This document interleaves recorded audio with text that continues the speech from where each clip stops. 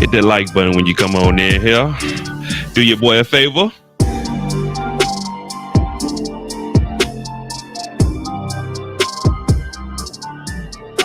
What up, Kendall?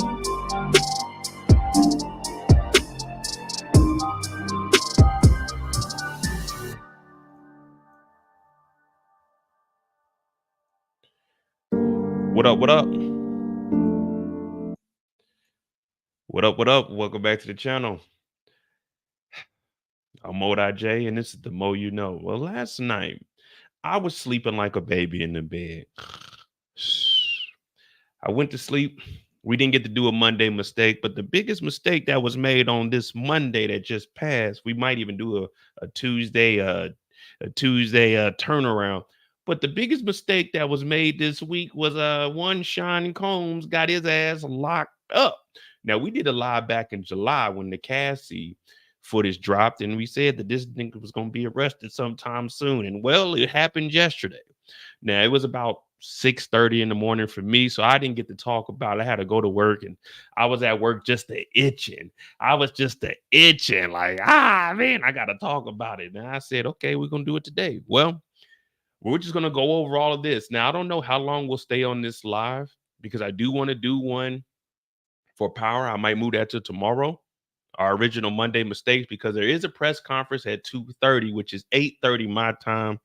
So that is roughly an hour and a half. I think we can fill in that time. But Diddy was arrested. The indictment is sealed. I think they're going to unseal it today. And I mean, there's trafficking charges, drug charges. I'm talking Diddy charges. You know, Diddy has his own charges now. They're called Diddy charges. But let's see. Let's see what's going on, Kendall. What up, Eric? Thank you, RC. 50K. Hey, we hit 50,000 subscribers on Saturday. I appreciate you guys. Well, now is the next milestone. You know, I'm gonna go and celebrate this weekend with the family, but I got some places that I'm gonna try to go visit too. This isn't a Tubi Tuesday. So what we're watching, even though we see it on Tubi, this is the real deal. This is all gloves are off. Now, what I was reading that there is a 15-year minimum for this, up to life. We'll get into all of that. Now, I believe that everything that Diddy did, he's presuming his innocence, and we have to say that. But I'm thinking they about to get this nigga about 40 to 50 years at least.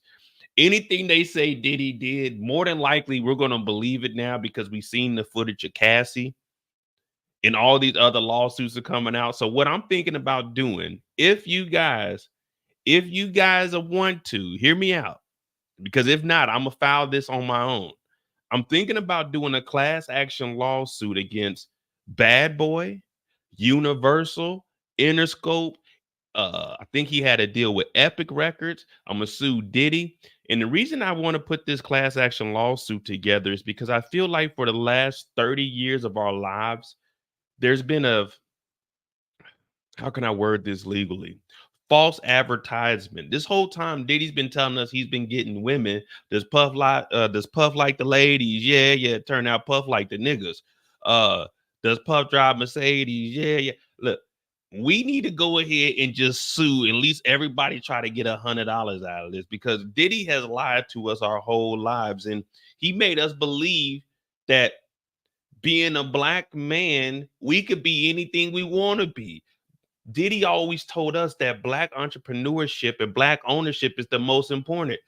This nigga Diddy didn't own shit. We talked about Ciroc. He ain't own that.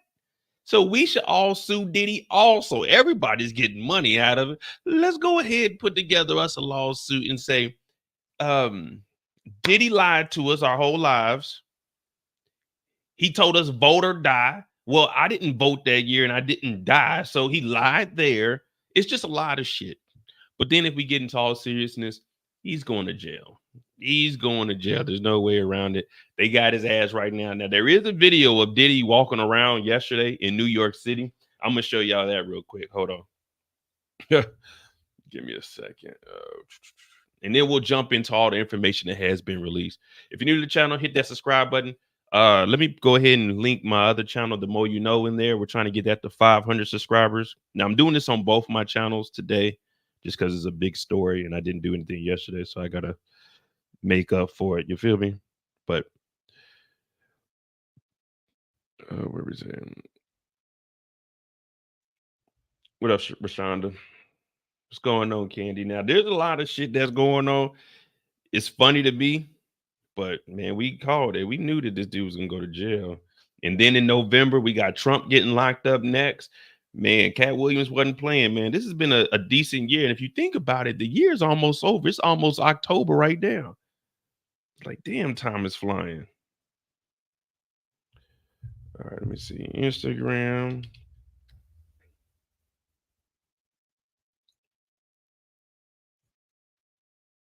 Let me see.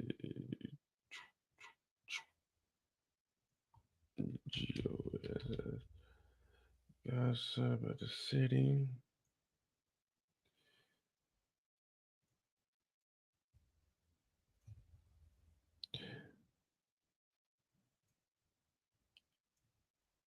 So here's a video of Diddy walking around yesterday before he got arrested. You gotta walk with intention. You gotta Yeah, you walking all right. You need to walk to goddamn detention center. Getting to it. How's that walk? We in the New York City walk, man. We moving through. Is that New York City walk? How we moving out here? You gotta walk with intention. You gotta trying to get to something. It's just all fun and games until they came and got your ass. I wonder if he's walking like that while he in prison. Hey, Diddy, you better straighten up in there. They heard about you. They know you like that man. You better straighten up while you're in there.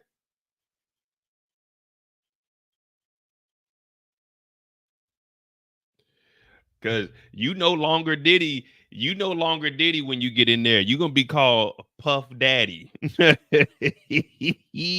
your ass, Diddy. Hey, DeMarcus, thank you for that $2. Congrats on the 50,000 subs. Man, I appreciate that. I appreciate that. Seriously, man. It's been a 6 year. It's been 6 years. January of 2018 is when I made my first YouTube video. And here we are, man, 6 years later. Now, let me go ahead and play some of these clips that we got while we're waiting for the actual press conference. Let me see. Where is it at?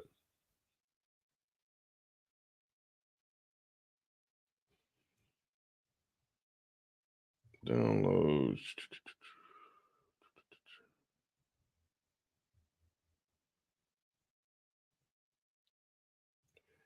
Which one P. Diddy arrested?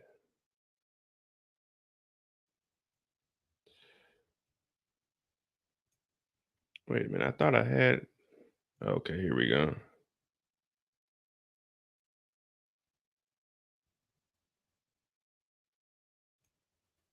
Breaking news. Sean P. Diddy Combs has been arrested and indicted on federal charges. The disgraced music icon has faced startling allegations for months of rape, sexual assault, physical abuse, gun trafficking, and drug trafficking. On Monday evening, he was indicted by a grand jury in New York. He was taken into custody in Manhattan, where he's been for the last week in anticipation of these charges. Now, the charges haven't been made public just yet. In fact, the indictment was sealed. But according to the New York Times, a person familiar with the prosecution says they believe Diddy faces charges of racketeering and sex trafficking. Diddy's legal team said they were disappointed with the decision to prosecute, but mentioned their client has been cooperative with law enforcement. A statement from his legal team reads, quote, Sean Diddy Combs is a music icon, self-made entrepreneur, loving family man, and proven philanthropist who has spent the last 30 years building an empire, adoring his children, and working to uplift the Black community. He is an imperfect person, but is not criminal. See, what they say, Diddy isn't a perfect person, but he's not a criminal. Man, we seen the footage. 2 weeks ago, they put out a subpoena for hotel records, special requests. Also, last week, there was a judgment, $100 million judgment by a guy that's in prison right now. He said that Diddy came and offered him $2 million not to talk. He turned that down. Diddy also has been trying to sell his mansion in LA that got raided. That was $78 million. I think it's they said it could go for like 60. So Diddy kind of knew what was going on, and they said that's why he relocated to New York in preparation for this indictment. He was sitting in the hotel and they came and got him. It's a difference when they say, hey, bring your ass down to jail and come turn yourself in. You like, all right, cool. I'm gonna go turn myself. What is today? Tuesday. I'm gonna turn myself in on Monday. Let me get my affairs in order. Let me go out and kick it Thursday, Friday, Saturday, because this is gonna be it.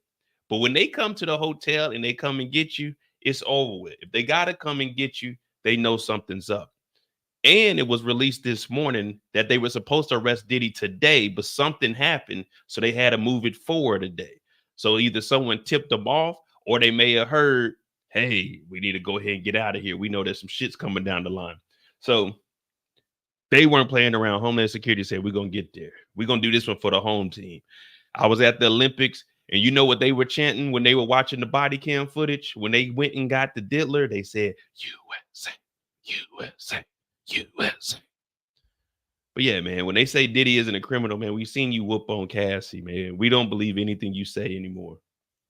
To his credit, Mr. Combs has been nothing but cooperative with this investigation, and he voluntarily relocated to New York last week in anticipation of these charges.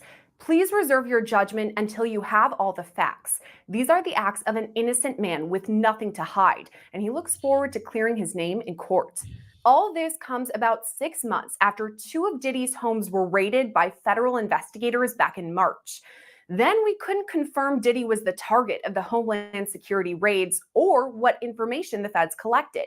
Most of what we know came from the 5 civil suits with a series of shocking allegations ranging from the 90s until now.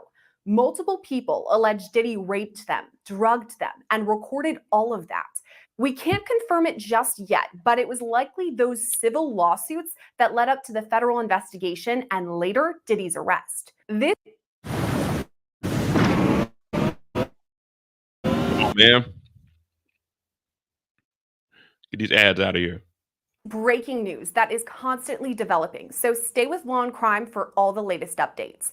For now, let's take a look back at the allegations leading up to Diddy's arrest. For the past 3 decades, we've come to know Sean Combs as multiple different names.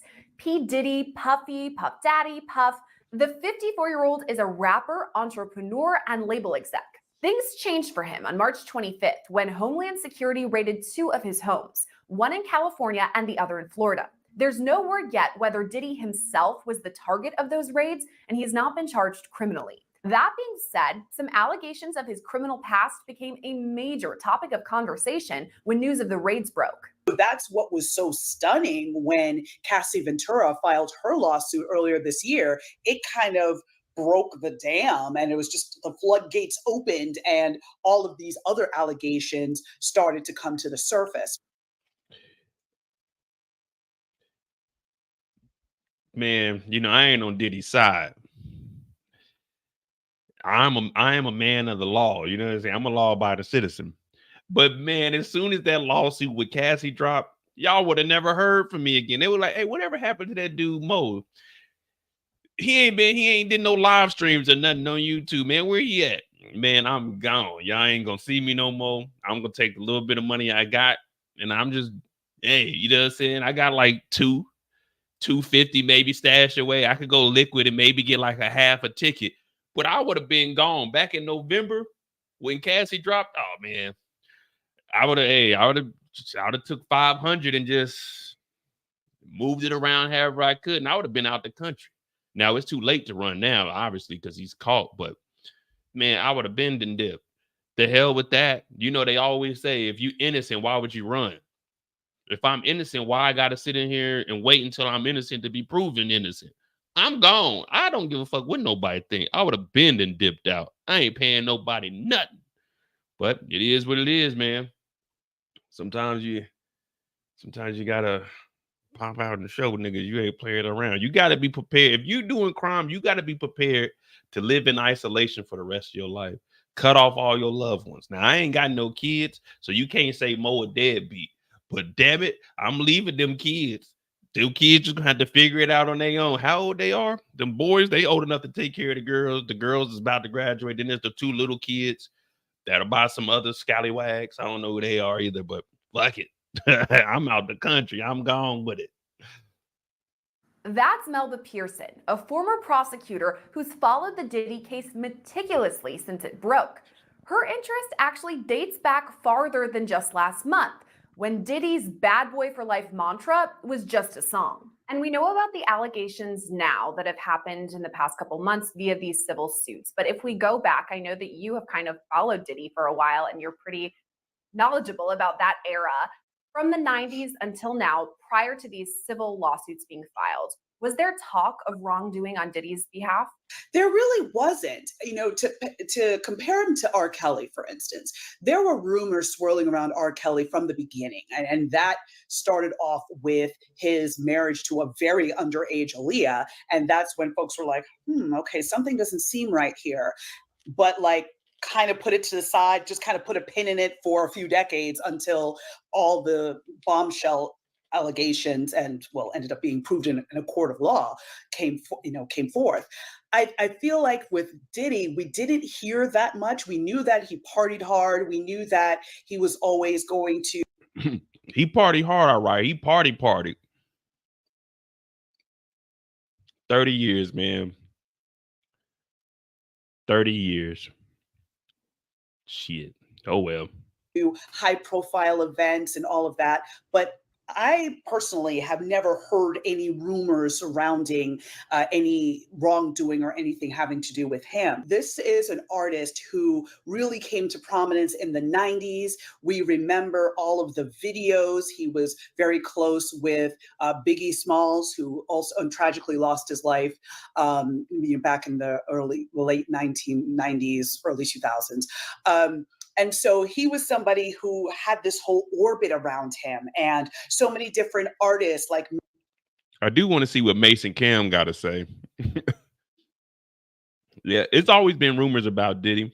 I always felt that Diddy was a weird individual anyway. I was never really a huge fan of Diddy. Well, I wouldn't really say I was a fan of Diddy. There was one song he had, Last Night, I couldn't even get an answer. That song was cool. But I was never really a fan of Diddy, man. He was always weird to me.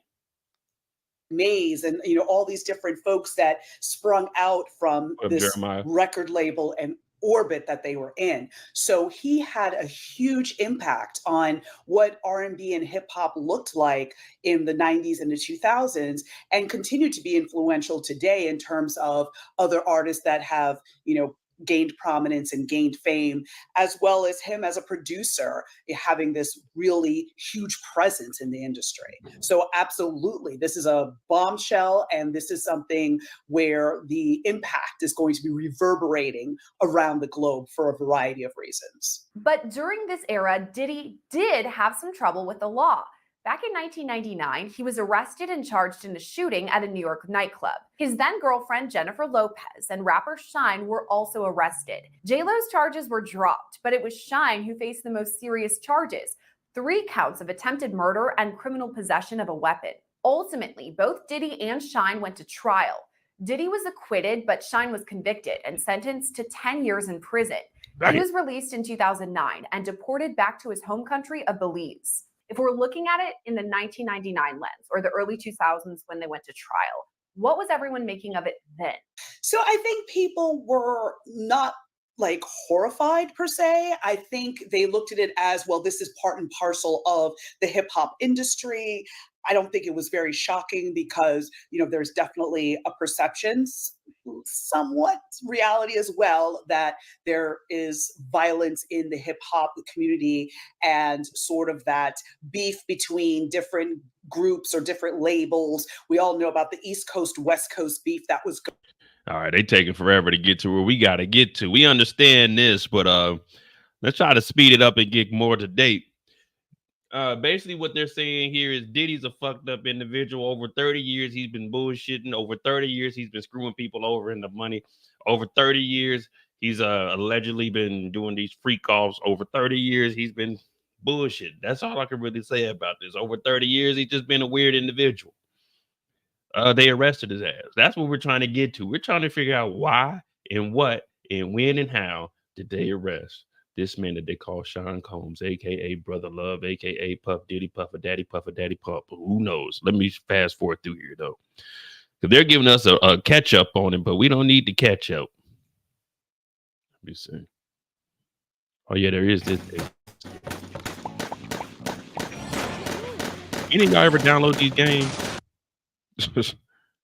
With him to an after party where she... Here we go.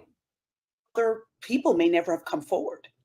So by, kind of calling her bluff and saying, oh, yeah, there's no way you're going to file this, he did himself a whole lot of damage. But I'm glad, because at least now the truth is going to come out and everyone will know who this person is. And now, of course, that kicked everything into high gear in terms of law enforcement involvement in investigations. So as much as this whole thing is sad and sordid, I'm glad that it's coming out so that more survivors can get the closure that they need and that he can be brought to justice for the crimes he's perpetrated on others.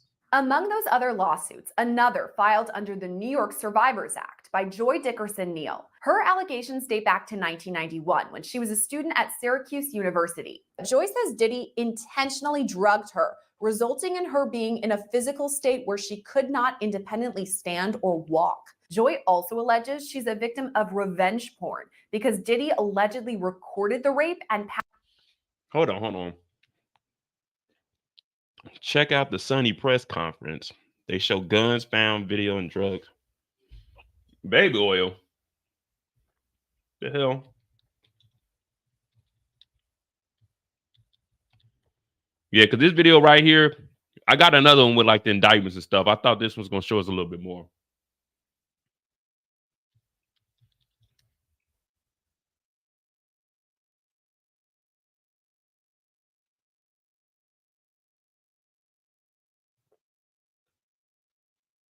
What press conference is this? The Sunny press? Let me see. Press conference, Diddy.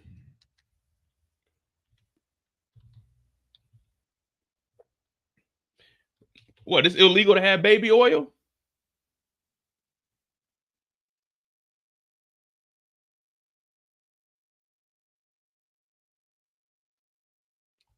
Oh, I think I got I think I know which one you guys are talking about. Hold on. I think I got that one.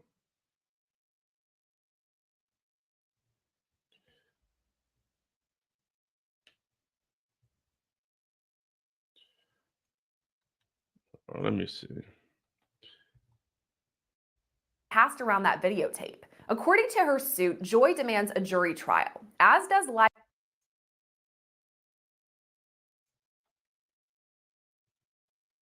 Y'all talking about this Today one? I'm announcing the unsealing. We talking about this one right here?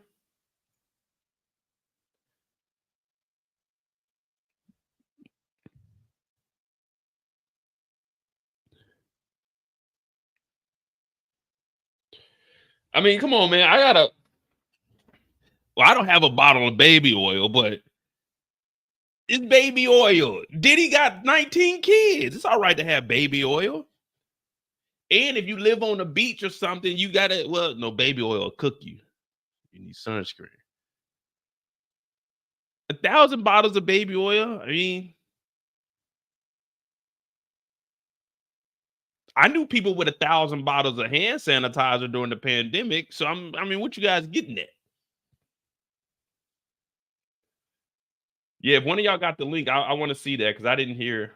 Like I said, when I got up, I went to work. So all of this news is breaking. I went to work and I was trying to read up on it. But, you know, when you go to work, you got to do your job. It's like, come on, man, I got important shit to do. I'm over here trying to read these articles and prepare for tonight. But let me see.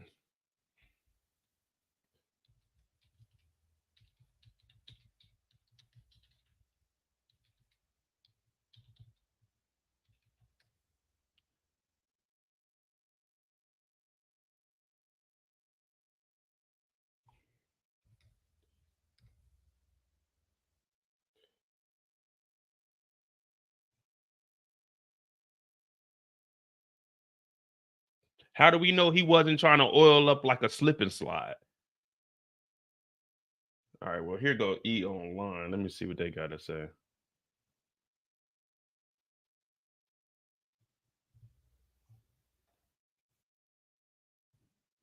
With knowledge of the investigation. He was arrested in the lobby of a hotel, according to a representative. Diddy's attorney, Mark Agnafilo, issued a statement to NBC News saying, "We are disappointed with the decision to pursue what we believe is an unjust prosecution of Mr. Combs by the U.S. Attorney's Office.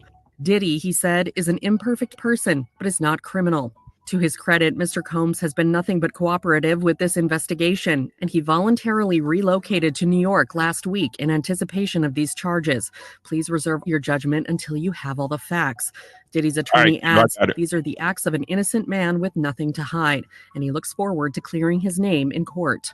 E! News has reached out to the music mogul's attorney as well, but has not heard back. Per NBC News, it was not immediately clear what charges the rapper turned music mogul was arrested for, but it comes amid a wave of lawsuits filed against him, alleging sexual assault and an ongoing federal investigation. The federal investigation was made public in March when federal agents executed search warrants at his properties in Los Angeles and Miami. A source familiar with the investigation told NBC News in March, investigators interviewed several people in relation to allegations of sex trafficking, sexual assault, and the solicitation and distribution of illegal narcotics and firearms. The warrant to search Combs' properties came from the Southern District of New York, NBC News previously reported. On September 9th, Diddy was ordered by a Michigan judge to pay over $100 million to Derek Lee Cardello Smith, who sued the rapper for allegedly drugging and sexually assaulting him in 1997, according to court records viewed by E! News. Following the judgment, Combs' attorney said in a statement to E! News that Cardello Smith is solely looking to defraud the Bad Boys record founder, and stated in part, Mr. Combs looks forward to having this judgment swiftly dismissed. Nah, hell no. We ain't dismissing this. I need to see this baby oil. I need to see this baby oil. I want to try to figure out how the lawyer's gonna stand on this. Well, you can't stand on baby oil. You're gonna be slipping and falling like DMX. I can't get up. Hold on, USA Today. I'm gonna get back to the videos. Just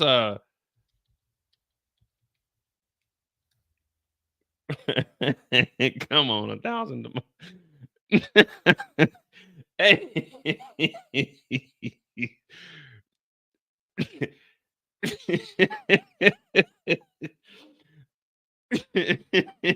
1,000.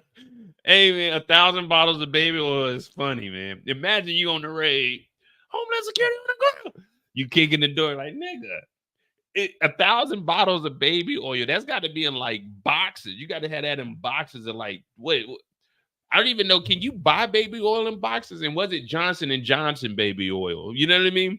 It had to be boxes of like 20.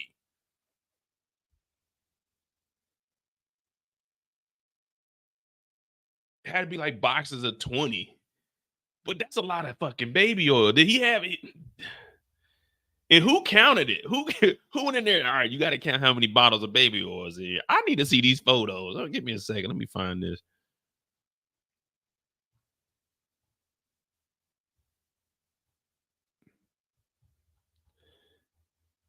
I wonder, hey, in the chat, how many boxes of baby oil before you start getting the discount? Let's just say every bottle of baby oil was $2. It's a box of 20, $2 a pop. So that's $40 a box. But at what point, like, is it 10 boxes you get a discount? 5 boxes you start getting a discount? We knocking them down to about $1 a bottle. You know what I mean?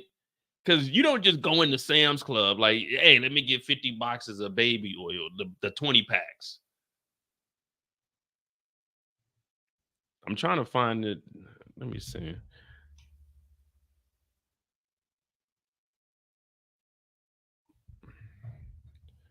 Discount starts at 10 boxes. Man, you think Diddy shops at Costco or Sam's Club? That's the question. John Diddy going to charge this trafficking. Is there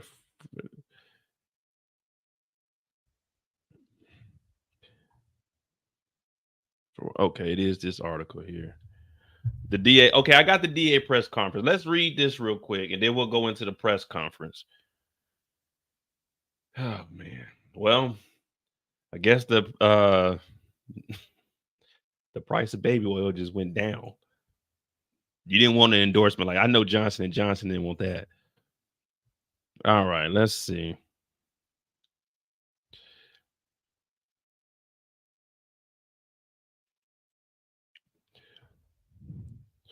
Sean Diddy Combs, this is on USA Today. Sean Diddy Combs charged with trafficking for widely known abuse, indictment says.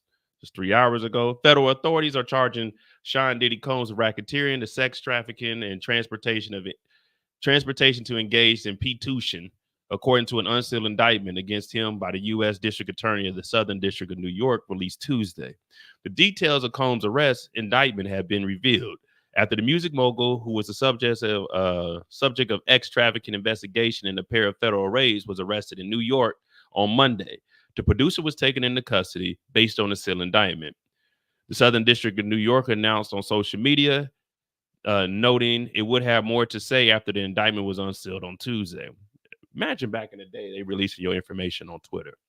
All right, it says multiple AR-15 guns, large capacity magazines, evidence of the crimes in the indictment, and over 1,000 bottles of baby oil and lubricant were discovered during the raids, said Damon Williams, the U.S. attorney for the Southern District of New York, at a press conference. So multiple ARs, large capacity mags, and 1,000 bottles of baby oil and lubricant.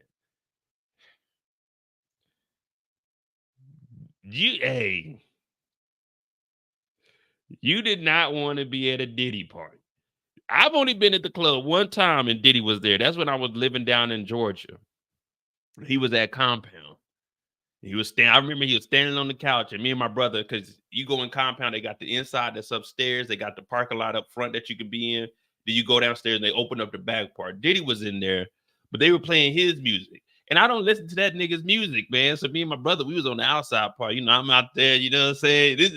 This is like 24-year-old, 25-year-old Moser. You know, I was active back then, but I wasn't trying to listen to no damn Diddy. I ain't come to the club for this bullshit. See this nigga dance. I'm like, hey man, where the ladies at? You know what I'm saying?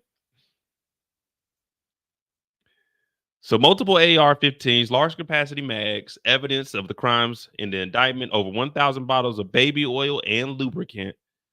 Is a big old bottle of lube. According to the 14-page indictment filed by the New York District Court, Combs turned his multifaceted business empire into a criminal enterprise. in which he and his associates engaged in trafficking, forced labor, and other crimes.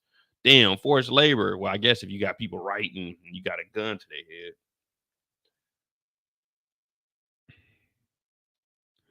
And the thing, man, BET knew what was going on. I don't want to hear that. BET knew what was going on. MTV knew what was going on. And they just had Diddy up here making it seem like he was the greatest thing ever, giving this nigga Lifetime Achievement Awards. And he ain't wrote one song. He ain't produced one record. He just be in there talking. But whenever you say this back in the day, what they call you? Like they call me every day. Oh, Mo, you a hater. They said the same thing with Aubrey. And then look, all this came out. And then they talk about Kendrick's a hater. But I've been telling y'all for years, that nigga's a fraud. This nigga's a fraud. They just lames. They got money. And they say you should have never gave you niggas money. Because these are the worst type of niggas to give money. Combs threatened and coerced women to fulfill his sexual desires, the indictment said. We are disappointed with the decision to pursue what we believe is injustice. His lawyer, blah, blah, blah. Combs is a music icon, self-made entrepreneur. He ain't self-made. He got put on. He got a loan for Clive. So he wasn't really self-made. He's a loving family man. He spent the last 30 years building an empire, adoring his children, working to uplift the Black community. But all of his crimes are against the Black community. He is an imperfect person, but he is not a criminal. We've seen him assault Cassie. He's a criminal. Why was he arrested? Combs was arrested on one count of trafficking, one count of racketeering, and one count of transportation to engage in prostitution. Now, this is what they're going to get you with right here, racketeering. Now, everything else, minor. All they got to do is see that you was collecting money and other people were involved in it. And then it doesn't matter. As long as someone else did the trafficking, someone else engaged in the prostitution, all it takes is for us to see that you were in cahoots with them, and then that racketeering is about to stick. According to the indictment, federal prosecutors alleged Combs abused, threatened, and coerced women and others to fulfill his desires. In a recent and widely known pattern of abuse, Combs abuse, they claim range from the emotional and verbal, physical, and sexual. Now, old girl, what was her name? From Danity Kane, and she was with Dirty Money. She got a lawsuit dropping. So everybody got lawsuits dropping. I need to put me one in.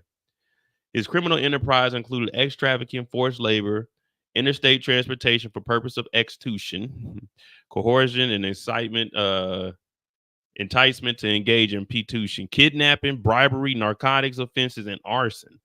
Damn, they trying to get him on that damn Kid Cudi car blowing up. Among other crimes, prosecutors allege.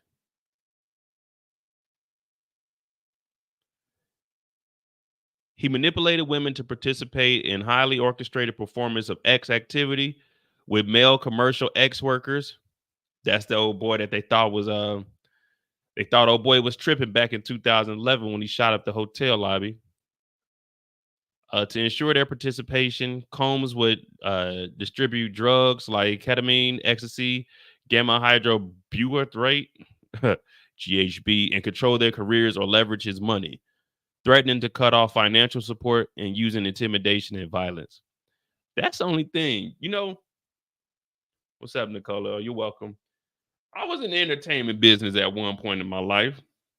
Now, me and my brother's career, we didn't make it far. We were in Kansas City. We were like a little, a little local act that had some fame. You know, we made the artist big break in Kansas City. We hooked up with Tech Nine, went to his recording studio. Got I think we had 10 hours recording time. We did this little demo. My brother and I relocated to Atlanta. We actually did we performed for Ludacris's manager, Shaka Zulu. I think he out now. So he took our little demo. I guess Ludacris ain't like it because we ain't never hear nothing back, but he was fucking with it. He talked to me and my brother. And that's kind of where my career ended in 2011 is where my career ended when I stopped doing music. Like I said, we did that open mic. Shaka Zulu got our demo. We didn't hear nothing else about that.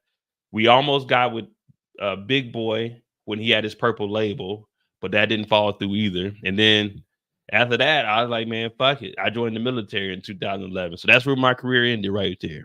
I could have been in a 360 deal. You know what I mean?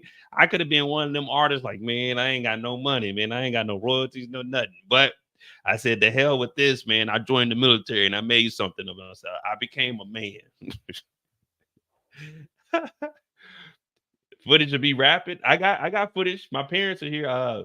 When they go back, I'm gonna tell them to put some. They're gonna have to put on like a DVD because it's on the VHSs and them little bitty cassettes. But yeah, I did. Shit, me and my brother did 2 fashion shows. We performed at 3 schools. Shit, we did a lot of stuff. I could have been in a dangerous situation, or I could have been the biggest rap star ever, but that wasn't for me. You know what I'm saying? The Lord said, Mo, get out of that music. You ain't that good anyway. All right. Using intimidation and violence. Women were lured into the lifestyle under the pretense of a romantic relationship, according to the indictment. The rapper would send victims into hiding, in some instances, days at a time to conceal their abuse. And when they attempted to flee, Combs would send employees to find them. Prosecutors alleged that the abuse occurred from at least 2009, in which Combs punched, struck, drugged, dragged, and kicked various women. The indictment also alleges the abuse extended to his employees and witnesses to their abuse. Well, witness to his abuse. Employees, including security, household staff, and assistants, were also used to cover up his abuse and commercial X operation, the indictment says. Yeah, I played some songs on here. If you look on YouTube, I got some songs on YouTube.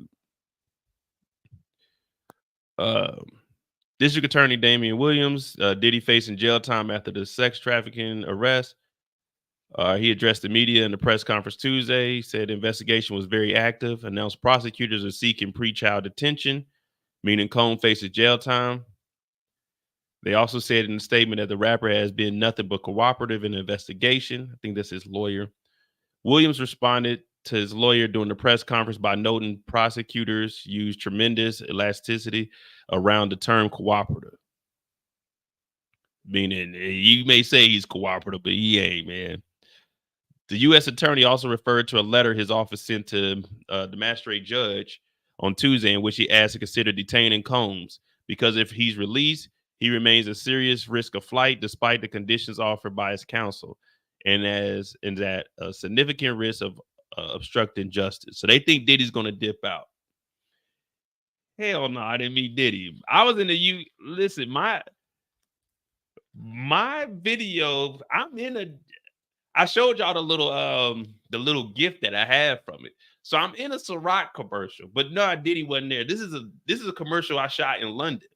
And I was just random in there. Me and my boy, we just stumbled up in there and they were like, hey, because my boy's 6'4", you know, I ain't that tall. I'm only 6 foot. So they're like, hey, you two, can y'all come over here? And we were just in there and they were shooting a video with a commercial. And then I'm like, shit, all right, we'll be in it. They had me drink it with the girls. I'm over there. It's cool, man. But I don't know where we can find the video at.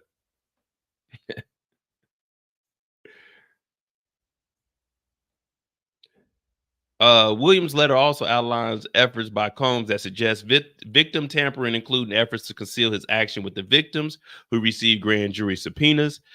Damn, so Diddy was messing with the victims. Hey, man, come on, don't go tell them that. Come on. The letter notes that no bail package can reasonably assure the safety of others in this case, adding that Combs'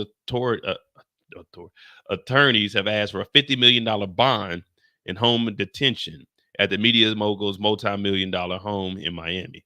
Man, they not letting you go to Miami, nigga.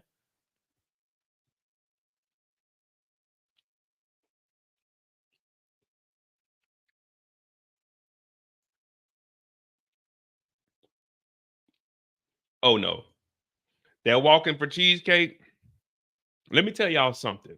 If you don't know by now, then you're never going to know. But let me reiterate. There ain't nothing in this world that I'm about to work that hard. I have no dedication. I would have been on Making the Band. They would have said walk for cheesecake. That would have been my last day on the show. I'm like, nigga, it's cold as hell. I'm not walking over there. And I don't know all of Biggie's lyrics. So y'all just going to have to get another group member because I don't want this fame that bad. Like, I'm fine with who I am. You know what I mean? So, no, I'm not walking all that. Man, please. I would have quit that shit so quick. You know how many jobs I done quit in life because I just didn't want to be there? You think I'm about to walk for some cheesecake? Please. Some cheese. Nigga, I don't even eat cheesecake, so I'm not walking to go get somebody else some cheesecake. Man, Diddy would just have to see me. We'd be in there scrapping. All right, here we go. We get the definition of a freak off. What is a freak off? Police seize more than 1,000 bottles of baby oil from Diddy's home. The indictment refers to Combs' alleged freak-off parties or elaborate and produced performances that were recorded without many of the victims' consent and at times used as collateral against them. Now, if you was on that tape, like Charlamagne said, you're going down. You're going down. Shit. Hey, I got the feet that been outside, man. This baby oil gonna make me slip. I'm getting out of there alive, man. Combs arranged, directed, and no, come on, man. Combs arranged, directed, and got off during some of these what? Why is this thing jumping around like this? Pause. The hell?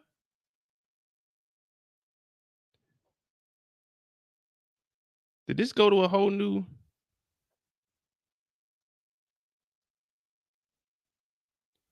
Hold on, man. I know I ain't done.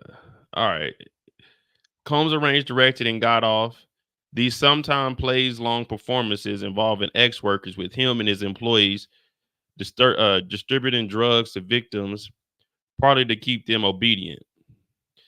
In addition to the drugs, Combs and his employees also conducted freak-offs by booking hotel rooms, stocking them with supplies. So they acting like they bunkering down. They acting like it's the end of the world, and they, you know what I'm saying, they in the fallout shelter. In addition to drugs, Combs and his employees conducted freak-offs by booking hotel rooms and stocking them with supplies, including baby oil, lube, extra bed sheets, and lighting. Oh, they was doing the full thing. That's what we need. They need to release some of these footages so we can at least see the setup. According to the indictment, because if they had R. Kelly tape back then, they got to have one of these Diddy tapes. According to the indictment, in the raids of Combs' homes in March, Los Angeles and Miami law enforcement seized more than 1,000 bottles of baby oil and lubricant. One freak-off caused $46,000 worth of damages to a New York penthouse hotel room in 2012. So $46,000, probably about $75,000 now, which Combs paid to cover. Williams said. During the raid, police also seized 3 AR-15s with the serial number scratched off. Well, there go a federal offense right there. Let me see something. Who did Diddy think he was with some ARs?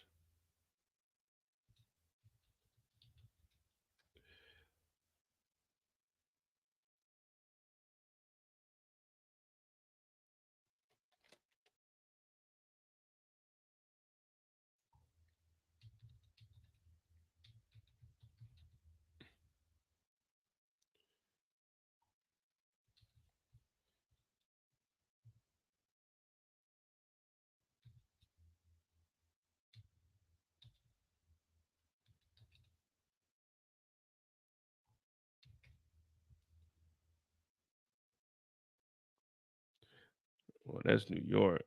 Well, all of them are saying illegal. Obliterating firearm serial numbers. That's in Utah.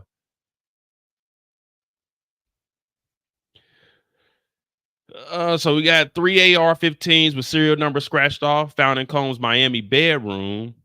A drum magazine. Combs himself brandished guns to intimidate victims, the indictment said. Damn, Diddy was really out here living. He had 3 of them just in his bedroom. Like, now over here, I can't have guns in Germany. But yeah, I would have my chop.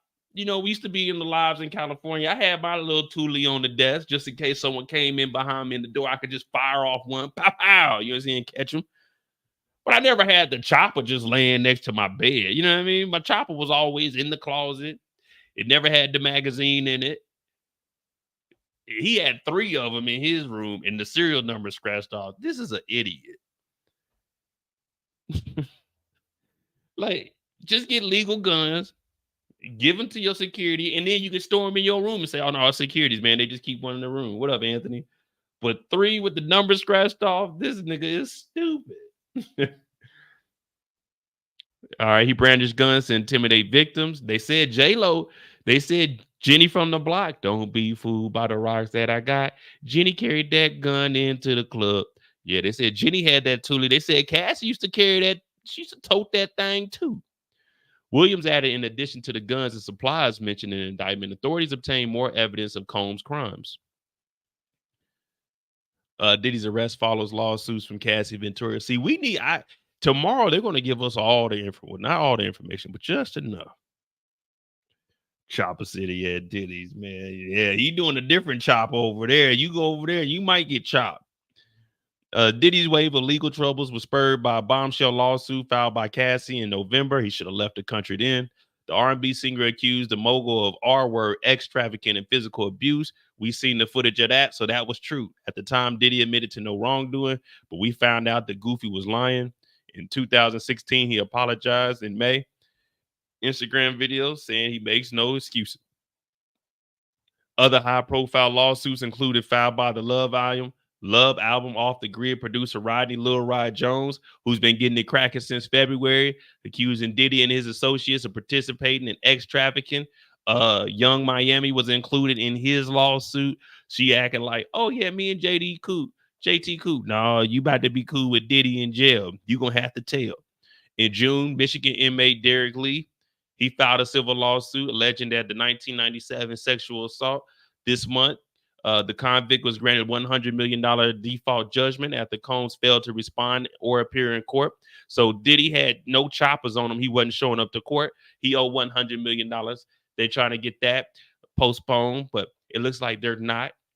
He was trying to sell those houses. So it looks like Derek, even though he's put together a lot of different lawsuits, he might actually win this one. Probably won't get 100 million because Diddy ain't got 100 million, but he could probably get 20, 25 million. Plus we got Don Richardson. So it's a lot of shit going on right here. Combs failed to appear and respond to the court. In response, Combs filed a pair of emergency motions on September 12th to dismiss it. Didn't get dismissed. Diddy was arrested in New York last night. Revisit his career in photos, blah, blah, blah, blah.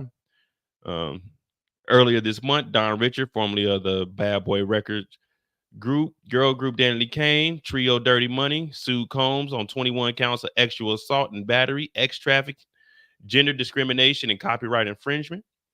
Other recent lawsuits have come former model Crystal McKinney, an unnamed 17-year-old girl, then fashion student April Lampros, and then college student Joy Dickerson Neal, who accused the producer of R-word and sexual assault during the incidents in the early 1990s to the 2000s. Cash Money was taking over for the 99 2000s. Diddy was taking it in the 99 2000s. Well, that's that. Now let's go ahead and go into this press conference. Make sure you hit that like button, hit that subscribe button. And Diddy's a wild man. Were my guns in the safe? No, I didn't have no gun safe. I had me a little safe, but my little safe was like for my passport and stuff. And then I slept with my gun. It was my baby, and I had to sleep with her. No, I kept her in my drawer next to my bed. And then my chop was just in the closet. Like, I didn't have no kids or nobody over there, so I wasn't putting it in no safe. I had to be able to get to it. But no, I ain't had no gun safe. All right, let me play this press conference. Let me see. Shit, she ain't had no name. That motherfucker was just do your job, baby. Do your job. All right, let me see. Here we go. Today, I'm announcing the unsealing of a 3-count indictment, charging Sean Combs with racketeering conspiracy, sex trafficking, interstate transportation for prostitution. The indictment alleges that between at least 2008 and the present, Combs abused, threatened, and coerced victims to fulfill his sexual desires, protect his reputation, and conceal his conduct. As alleged in the indictment, to carry out this conduct, Sean Combs led and participated in a racketeering conspiracy that used the business empire he controlled to carry out criminal activity, including sex trafficking, forced labor, kidnapping, arson, bribery, and the obstruction of justice. Let me say a little bit more about the charges. The indictment alleges that Combs abused and exploited women and other people for years, and in a variety of ways. As alleged, Combs used force, threats of force, and coercion to cause victims to engage in extended sexual performances with male commercial sex workers, some of whom he transported or caused to be transported over state lines. Combs allegedly planned and That's the only thing about like ex trafficking. Like if you're in one state and you talking to somebody in another state and you fly them over to the state that you in and you cross state lines, that's like ex trafficking. You know, if y'all have, you know what I'm saying, if you guys do what consenting adults do, but they decide to turn up on you, man, they'll hit you with ex trafficking because you flew them in. Like, man, it's some wild shit that you can get in trouble for, man. Just be careful, man. Be aware of your surroundings. controlled the sex performances, which he called freak-offs. Freak-offs. And he often electronically recorded them. The freak-offs sometimes lasted days at a time. Days at a time, man. You lucky, ladies, at this age with this bad hip, you lucky to get a good 15 minutes out of Mo. On a good day, you might get like 20, 21. Shit, on a regular day, we looking at around 7 to the 8.7. You know what I mean? Like days, nigga. That's a lot. That's a lot. After like 2 days, I'm like, man, I'm good for the week. You know what I mean? Involved multiple commercial sex workers and often involved a variety of narcotics, such as ketamine, ecstasy, and GHB, which Combs distributed to the victims to keep them obedient and compliant. As alleged, when Combs didn't get his way, he was violent, and he subjected victims to physical, emotional, and verbal abuse so that they would participate in the freak-offs, and that Combs hit, kicked, threw objects at, and dragged victims, at times by their hair. On one occasion in March of 2016, that conduct was captured on video and later reported in the media. Specifically, Combs kicked, dragged, and threw a vase at a victim in a Los Angeles hotel when the victim was attempting to flee. As alleged, these assaults often resulted in injuries to the victims, which took days or weeks to heal. In addition to the violence, the indictment alleges that Combs threatened and coerced victims to get them to participate in the freak-offs. He used the embarrassing and sensitive recordings he made of the freak-offs as collateral against the victims. And the indictment alleges that he maintained control over the victims in several ways. My whole thing is, like, if you got an X tape of me, like, there's no way who you gonna release that to. It's not like Diddy just gonna go on here and release it on Twitter or something. Like, nigga, we know you did it. We can sue you. So, like, I guess it's different for the ladies, but yeah, if there is ever like any picture that I sent to a lady and they release it, it is what it is, man. What they gonna say? Man, I already told y'all it was cold that night. Like, I don't personally care. So me, it's like, there's no way you can hold that over my head. Like, we got you in the freak off. Who was I in the freak off with? Was it a bad bit? Oh, okay, go ahead. You can release that. Because I'm not going to be like, no matter how much drugs I would be on, I would never be like on some no he shit. You feel me? But yeah, like, okay, you got a freak off tape with me and two bad ones. I had to do it, man. It was a freak off. I had to do it. You coerced me. Like, I don't give a fuck. Release it, nigga. What you gonna do? What you gonna do, Diddy?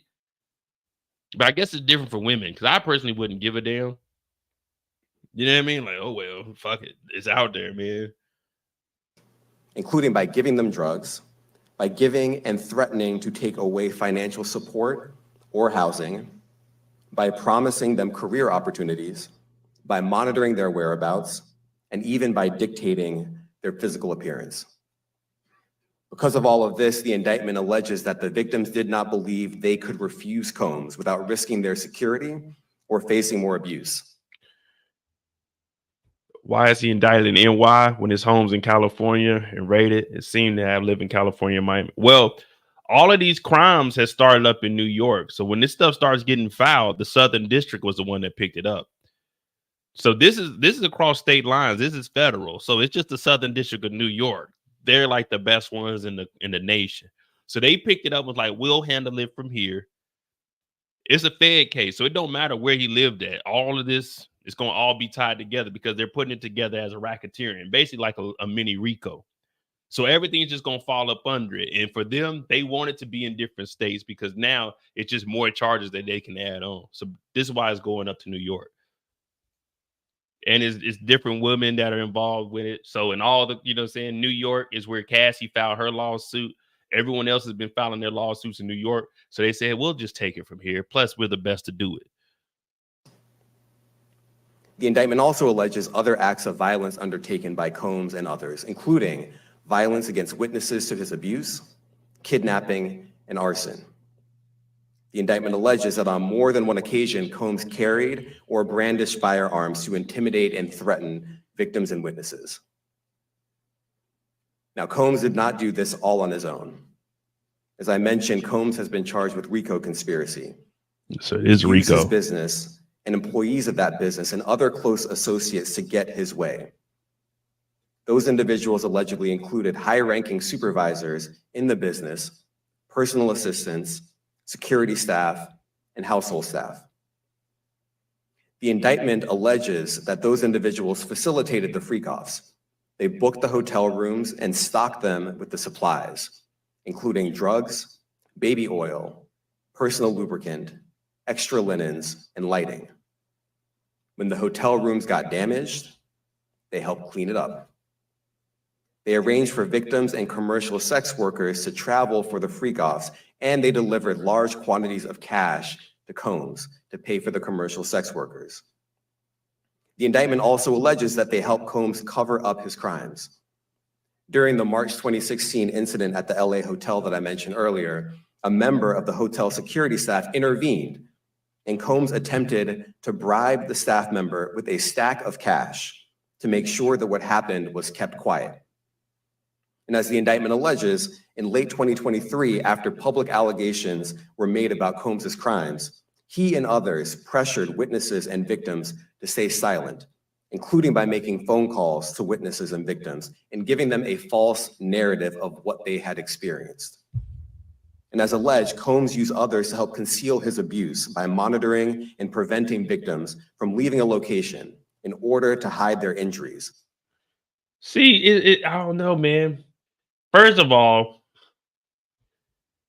a nigga like me, Diddy gonna have to drop off 100,000, not 100,000 bottles of baby oil, $100,000 cash, and then on top of that, I'm gonna need 5 bands a month to keep this quiet. But I'm only gonna keep it quiet for like a month, so that'll be 105. And then I'm telling, like, Diddy can't be on the phone and say, "Listen here, Playboy, what you seen is what you didn't saw." Nigga, what are you even saying? Like, man, we was there, but we wasn't there. Like, nigga, listen, I'm at the police station right now. I actually got you on speakerphone, Diddy, so they hear everything you talk about. And no, he did not pay me money. But yeah, man, like, for me to keep something quiet like that, you had to give me like at least 100, like 10,000, 20,000. That ain't enough. I'm gonna need $100,000, and then I'm not even gonna keep quiet. You know what I mean? Especially not something like this, because you can get jammed up with it. Yeah, I'm taking for a crime like this. Yeah, I'm taking like $100,000. If he got $100,000, I'm taking $100,000, and then I'm just gonna go report the shit. What's he gonna say? I paid them to be quiet? Like, he can't say that. Or by locating and contacting a victim who had attempted to flee.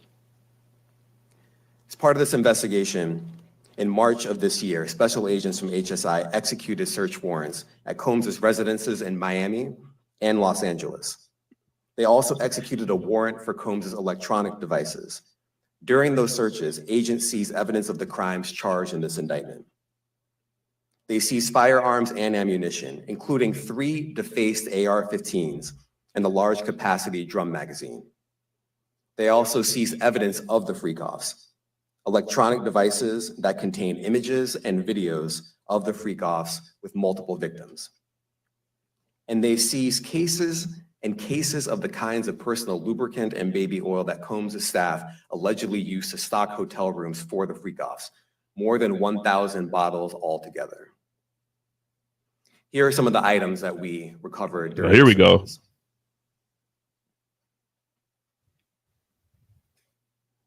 As you can see here, this is a drum magazine.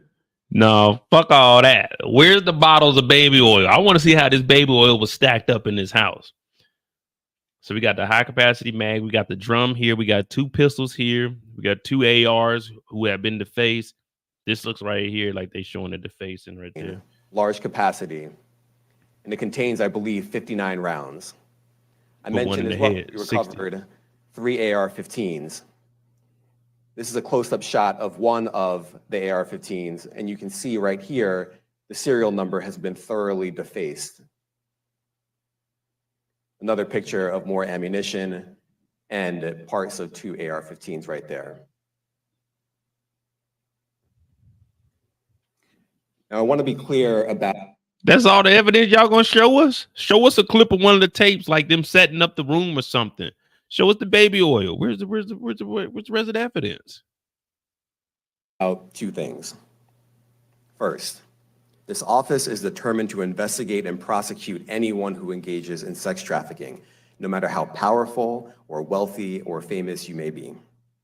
No one should doubt our commitment on that. A year ago, Sean Combs stood in Times Square and was handed a key to New York City. Today, he's been indicted and will face justice in the Southern District of New York. Second, So you gotta get back to we are King. not done. This investigation is ongoing, and I encourage anyone with information about this case to come forward and to do it quickly. Anyone with information can call 1-877-4-HSI-TIP. I want to express my deep appreciation for the victims and witnesses who have used their voices and helped bring this criminal conduct to light. We would not be here without them. I also want to thank the dedicated case agents on the HSI Trafficking in Person Squad in New York. They have been with us since day one and have worked tirelessly on this investigation. They will continue to be invaluable partners to us. I also want to thank the incredible agents and analysts from SCNY who have also provided tremendous assistance on this case. I'm deeply grateful for their continued work. And finally, I want to thank the outstanding career prosecutors from SCNY who are handling this case.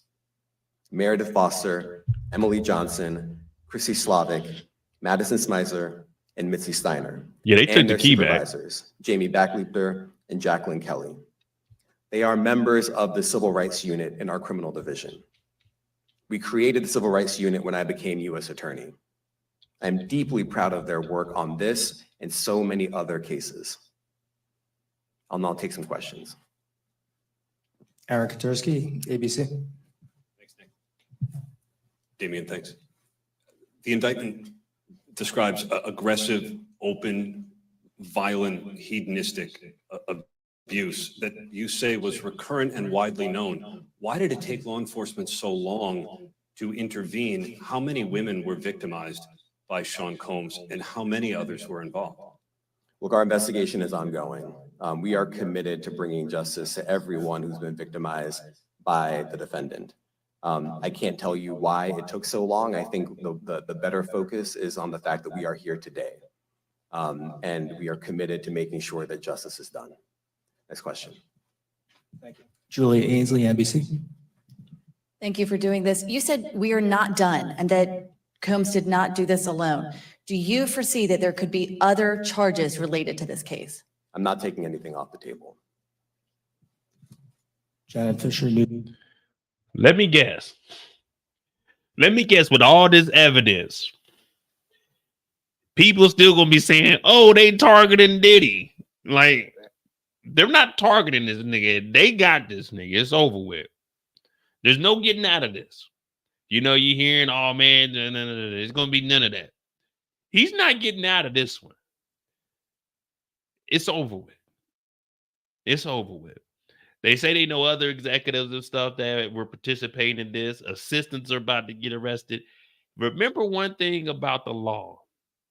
It's always the first person that tells. But remember, You can't tell down. You can only tell up. So Diddy can only tell on people higher up than him.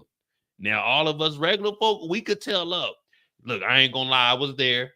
I purchased 1 box of baby oil. I ain't know what it was for, but I did purchase 1 box of baby oil. But Diddy told us to do that. You can go and tell on that shit. Like, nah, hell no. Matter of fact, one day I seen Diddy slap a cook. You can go and tell on that, but Diddy can't tell on nobody unless they got more money than him, or they got a little more power than them. So any politicians that were involved, Diddy can go tell on politicians, but Diddy can't tell on nobody else. He has to tell on everyone equal or higher.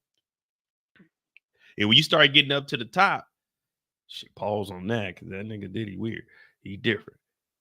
It gets harder to tell on people. Remember Nino Brown tried to tell? He said it was the light-skinned brother. They were like, okay, cool, but no, nigga, we still got you.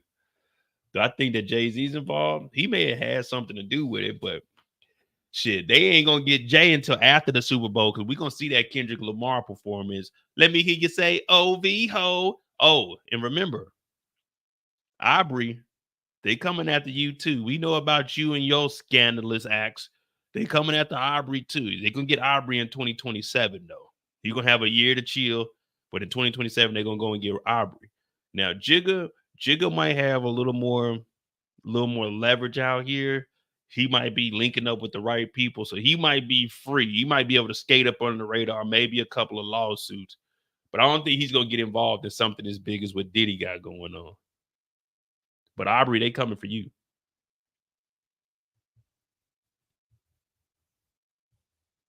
Tuesday. What's the difference between the sex trafficking and promoting travel for the purpose of prostitution?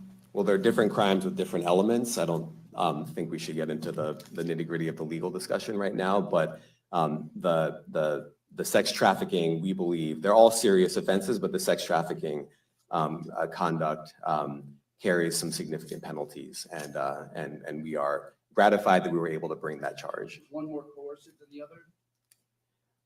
I'm not going to be able to get into that, but you can look it up, and yes, sex trafficking, especially when it involves coercion or force, is a very serious crime, and it carries significant penalties. Good afternoon, Darla Miles, ABC 7 New York. Thank you for this press conference and for the details. 2 questions. In context of this indictment and the information that was presented to the grand jury, are you able to clarify the number of victims? It's mentioned plural in the indictment, but can you specify the number of victims just for this particular indictment? And secondly, can you provide details about the alleged arson? Unfortunately, I'm not able to provide either. The number of victims, you are correct. We are intentional in saying multiple.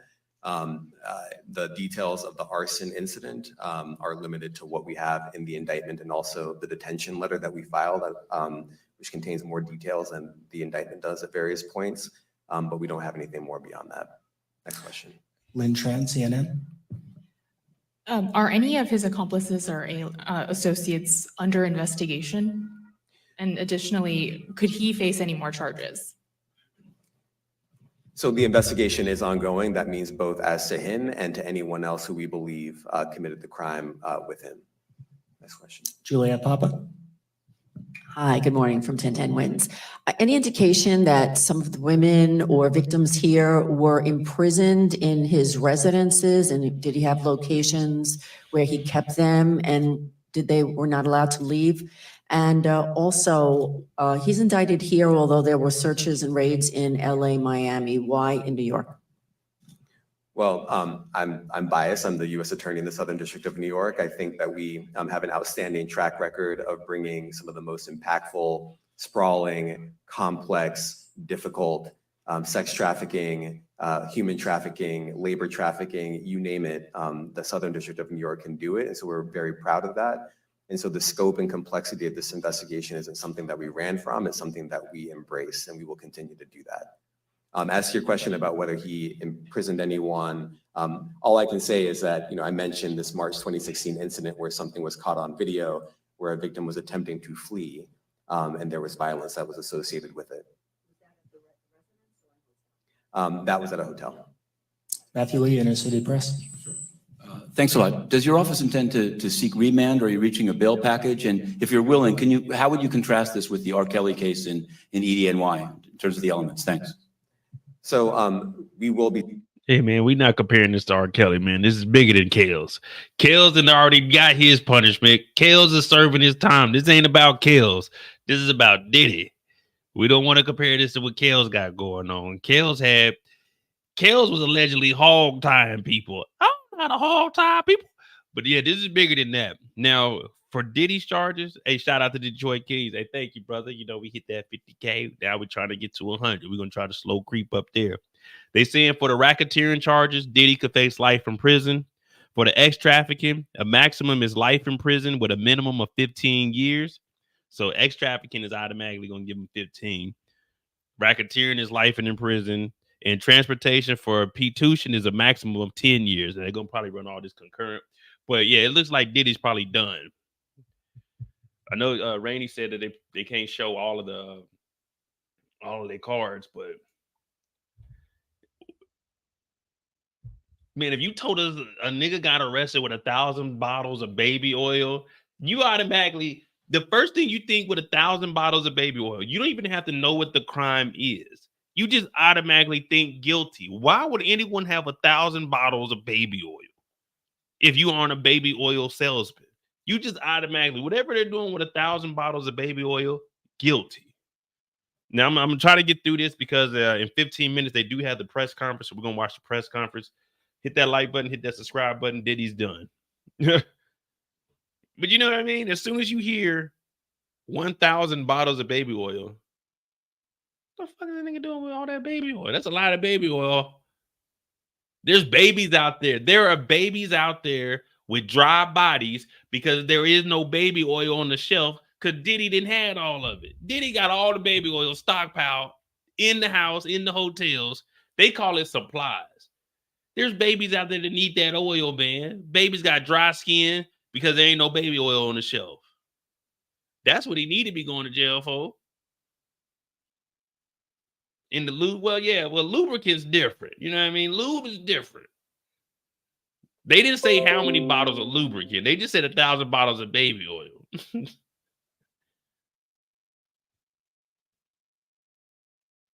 Well, the Epstein list, for the most part, got released. The only difference is the Epstein list is, man, the dead man can't talk. So what they going to do with that list? They can't prove anything with that list. You know what I mean? You could be all the people that went to Neverland Ranch. You could be on the guest list, but that don't mean you didn't. They can't prove nothing. So, I mean, well, R. Kelly, they proved that shit. Epstein, they proved enough to get him and Giselle locked up. But everyone else is just like, okay, they on the list. Like, what can we do? There's no proof of what they did unless somebody comes out and speaks on it. Seeking detention, we have filed a letter laying out our reasoning for seeking pretrial detention. I'm not going to be able to expand beyond what's in the letter, but it contains all of the reasoning and it contains the law as well. There is a presumption of detention in a case like this, and we think that's warranted. John Anise, New York Daily News. Thank you. I was hoping to get some more detail about the searches of his residence, the guns, the cases of lubricant, and the videos. Where were they found amongst his residence? Were they all scattered around the houses in one place? I kind of wanted to just get a better picture of how that stuff was found. Well, look, I think that some of the details that you're seeking are in the detention letter. So, for instance, some of the AR-15s, 2 of the 3 defaced AR-15s were found in his bedroom closet in Miami, broken down into parts along with magazines with ammunition loaded in them. So some of that detail is in the detention letter. Beyond that, I'm not going to be able to get into where other items were stored. Where's the baby oil at? Ben Kochman, Post. Hey, thanks for doing this. Your office was the office that had been prosecuting Jeffrey Epstein before he died. Here you go, Torian. Custody. I have not read your detention memo yet. It's the first thing I'm going to do after this ends. But does the memo address, or is your office concerned with Combs's safety in custody given what happened with Epstein? So we are concerned with anyone's safety whenever they are detained prior to trial. It's part of our obligations to keep people safe as well. It's part of the criminal justice system. So, but I do not draw any sort of connection between Jeffrey Epstein's suicide and what may or may not happen to any other defendant while they are detained pre-trial. And of course, the decision whether to detain the defendant will be up to a judge. Our position is that pretrial detention is warranted under the law and based on the facts of this case. And I'll leave it at that. Are some of the prosecutors on this case some of the same prosecutors that had been handling that or that worked on the Maxwell case? So I'm not going to get into the staffing. I will say that this team, this group of AUSAs, this incredible group has been working on this case around the clock, and they've had their hands full. Next question. Gus Rosendale, NBC News. Good morning, sir. Combs' attorney said that his client has been cooperative with investigators. He said that this morning. I was wondering if you would have a reaction to that. Let me just say this. I think that generally with increasing frequency, the word cooperative or cooperating has taken on tremendous elasticity and it no longer really bears any relation to what the word means when we use it in a very specific context. So responding to lawful process and the like does not qualify as cooperation when we use that term here. Mike Sisak, AP. Thanks. To that end, was there any discussion of Mr. Combs surrendering? I understand he was. All right, man, they ain't really talk about that. We got the press conference in like 10 minutes. We're going to look at the proposed bail package that they want to give for Diddy. All right. Diddy is willing to put up his home in Miami. Well, here go the whole lawyers asking to see for release. We're definitely not about to read all of that crap, but we'll just go into the proposed package. So it says the defense proposes the following bail package: a $50 million bond co-signed by Sean Combs, his mother, his sister, the mother of his oldest daughter, and his 3 adult sons. If I'm one of his sons, I'm like, hell no, I'm not putting my name on that shit, nigga. You did that shit. You Diddy, remember? You the big mogul. Remember, you told us anything you want, you get. I'm not co-signing on this. I know Dad was a freak. Papa was a Rolling Stone. Wherever he laid his hat was his home. And when he died, all he left us was alone. I'm not signing this. Hell no. Sean Combs and Bad Boy gonna have to sign this because I'm not signing this motherfucker. $50 million, man, get out of here. Your name all over this document? Nah, I'm good, brother. All right. So it's him, his mother, his sister, the mother of his oldest daughter, and his adult 3 sons. He secured the equity in Mr. Combs' residence located at 2 West Star Island in Miami. The appraised value of the home is $48 million. The home is unencumbered in anticipation. In anticipation of the bail hearing on August 20th, 24, Combs paid off the remaining mortgage of about $18 million so that the home could be used to secure a bond and be free of mortgage. Secured by equity of Mr. Combs' mother home located at 450 Alton Road in Miami. Let's go see where his mama live.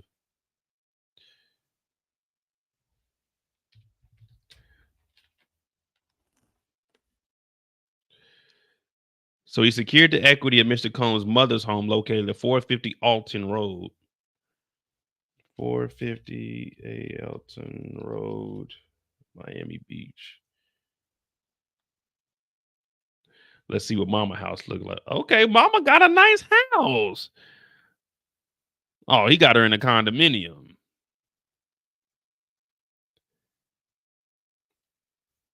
So mama live in the condominium. Icon condominium. Celebrity advisors. Okay. I thought mama had a home and he had her in a condo. Mama don't get no house? You got mama 70 years old, 80 years old living in the condo. You didn't put mama in the house. Diddy something else. He got his mama in a condo. Man, you better put your mama in the house. You don't need no condo. Mr. Combs' travel will be restricted to the Southern District of Florida and the Southern District of New York to attend court, meet with his counsel, and attend medical appointments, which we will address in the court in a separate sealed submission, as well as the Eastern District of New York and the District of New Jersey, only to the extent that the travel to and from New York involves an airport to those districts. Nigga, you're not getting on no plane. That's dead. You're not getting on any plane. Yeah, she can own a floor, all right. She need to be owning a house. Mr. Combs is tripping. Mr. Combs' passport was surrendered to counsel on April 1st. So he hasn't had a passport since April. He should have been gone in November, like Wyclef said.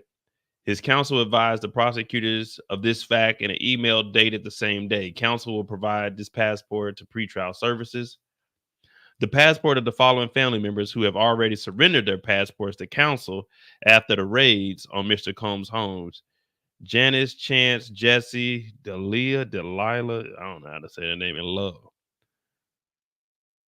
What? Why does the baby have to surrender its passport? What the baby gonna do? The baby ain't about to book no flight, man. You ain't gotta take the baby's passport. Diddy done got all these kids, all these minors messed up in his bull. The passport of the following family members who have already surrendered their passport to counsels: Janice, Chance. Damn. They didn't got the baby's passport. The baby ain't even old enough to travel. The baby ain't even old enough to know what the hell going on. They done got the baby's passport. They got the baby's passport. That's fucked up. The baby just in the crib. Give me the passport. Damn, Diddy. You fucked up for that one.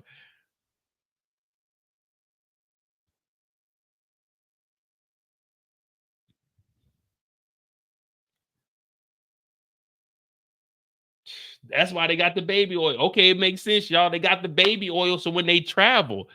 But they ain't traveling, so they're gonna be at the house for a while. So he got 1,000 bottles of baby oil, so he doesn't have to reach. Okay, Diddy, it makes sense now. Damn. Let me go find this damn press conference. They about to be starting in a second. Give me a second, man. Damn, they done took the baby's passport. That's messed up. Erica said, not all that baby oil. Hey, what they take the baby's passport for, man? The baby can't travel. The baby wasn't even old enough for none of the freak offs. The baby could keep the passport, man. Let me get it. Let me see something. A list of how old Diddy's kids are.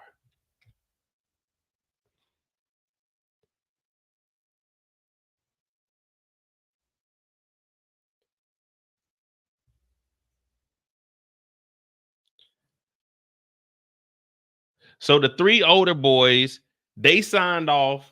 They're going to sign off on this $50 million bail. The 6 other kids, they just got caught up in the damn crossfire because of damn Diddy, man. How are these kids, man?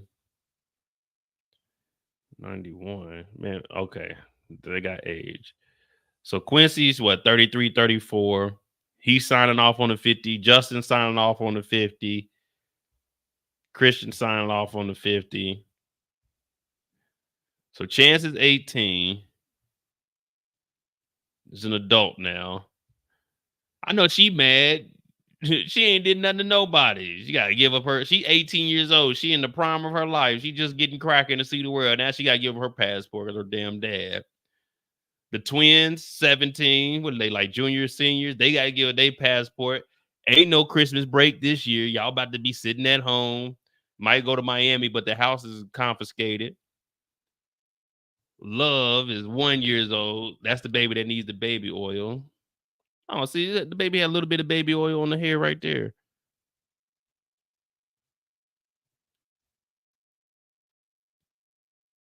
Janice Chance. I think we missed a kid. Who's his other kid? 2. Who is Janice Combs?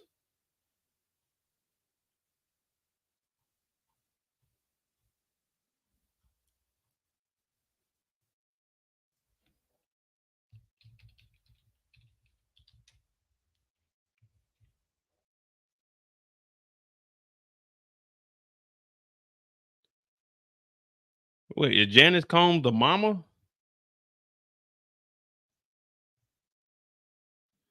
Damn, they made the mama give up the passport too? Wait a minute, wait. Why'd they make the mom give up the passport? I know the mom wanted, I thought they said Diddy slapped his mama. I know she wasn't involved in none of these freak offs. Why would Diddy propose, hey, look, we're gonna give everybody in the family's passport to the council? Them kids ain't had nothing to do with this. The mama ain't had nothing to do with it. If I'm the mom, I'm like, nigga, I'm not giving them my passport, nigga. You in trouble.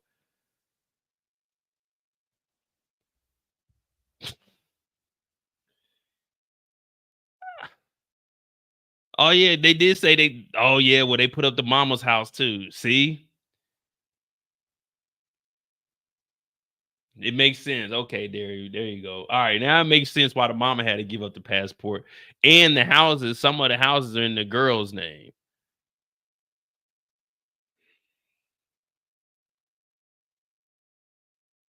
Got everything in my mama's name.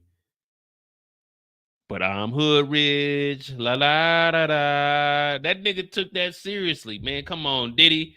You got all this shit in your kid's name thinking that it was gonna protect you in the long run, but in reality, you gotta use everything. Oh man. I tell you, for these guys that have all this money, the best legal representation, they do the dumbest shit. Why would you put this shit in your kid's name? Then you got to use it as collateral, man. Put this shit in the trust. Put the trust up, man. But this nigga got all this shit in his kid's name thinking, oh, it'll protect me. In reality, it's like, no, it won't. Because when people start suing you for all the other money, you got to put all this up. Got to put up his mama's condo. Mama ain't got nowhere to go right now. Because, well, first of all, he ain't getting his bail package. But you got to put up the mama's condo. You got to sell the LA mansion. The kids about to be living on the streets. We're about to be seeing all kinds of posts. Oh, our dad's in jail. Can you start a GoFundMe? Don't any of you guys send a dime to none of these Combs. None of them. Don't you send a penny to these niggas. I feel sorry for the kids, but they don't deserve a damn dime for none of us. Because I remember Diddy told us on BET, we got the same 24 hours that nigga got. Well, guess what? Your 24 hours just got a little bit longer than ours, nigga. And you fucked your kids and family over because of dumb shit that you were doing. We ain't sending no GoFundMe to none of these motherfuckers. I'm sorry. These kids just gonna have to thug it out like the rest of us regular folk. Get a job. Get a job. The other brother, Quincy, he working. The other two, that music shit ain't working. I don't even know what the other nigga do. Y'all niggas need to go get a job. Y'all go get you a job. You're just gonna have to get made fun of, but go get you a job. Y'all better not send these people no money. None. Now let me go get over to this damn press conference. I gotta find it first. Talking about, oh, it's tough. Our dad. Hey, well, fuck it.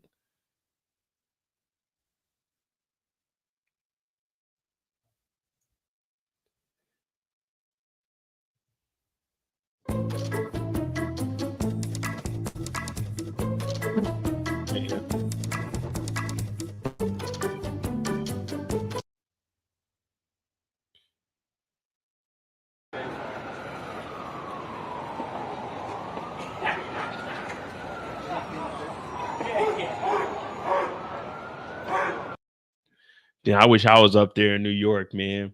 If I was up there in New York right now, you know I'd be right up front with my microphone. Why did Diddy do it? Why did they take the baby's passport? The baby's 1 year old. Why did they take the baby's passport? Why? Why would they do that? Yeah, they got the dogs out just in case, you know what I'm saying? Diddy want to act a fool, but Diddy probably ain't coming outside. He probably got to stay inside. Yeah, it sounded like barking. I just muted it because it was just a lot of ambient noise. Unless you guys want to.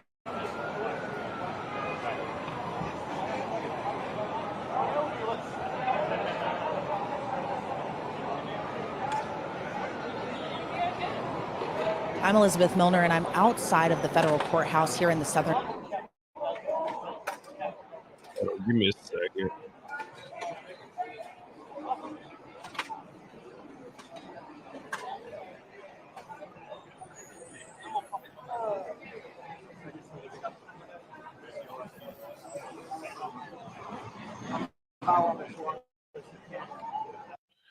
Was it really 1,000 bottles of baby oil? Was it 990 and they rounded up? We need answers. We need answers. Man, you got to ask all the right questions. That's one thing, man. See, these guys got to be politically correct. If me, I'm an independent journalist, I'm going out there and I'm asking the questions. What was the baby oil exactly used for? Was it for the baby? I hear that he has a young baby. Was it for the baby? Why is he putting up his mother's house for collateral? Why did the girls have to give up their passport? They're just innocent teenagers going to high school. Why? Why would you orchestrate this? You got to ask the lawyers all the real questions.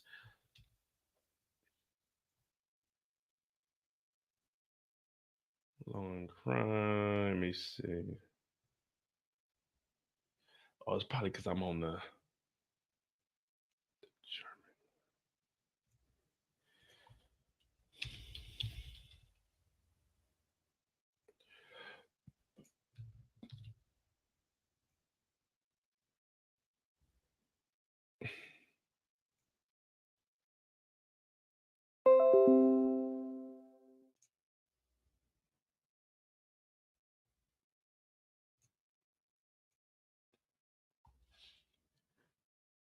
Oh, yeah, it's over with for Diddy, man.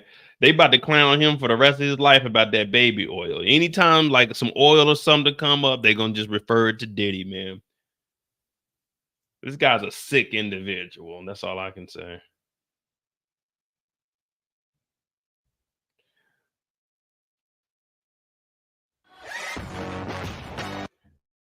Imagine you worked at the courthouse, you out on your lunch break, people asking you questions, you just the janitor, like, hey man, I don't know nothing. I like long crime setup a little more. Hold on, I'm gonna switch this over. Yeah, long crime setup is a little bit better.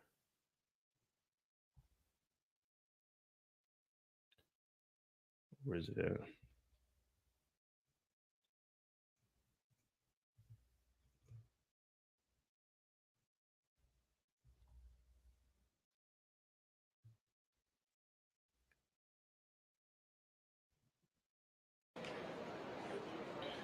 Hey, look at all the microphones on there, man. I wonder how you got to get your mic up there. So they're doing the arraignment now. We're about to see if he's going to get a bail release, well, a bond release. They're probably going to say no. So they'll probably be about like 2:45 before they actually get on here. 2:45, maybe 2:50. They're just set up right now. I'm going to play another video for us, though, if I can get it to download. Okay, it's going through now.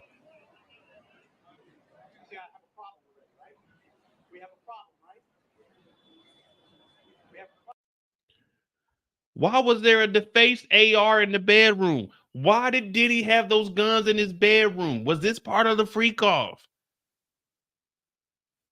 Was Diddy really like that? Did Diddy shoot at anybody? What are the connections between those defaced ARs and the unalive and the Tupac Shakur?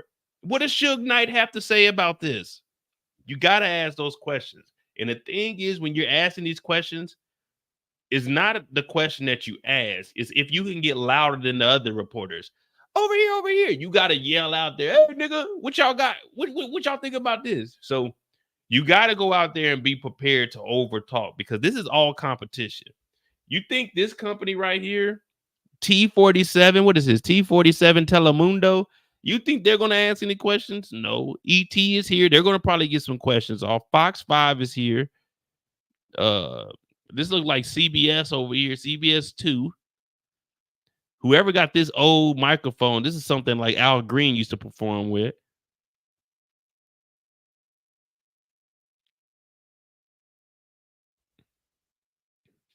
you got to go out there. Sometimes you got to pop out in the show, niggas. Let me see what other news we got up real quick for Diddy. Make sure y'all hit that like button. Subscribe to the Mo You Know. It's pinned in the chat. That's my other channel. We'll be over there more once my family leaves. You know, I got them to the end of the weekend. We're going to go do something this weekend, probably in Frankfurt. Probably go see another castle. Who is this guy? Well, he's in Inside Edition.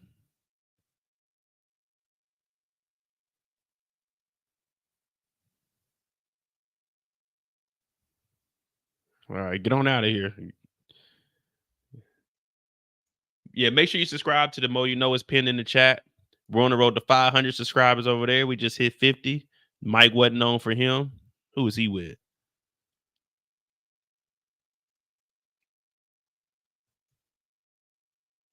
Hey. Clear out of here. See, I'd be right up there up front. I'm like, hey, sir, get the fuck out of here. Lazy ass cop didn't want to open the door. How did I celebrate 50K? I got my hair retwisted. I got my hair retwisted. And then what I do Friday? I went shopping. I got a few things for the crib. Bought me a bottle, but I didn't do it live. Saturday night, I took my parents out to eat. Sunday, we went and had some drinks. Me and my mom went and had some margaritas. You know, my pops don't drink. Hey, look at my dog. Look, he on TV. Yeah, but other than that, I'm gonna show you guys what I'm gonna do this winter. I'm gonna show you guys what I'm gonna do to celebrate. Hold on, give me a second.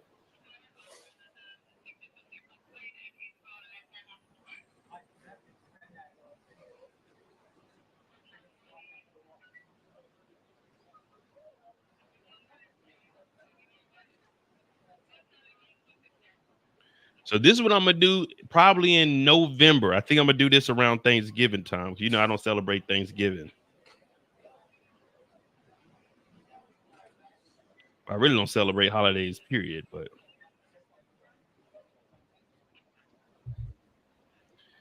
no, that wasn't a homeless person. That guy was the mail carrier. He was doing mail. Kendall, come on, man, don't do my boy like that.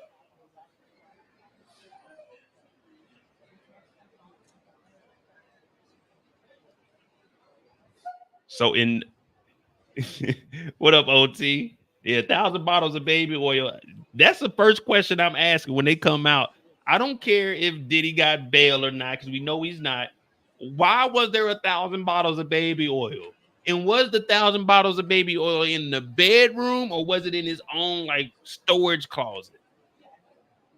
This nigga had choppers in baby oil, in lube. Like, man, that's a horrible combination. Oh, we got action.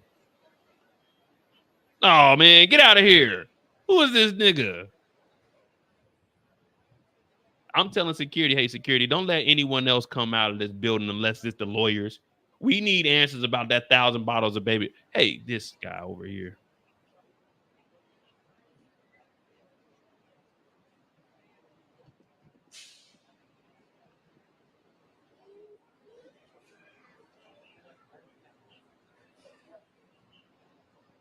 Get this dude out of here. What up, EJ? I want to know what the 1,000 bottles of baby oil was for, though. That's the question I want to know. He did have a newborn, so it could be that.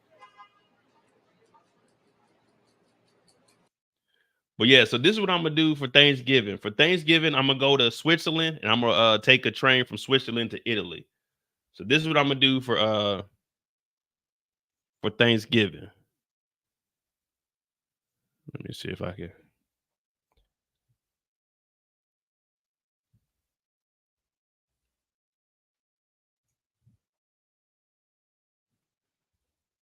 So I'm gonna take this train adventure here.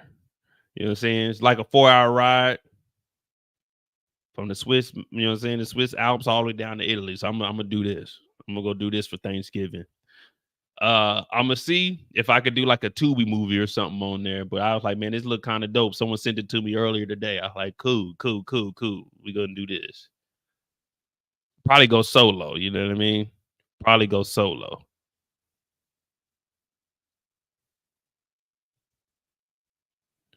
And this nigga still ain't got the situation correct.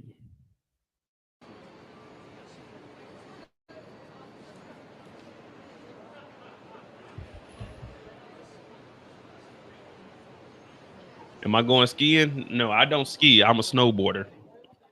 I'll probably be going snowboarding the end of October in a place called Metz. It's about an hour and a half drive for me. It's an indoor snow resort. So I'm probably gonna go there and do some snowboarding. I want to go at least 3 times this year. Well, this year in 2025.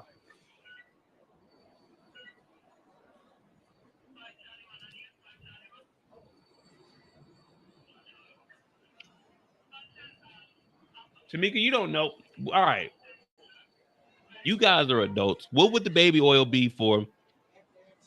If you have a baby at your house, you're only using the baby oil for the baby, right? Or maybe some massages. Hello, I want to thank everyone for this microphone check. Do you hear me? Do you hear me? Because I'm only going to be here for about another 10, 9, 8, 7, 6, 5, 4, 3, 2, 1.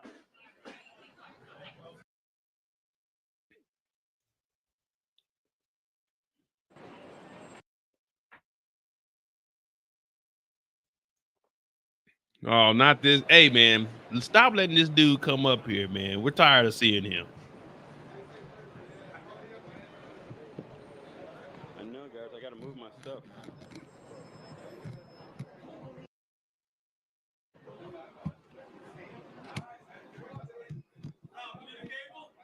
Maybe. You got a long one? No, I'll be all right. I just got to get it away from you guys.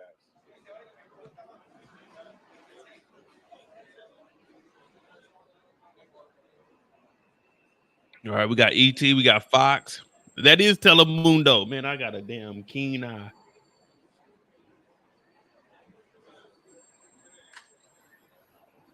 Look at this security. That's how I be at work. When y'all be wondering what I'm doing at work, this is how I am. Look how he got his hands in his pocket. And this nigga might be part of the freak off. He may have been security for the freak off. What you doing with your hand in your... Oh, he acting like he got a gun in his hand. All right. This nigga look like he part of the freak off. Okay, we got us a dog.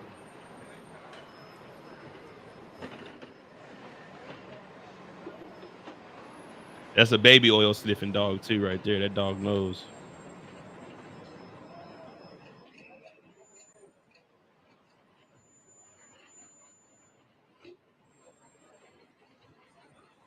Hey, this is just wild though. Think about it.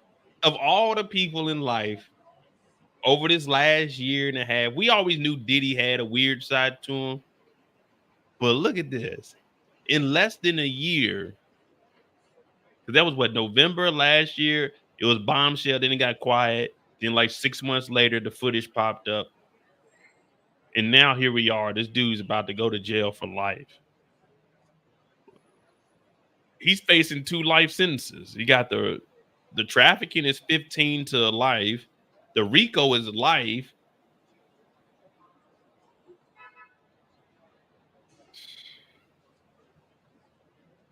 All I can say is better him than me, man.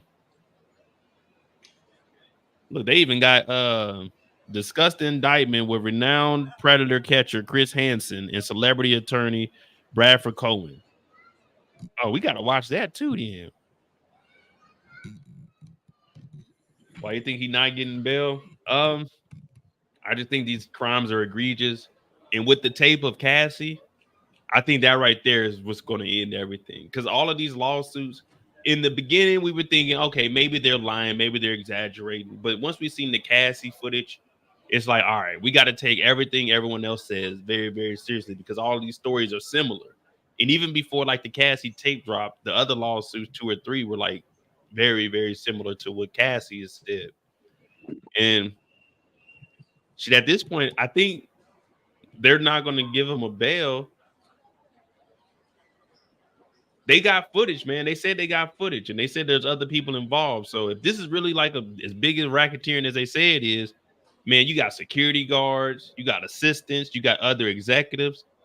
Because Little Rod and he said that the executives knew about this. Lucian Grange, they said that's what's his name? Aubrey's rich baby daddy was involved in this. They all were complicit. So you might have BET execs. Oh man, my dog Tyler Perry wasn't involved in this. TD Jakes, they might be after TD Jakes. You already know he a crook. Yeah, Don Richards spoke out. What's the Aubrey O'Day? She been talking about it. She never signed her NDA.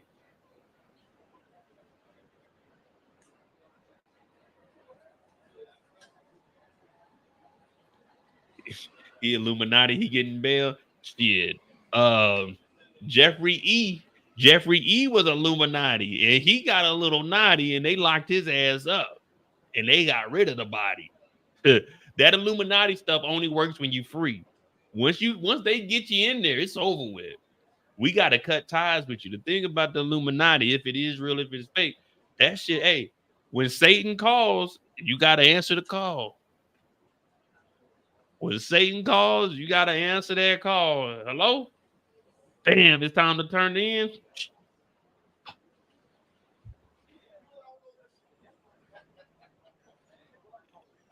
And not only that, you know it's bad when, dog, OT, they confiscated the 1-year-old baby's passport. What is the baby gonna do?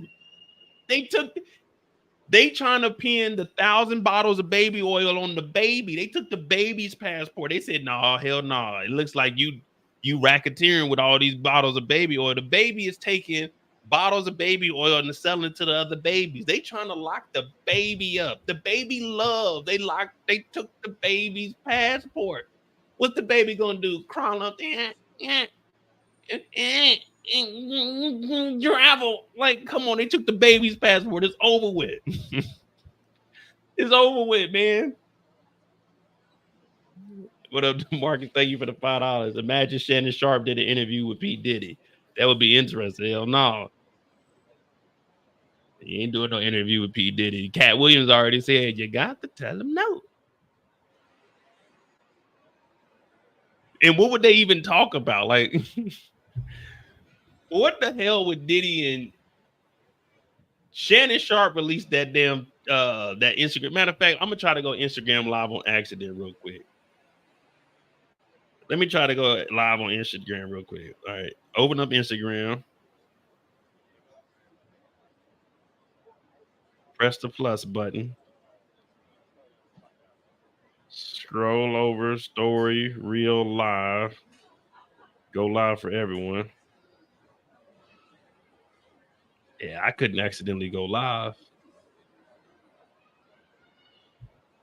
But no, man. All right, hey, who do y'all think the baby oil was really for? Did the baby order all that baby oil because the baby has dry skin? Or was this part of the actual freak off? Because maybe I'm not a freaky ass nigga. Because I'm not wasting baby oil on that. Like baby oil, you know, I'm putting baby oil on. I'm not wasting baby oil for that. You know what I mean? Yeah, see, Birdman got that baby oil. He put I'm just saying 1,000 bottles is fucking crazy. Do you know how, like, what are they doing? Like just pouring the baby oil out like on the floor, on the bed? Like, you know how long it takes to go through a bottle of baby oil? It takes a while. It takes a while. Like, what are you just squirting the baby oil all around? 1,000 fucking bottles. 1,000 bottles is like, man, one bottle can last you 2-3 months if it's just you. Even longer than that. And were they 20-ounce bottles? The big boys, the 48 ounce. What kind of baby oil was it? Was it Johnson and Johnson? It had to be like some Dollar Tree shit. It couldn't have been the real deal.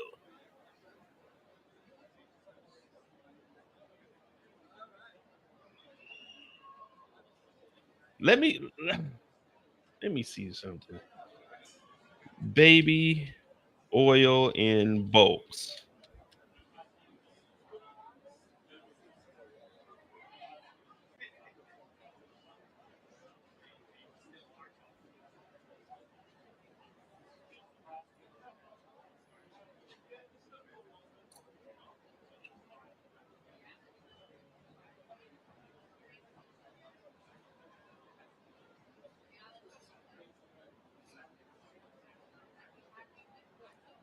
Man, that dog need to get focused, man. All right, drug costs. Well, let me see. If you were to buy, all right, if you wanted the best price for baby oil, you going to Walmart buying bulk, Sam's Club, or Costco? Because I want to look on one of those sites just to see, get us a range of how much it costs. Or was this some expensive? This had to be some expensive baby oil. I couldn't see rich ass Diddy using like regular baby oil. This had to be like some scented baby oil.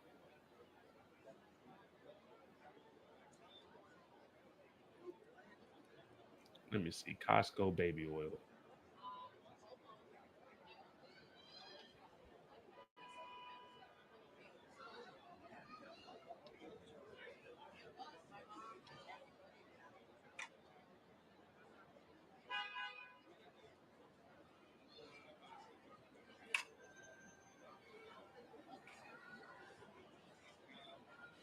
Crystal baby oil. Maybe Diddy was buying in bulk to get ready to sell, like to start like a baby company or something.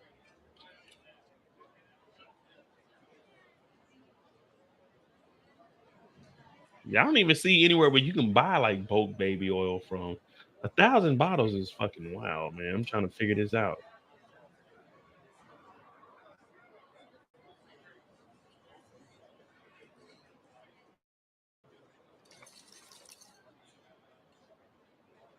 So over here, if I was to order some Johnson & Johnson 500 milliliters, 25 for a 6-piece. Let me see what a 12-piece hitting on.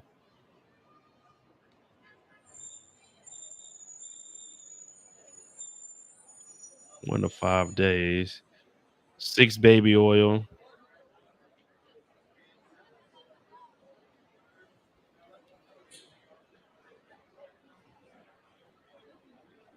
So it's 25 for 6. 1,000 divided by 6 bottles is 166 bottles. 166 bottles times 25.50. $4,200 or 1,000 bottles. That ain't bad. Oh, I'll check Amazon real quick. Let me see.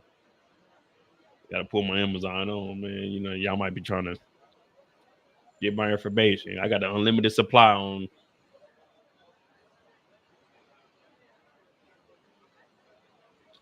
Oh, hell no. And it got my address on here. I'll keep this off the screen. Baby oil in bulk.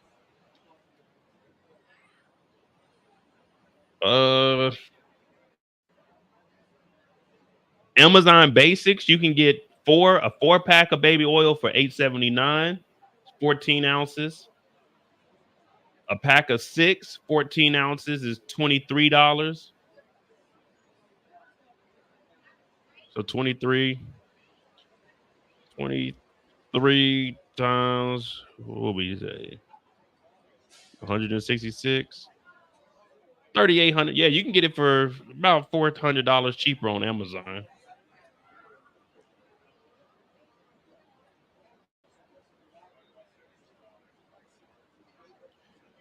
For all we know, though, we can't jump to conclusions. For all we know, maybe Diddy was giving gift bags. When you leave, you get a bottle of baby oil, you get a bottle of lube, like a commemorative freak off bag, like going away. You know, you might get like a bad boy towel or something to wipe off. You never know, man. Like rich people give other people gifts. You know what I mean? Saw on Amazon a 24 count of Johnson & Johnson. Is it No More Tears? Oh, No More Tears is the soap, shampoo.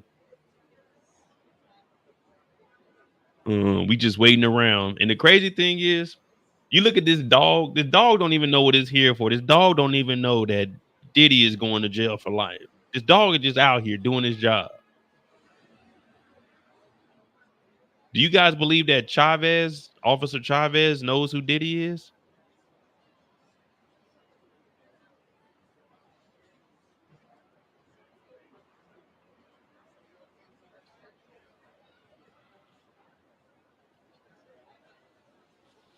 I know they need to hurry up with this shit, man. The judge need to go ahead and say, hey, guilty, you're not getting out, man. Let me see if we can find something. Oh yeah, I got a video. Hold on, we can play that video.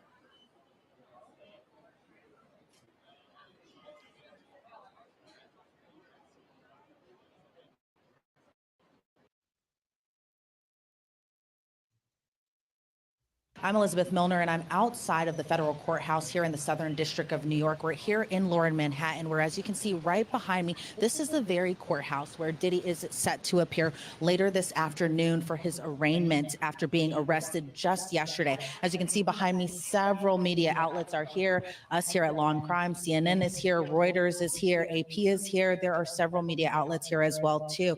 Now, federal prosecutors say just a year ago, even today, Combs was awarded the key to the very city that he now faces his indictment against. Now, he has been charged with 1 count of racketeering conspiracy. He's been charged with sex trafficking by force, fraud, coercion, transportation to engage in prostitution, and officials say the investigation is still ongoing. Now, many fans have even come out here kind of in support of Diddy, also in hopes to possibly see the music mogul as he was to come outside of the federal courthouse. That hasn't happened, but a lot of people are just kind of waiting in anticipation. But what we did see so far this today is that we saw Justin Combs, Christian Combs, and Quincy. Now, these are all 3 of Diddy's sons, seemingly who had come here to support their father. Now, they came in a little bit before 11 o'clock this morning, and we had saw them kind of walk inside the courthouse.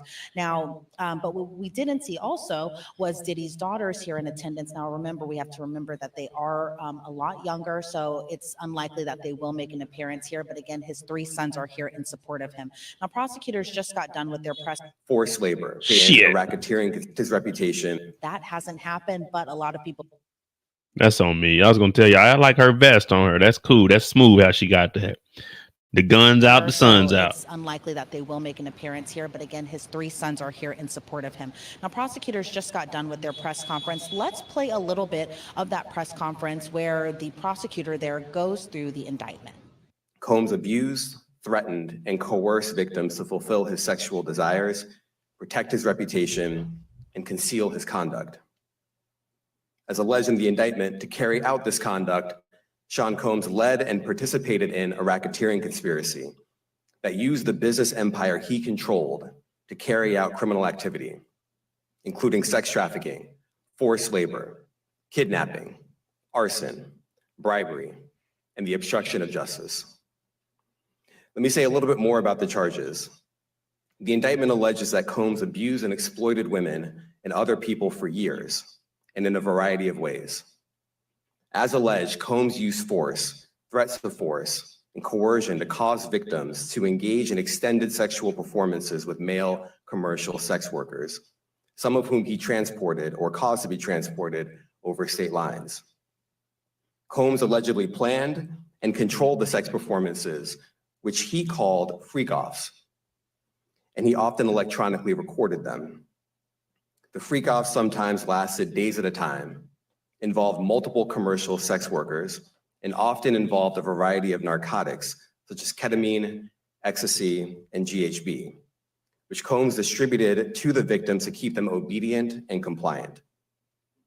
As alleged, when Combs didn't get his way, he was violent, and he subjected victims to physical, emotional, and verbal abuse so that they would participate in the freak-offs, and that Combs hit, kicked, threw objects at, and dragged victims, at times by their hair. Now, I want to take you through a little bit of the indictment that was released just this morning. Now, under count 1, prosecutors say that the defendant abused, threatened, and coerced women and others to fulfill his sexual desires, protect his reputation, and conceal his conduct. Now, officials say that Combs relied on employees, resources, and influence of his business empire that led and controlled creating a criminal enterprise. Now, the defendant, who again is Sean Combs, he's the only one who has been listed under the indictment, operated his businesses in Manhattan as well as Los Angeles, and they even named some of his businesses businesses. Now, Diddy, they say, engaged in persistent and pervasive pattern of abuse toward women and other individuals. They allege that Diddy manipulated women to participate in highly orchestrated sexual activity with male commercial sex workers. Now, Combs allegedly would even fly out these commercial sex workers to his location.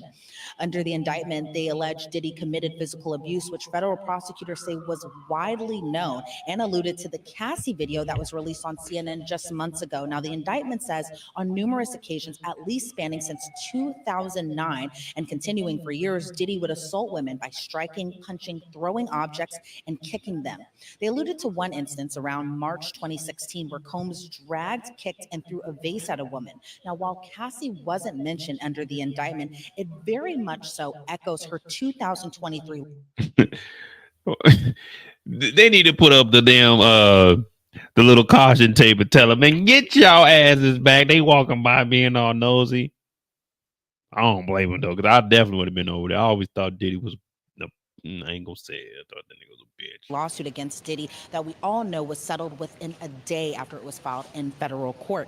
Now, the indictment goes on to say when hotel employees intervened, Diddy paid them off to ensure their silence. And his abuse wasn't just towards women, it extended to his employees and witnesses to his abuse.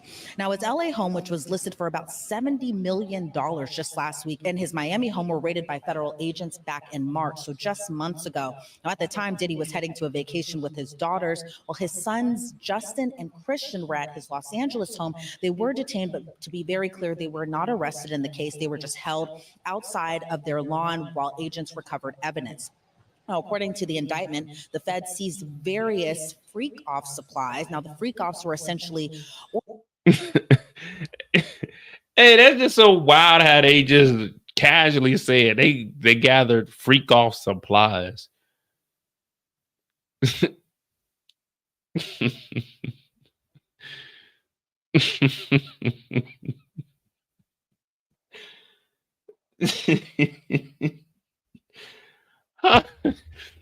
Hey man, like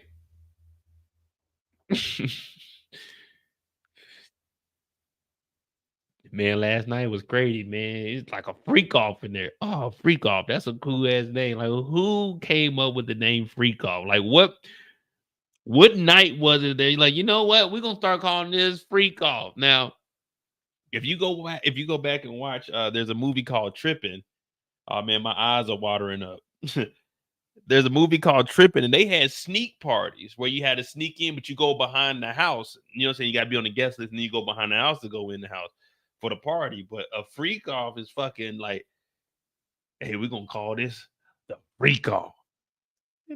I don't know if I want to go to anything called like this freak neat, but a freak off, nigga, that sounds like everybody freaking on everybody. That's every freaking day and every freaking night. I want to freak you baby in every freaking way. I'm not going to no fucking freak off, nigga. No, that just sounds terrible. And they're talking about freak off supplies. Like, all right, get your freak off starter kit. You get a bottle of lube, a bottle of baby oil. You get you a bad boy towel. Hopefully they're using protection, but it don't seem like they are because they're using all the baby oil. But hey, man, show up to the freak off and be ready to go by 9. Yeah, Missy was getting your freak on. You get your freak on is a good time. Getting in a freak off is a terrible time.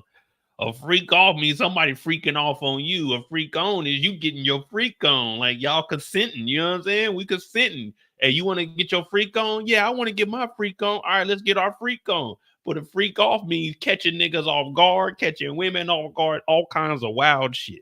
So hearing freak off is just like, nigga, what was you thinking? A freak off, man.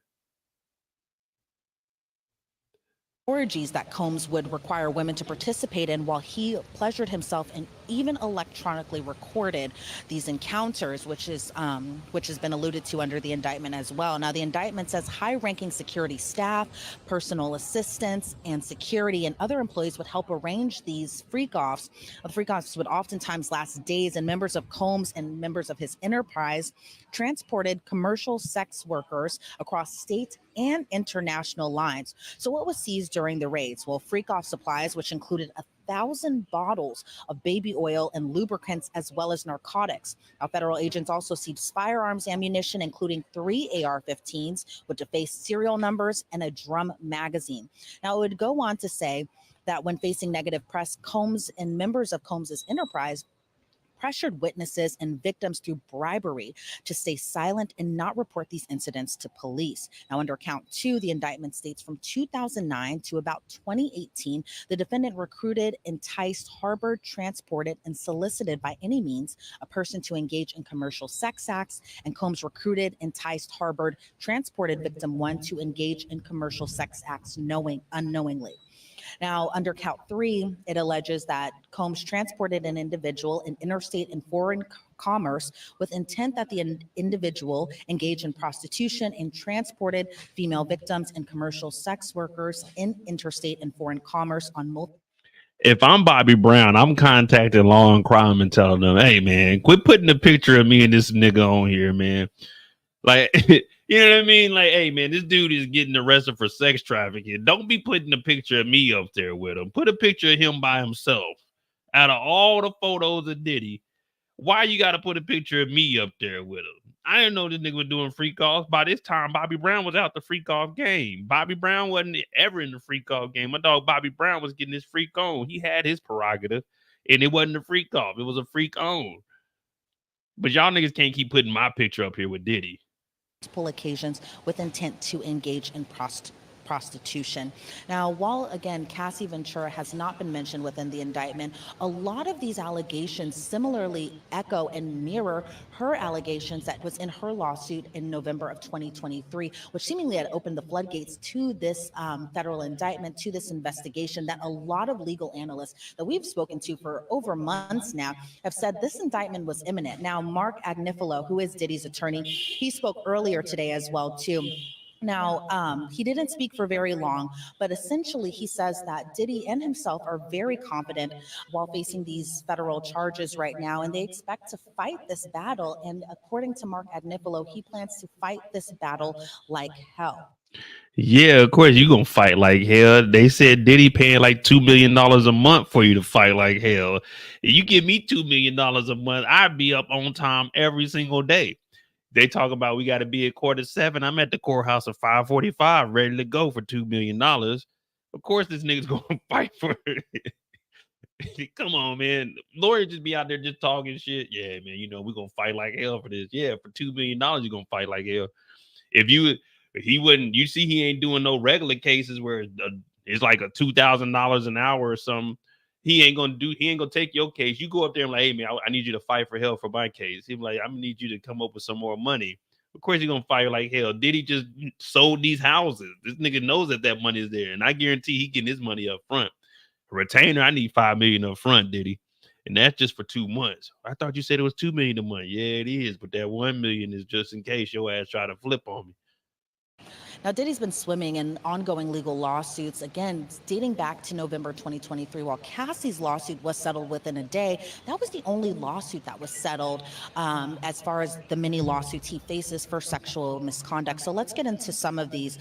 Most recently, he was sued by an adult film star who was employed to work at his infamous Labor Day party, Adria English, who filed her suit on July 3rd of this year. She claims she was first employed by Combs in 2004 and was groomed into sex trafficking over time. Now, in her suit, she claims her first year of working at Combs' now infamous party in Miami, there was no sinister intent or requirements for physical sexual contact and seemed like a legitimate employment opportunity. So she came back the following year and the year after. But it would be that third party that she worked at that Diddy allegedly demanded she engage in sexual intercourse with party guests.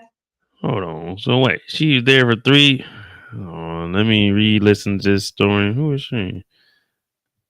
Adria Mercer. My bad. I was. Most recently, he was sued by an adult film star who was employed to work at his infamous Labor Day party, Adria English, who filed her suit on July 3rd of this year. She claims she was first employed by Combs in 2004 and was groomed into sex trafficking over time. Now, in her suit, she claims her first year of working at Combs' now infamous party in Miami, there was no sinister intent or requirements for physical sexual contact and seemed like a legitimate employment opportunity. Wait. So she's a professional adult worker hired for professional adult working at the party, and she thought that this was just a legitimate job. Like, what do you think we was gonna hire you to do over here? File taxes? And now that case right there, I don't know. That one seems a little shaky. Like, she's an adult actress. What did they didn't hire you? Like, you're not about to be on Bad Boy singing in the background. I don't know about this case. Maybe I heard it wrong. Let me just. Who was employed to work at his infamous Labor Day party. Conduct. So let's get into some of these. Most recently, he was sued by an adult film star who was employed to work at his infamous Labor Day party, Adria English, who filed her suit on July 3rd of this year. She claims she was first employed by Combs in 2004 and was groomed into sex trafficking over time. Now, in her suit, she claims her first year of working at Combs' now infamous party in Miami, there was no sinister intent or requirements for physical sexual contact and seemed like a legitimate employment opportunity. So she came back the following year and the year after. But it would be that third party that she worked at that Diddy allegedly demanded she engage in sexual intercourse with party guests after they learned about her adult entertainment past and forced her into sex work. Now, English claims her memories of some of the details are hazy due to her consuming lots of alcohol and drugs, but added in her complaint that the encounters she was forced to endure were so excruciating, she remembers them because they still haunt her to this day. Now, going back to May of this year, April Lamprose filed. Now, I'm believing what she's saying. I'm just looking at it as you just told us you don't remember it, but you remember it because it haunts you. So which is it? You don't remember what happened, or you do remember what happened and it's haunting you? See, that case right there, the first year they hired her, she was an adult, film worker. She came back the second year, and then she came back the third year. So what did you do in the first year? Because you weren't on drugs those first 2 years. What was your specific job duty? Like, when they hired you, what did they say this is what you're going to be doing at these Labor Day parties? So it took 3 years for them to know that you were an adult worker. The first 2 years you were just there, like just hanging out. Now we're not here to go over her case. Whatever she got going on, it'll be exposed. We talk about Diddy, but that one's the only one that I see that's a little bit shaky. I've just heard this. Like, what? You're in the film industry, the adult film industry. You went there 3 years straight, but you can't remember because you took a lot of drugs, but you do remember because it haunts you. So what is haunting you? The fact that you worked there for 2 years and you didn't do anything, or that you did something that you don't remember that you said you did do, but you don't remember that you did do it or didn't do it. You see what I'm saying? I don't know, man. She was, yeah. So that's what I'm thinking. Maybe she was like naked at the party, but you can just hire strippers for that. You don't need to hire no adult film star. But I mean, I don't know, man. They need to hurry up and get out of here, though. It's 9 o'clock. Her lawsuit against Combs accusing him of battery and sexual assault. She says she met Combs in '94 when she was a student at the Fashion Institute of Technology. Lamprose claims that Combs promised her to mentor her and shower her with gifts. Now, she says that she endured 4 terrifying sexual encounters with the producer/rapper up until the 2000s. The first incident allegedly occurred in '95 when Combs took her to a hotel and raped her. Lamprose claims months after, Combs sent her gifts and flowers, so she decided to give him a second chance. She says during that... What?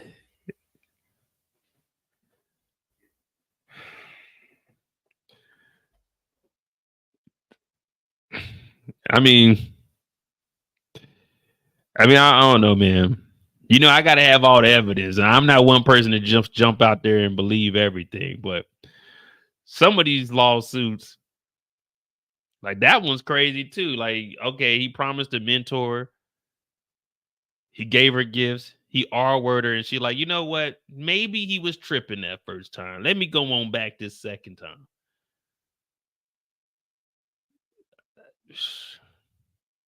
All she needs is a little bit of evidence. These are civil cases. So civil cases, all you have to do is be found liable. You don't have to be guilty of it. All you have to do is be found liable in a civil case. That's why civil cases are just thrown out there all the time. So all she got to do is prove that they may have had intercourse and she told this nigga no one time. It's over with for Diddy. Well, it's already over with.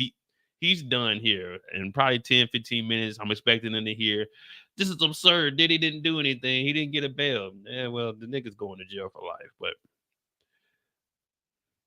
second incident that allegedly occurred in a parking lot where Combs forced and demanded her to perform oral sex on him. Now, I'm reading these off mainly in the sense that it's showing a pattern. Now, again, while these other alleged victims have not been named within the indictment, what the indictment does say that is that Combs had and exhibited a pattern of abuse towards women, very much so degrading them, making them perform in these heinous acts that were all alleged in the indictment. So I'm kind of going through this one by one to kind of give you an idea of the other allegations that he has faces, not in criminal court, but again in civil lawsuits. Now, later at an event in 2023, Lampros claimed that a man informed her that the person that she was with at an event had seen a tape of her having sex with Combs that was filmed without her consent. Now, 2 days prior to Lampros' suit being filed, Crystal McKinney also filed a lawsuit against Diddy. She claims she met Diddy at a New York Fashion Week event when she was 22 years old and a model. In the suit, McKinney says Combs told her that he would help advance her career, and that is something that was also alleged in the indictment, that Combs had promised these women advancements into their career, as well as kind of also threatening them to take away their career if they didn't abide essentially by his rules.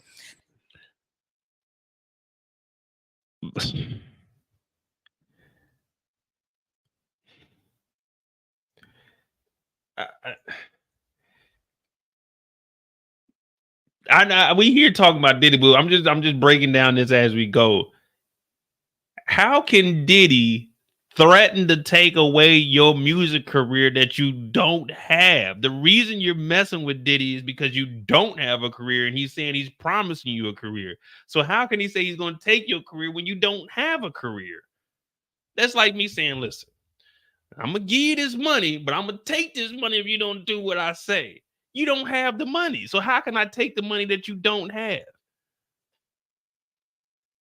You see what I'm saying? Like, if you don't have a career and you're going to him, he's giving you gifts because he's promising to mentor you and get you a career.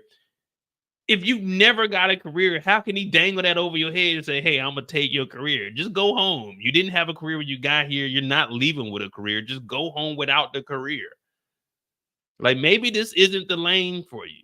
I told y'all about my music. I went down to Georgia. Me and my brother had high hopes. We were going to make it. People took our demos. Disturbing the Peace, we could have been a part of that.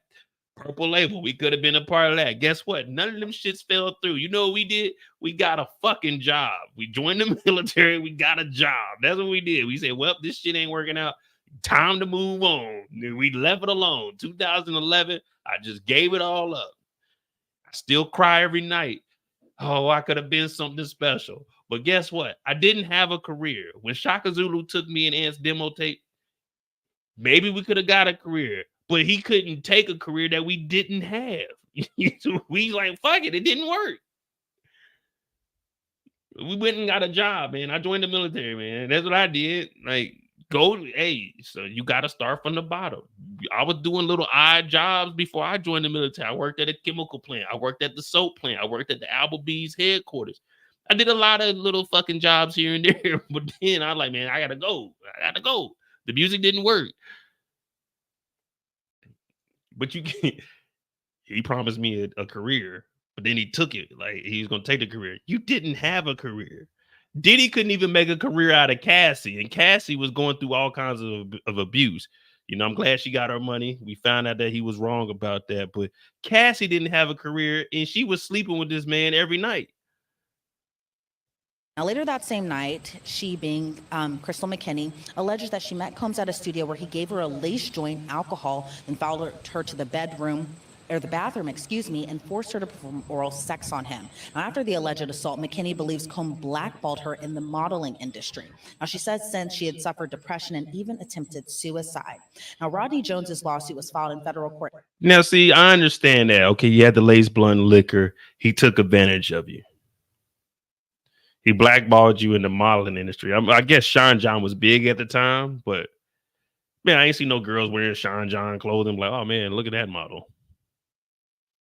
Hopefully she gets her money too, man. Because from what we see, you got to believe everything that they say against Diddy, man. It's unfortunate, but he put himself in that situation once that Cassie tape got dropped. In February of this year that accuses Combs and the people who work with him of being a part of an illegal racketeering enterprise. Again, something that was also alleged to the indictment. Now, Jones alleges in his complaint, Combs reached out to him for help in 2022 to help him produce songs for his latest album, but Jones claims that the work went far beyond producing. He claims that he was tasked with getting drugs and soliciting sex workers, and Jones alleges Combs would often threaten to inflict bodily harm on him if he didn't comply with the demands. He accuses him of sexual harassment, assault for allegedly grabbing him without his consent, and forcing him to work while Combs paraded around naked. Then there's another suit filed by a woman. They had this nigga parading around the house. That's probably where that baby oil was going. Man, Diddy is a wild man, bro. He's going down, man. He's guilty of all charges. I don't expect anything less than like 40 to 50 years from him, if not life. We're going to see. I don't think he's getting a bond either, but we're going to stay on here until they come outside and let us know what the hell's happening. I know the judge is in there reading over this indictment, talking about 1,000 bottles of fucking baby oil. Lock this man up. Under the moniker Jane Doe, which was filed in December of last year.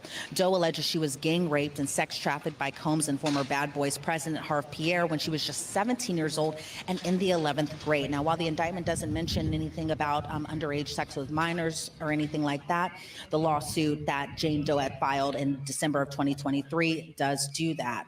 Liza Gardner filed her lawsuit against Combs and R&B singer Aaron Hall in November of 2023, alleging the two forced her to have sex with them against her will when she was just 16 years old. Now, she claims she met Combs and Hall at a Jodeci album release party event in New York City.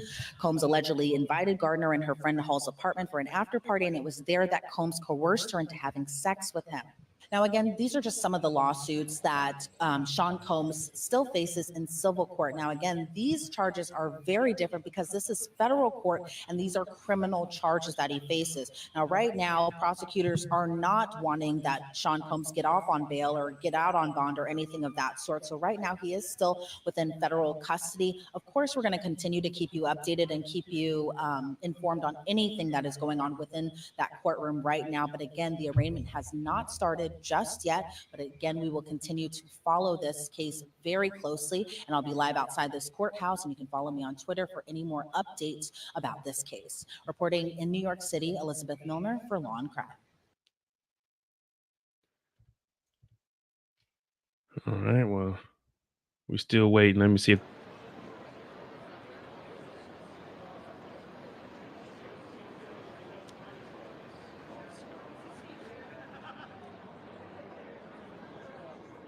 man, they told us 2:30. An hour done passed, man. What that judge got going on in there? Hey, anyone in New York right now, I need you to go down to 500. I forgot what this address is. I need you to go down there and go inside and see if you can get some answers. Because we ain't got all night for this. I need someone to go down there, tell them on behalf of Mo and the Moettes, we need answers, and we need them now. We need to know why there was 1,000 bottles of baby oil. We need to know how many bottles of lube there was, and what exactly was he trying to do with the 3 defaced ARs that he had in the bedroom closet. We need those answers. We need them answered tonight. So if you're in New York right now, you're listening to the sounds of Mo, hit that like button and that subscribe button first, and then head on down there.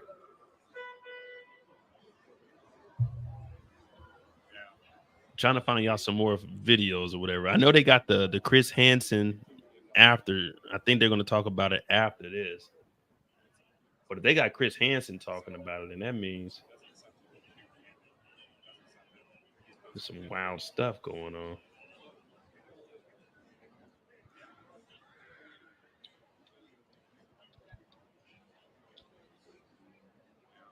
Bird.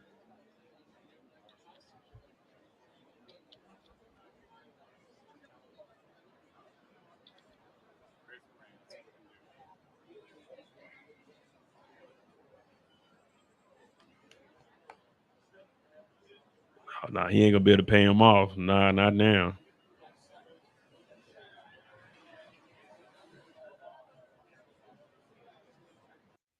All right, let me ask y'all this though. Not saying that you're on the same charge as Diddy got, but let's just say you got hit with some kind of charge, and you had, we'll just say a reasonable amount of money. You had $40 million. You worth $40 million. You chilling in the hotel, they come and arrest you. You getting arrested on not none of this weird shit that Diddy's on, but you get arrested. What do you think is going on in his mind, like right now? What would be the first thought, like once they come and arrest you? Like, damn, it's over with, or do you believe that you have a chance to actually beat this case? Because I'm kind of realistic. I know if I'm messing up, it's like, damn, man. Hopefully they don't get me, but shit, I'm screwed. You know what I mean? Oh no, sorry, and I ain't never thinking about ending my life. That's too far. Like I'll do my time. I'm not ending my life. Because there's still a chance, though. You still got a fighting chance. Maybe they mess up with some of the evidence or something, but it's like, damn, man, it's all over with. You know? You were living your best life. Now you was doing free calls and stuff, but overall, you were living a better life than 99% of the world. And now it's over with. You about to be living in the worst conditions ever.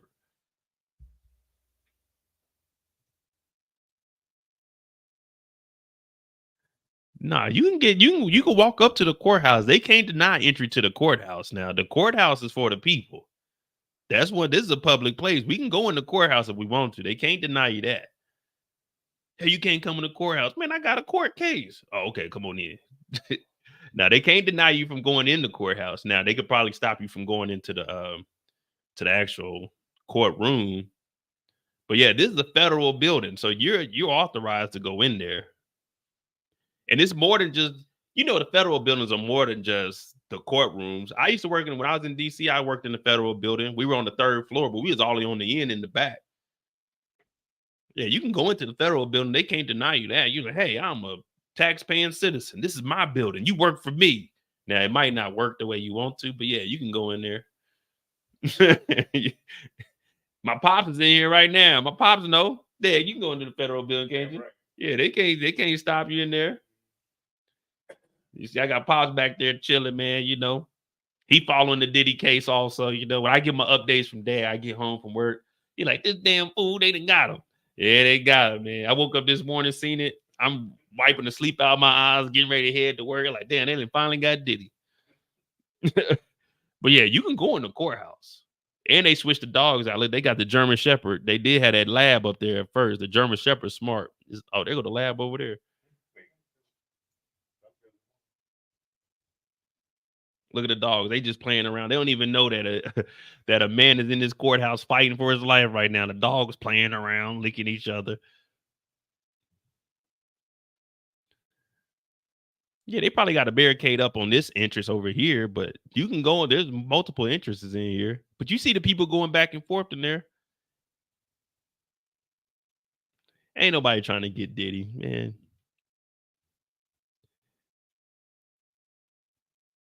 Let me see. Yeah, I'm trying to see where this Chris Hansen is, if it's gonna be tonight or not.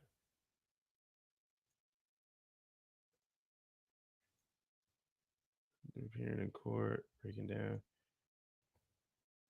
I'm about to get us another video to watch to hold us over. Hold on.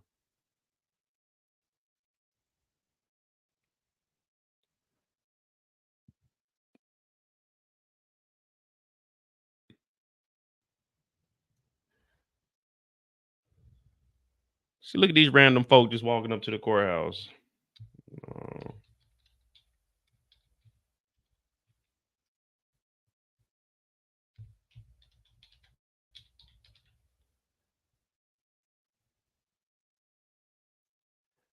Long crime, 1 hour. Did we watch this one? Yeah, we watched that one already. Hold on.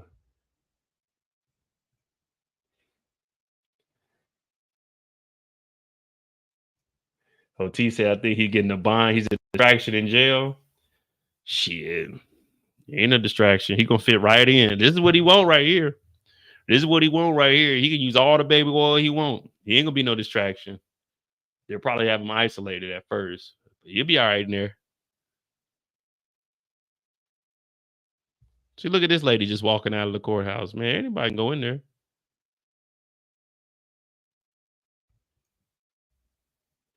Hey, put a 1 in the chat if you think he's getting the bond. Put a 5 in the chat if you think it's over with. He's staying in here. $50 million. I wonder if he's putting up the whole 50, though. He's probably going to have, for something like this, they're going to probably say, you got to put up the whole 50. Ain't no 10%. We don't want no 5 million. You said you got 50. We want the whole 50. Look at Proctor.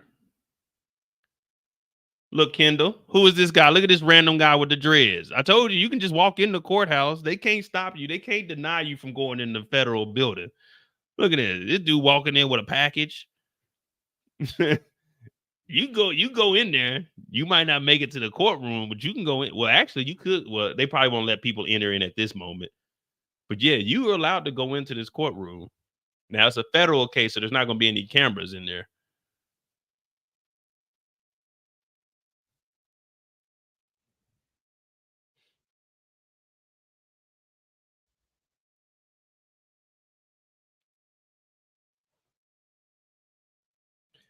He can't have a cash bond. It's a federal jail. It's only putting up property. Well, he sold. Well, yeah, because he said, yeah, they got 50. Well, they said he had 50 million cash because he was selling the house. He put up his mama's condo. He had to give up he had to give up the baby's passport, man. Diddy's a piece of shit, man. How is your 1-year-old giving up the passport? What the baby gonna do? Yeah, so he gave up his mom's passport and all of his daughter's passports, and even the 1-year-old passport. So I'm trying to figure out why they give up the baby's passport. What the baby gonna do? Like the baby can just go down to the airport. Yeah, what I'm saying, like, who's gonna take the baby though? Like, I know, right? The baby 1 year old. They talk about, all right, take the baby's passport. Like, I know the baby, and when the baby get older, I'm like, damn, man, Pops and took the damn passport. That's what I said, man. You need to put all the kids in this nonsense. This one's MSNBC, I think, if I can get it to play. There we go.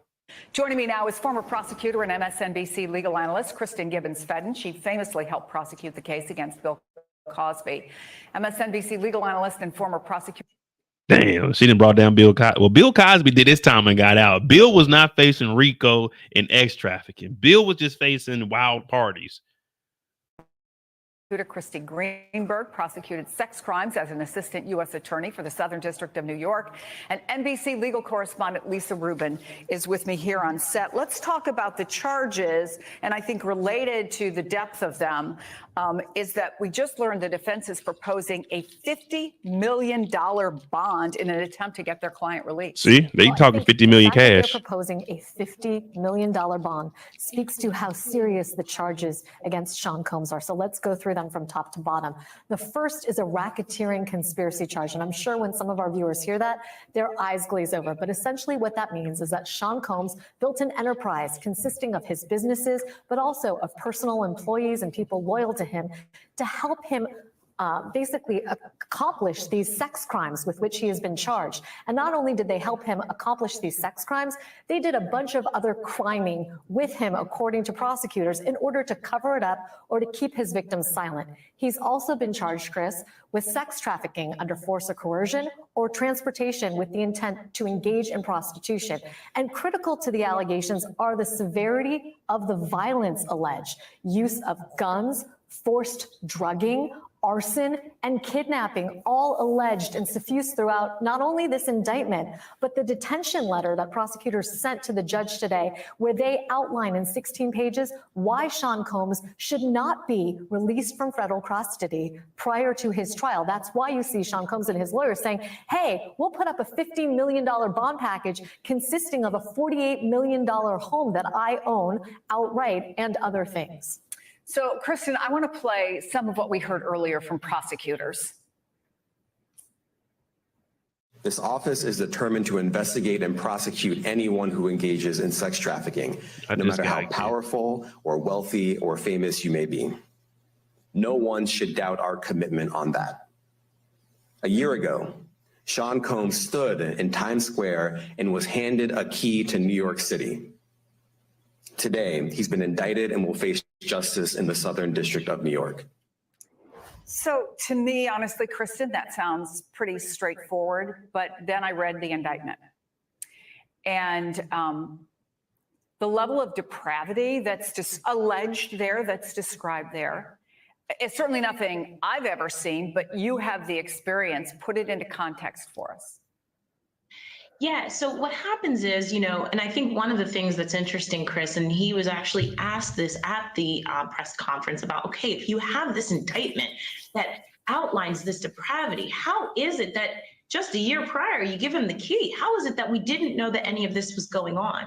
And one of the things that I think is really important is that throughout the pre-detention letter that Lisa was alluding to, they talked to, I think they said they gave around 300 grand jury subpoenas, spoke to around 50 victims and witnesses who are able to really substantiate or corroborate one another with the allegations that are set forth in this indictment. So I think one of the things is, well, then how did this go on so long? But you have to remember that sexual assault, particularly when it's against someone as powerful as Puff Daddy, particularly when you have the facilitation of some type of intoxicants, you're talking about ketamine and all of those drug-fueled parties. And then you go up against someone who's Look at Diddy, big key to the city. Now, I never knew what the key to the city. It's just like a little plaque, but like, I always thought when you were younger, you would see on cartoons and stuff, hey, you get the key. I always thought it was like to a building or something. You get like a room or something, but the key to the city is just a bullshit key on a plaque with your name. Like, it doesn't do anything. And then they was talking about, you got to turn the key to the city. I'm not turning the key in. Y'all gonna have to come and get this key from me. What I'm gonna do? Bring it back down my badge, y'all. Like, I don't know, man. The key to the city is just some ways, like, give me a day in the city or something. Give me a street, something. But the key to the city is pointless. Now we got to look into Mayor Adams, because that motherfucker, he might be crooked too. Reputation is such that he was awarded the key to the city. You have a very large power imbalance, which further levels onto that coercion and further forces victims to be silenced. So that level of depravity, even though it's so horrific, can really cause it to be silenced when you have someone as powerful as Puff Daddy. Yeah, Christy, to be honest with you, again, when I read through it, it was like, how did this go on for so long? Again, allegedly. He got the key last year before Cassie's lawsuit came out. Yeah, Howard did give him the money back. That'd have been cool. Think I get this money back, but I don't know. They just be accepting money from anybody. Let me make sure that this this case ain't. I think we got some lawyers coming outside. We got two of them now, so I'm gonna keep a watch on this.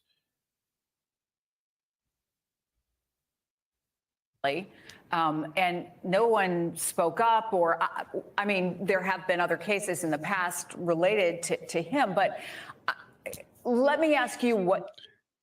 MSNBC, I see what they got a whole woman panel up talking about this. Oh yeah, it's over with Diddy. They said, look, don't put any men on here. Bring in all the women experts. Put them up there. You know what I'm saying? Well, we already know, like, Diddy's guilty. We seen the Cassie tape, so anything he says, we're like, this dude's lying. But now they about to just run with this. This is all we're going to hear about. You, as someone who has prosecuted sex crimes at the SDNY, what stands out to you in the indictment?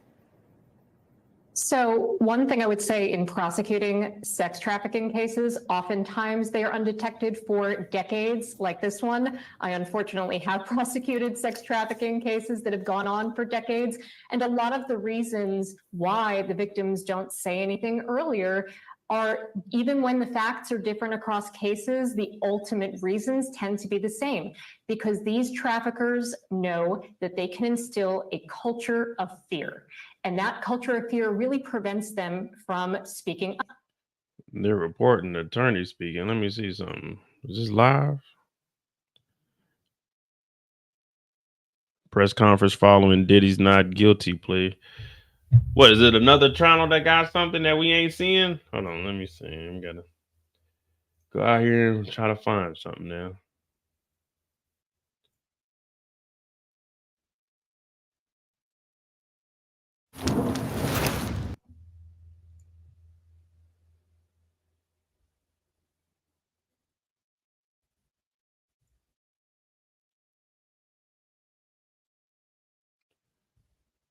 Let me see. Is this the one I'm looking at now?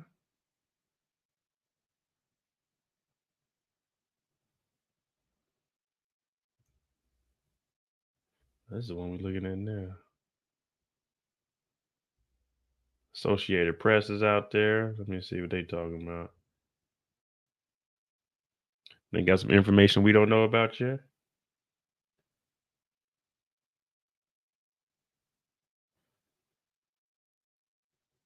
The Associated Press is on a whole different side of the building. Why are they so far away?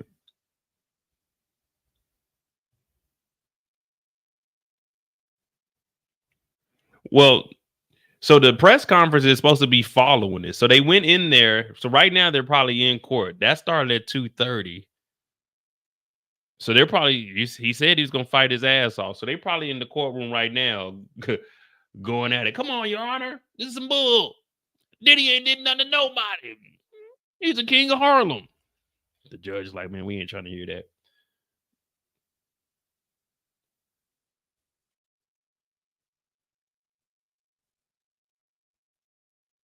The shade room. Yeah, shade room don't know what they talking about.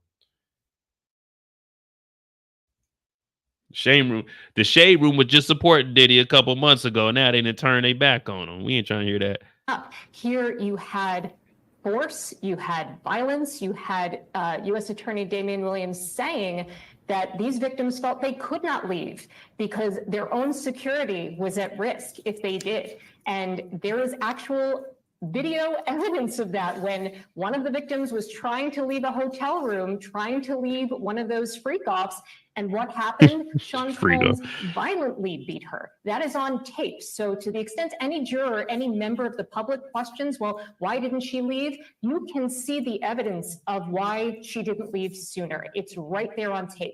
I will say that in terms of looking at this indictment and looking at the detention letter that was submitted by the prosecutors here, this is among the strongest sex trafficking cases I have seen because you have the conduct on tape. These freak-offs are on tape, found in videos, in Sean Combs' own personal devices. You have recorded calls where he is then trying to have them and engage in a false narrative to conceal the evidence of the crime once it was determined that the law enforcement officials were looking into this.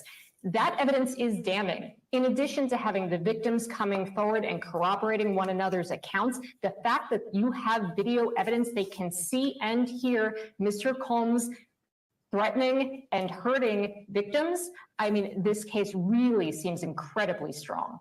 So given that, given the details, given the strength of the case that the prosecutors say they have, Lisa, what will the judge consider if they offer this $50 million so he can be free while this case is going to trial? Well, you know, as Christy and Kristen know well, the dangerousness of the individual to the community, as well as the likelihood that they will and have the capacity to flee, are two factors that a judge considers.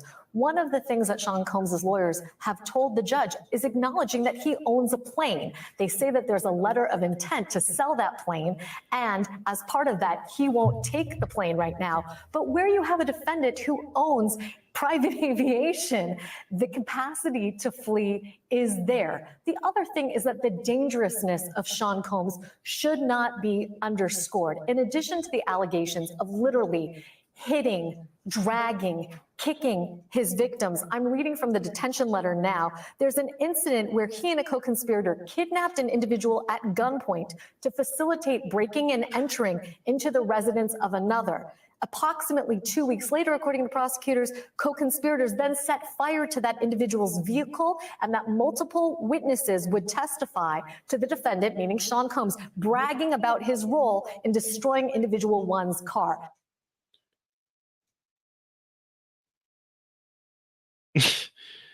So they got a witness saying that Diddy and the associates kidnapped him, took him to break into another person's house, and then upon leaving, they burned up the car. What the hell was Diddy doing, man? This oh my goodness. So they kidnap a guy at gunpoint. They take him to break into someone else's house, and then they catch the car on fire. So wait, he caught 2 cars on fire because he blew up Kid Cudi's car allegedly for talking to Cassie. But they never mentioned that he kidnapped somebody to break into Kid Cudi's house. So this might be 2 different incidents. But when they say victim 1, that's what they alleged in the Little Rodney case. Let me make sure that did they say Little Rodney? In addition to the allegations of literally hitting, dragging, kicking his victims, I'm reading from the detention letter now. There's an incident where he and a co-conspirator kidnapped an individual at gunpoint to facilitate breaking and entering into the residence of another. Approximately 2 weeks later, according to prosecutors, co-conspirators then set fire to that individual's vehicle, and that multiple witnesses would testify to the defendant, meaning Sean Combs, bragging about his role in destroying individual 1's car. This is not a white-collar defendant who has committed alleged securities fraud. This is a person who is a danger to the community. So that was Kid Cudi. So they broke into Kid Cudi's house first because he was talking to Cassie, and then 2 weeks later blew the car. Oh my goodness. Hey man, he ain't getting no bond. 50 million, he ain't getting no bond, man. We're gonna need 100 million out of your ass. Yeah, he got 50 million. Oh, the dogs are active. That means somebody about to come out in a second. Yeah, he got 50 million. He sold the house. He sold his mama's house. What's this? A U.S. Marshal? Okay, they got the marshal here to make sure he ain't running. I don't think he's getting out. But then again, if the marshals are out front, they might be having him come out front, parade him around. Look, they got that Costco box. Costco box full of baby oil, man. Diddy is wild, bro. And a danger to women, according to the Southern District of New York, Chris. So we have less than a minute, but let me ask you, Kristen, what happens today? What happens next? So today the judge will most likely determine whether or not he will detain Puff Daddy or whether he will allow him to remain on the streets, as we say, with certain bail conditions intact. He's either going to put him right to jail or he's going to say, hey, you got to sell that plane. You've got to surrender your passport. There may be certain things in place, such as electronic monitoring or anything along those lines. But I think that there is a strong case for him to be detained throughout the pendency of these criminal proceedings. And we will have our crew write what you see on your screen, where you see on your screen outside that courthouse at 2:30 when it's all set to begin. Kristen Gibbons-Fetting, Christy Greenberg, Lisa Rubin, thank you all.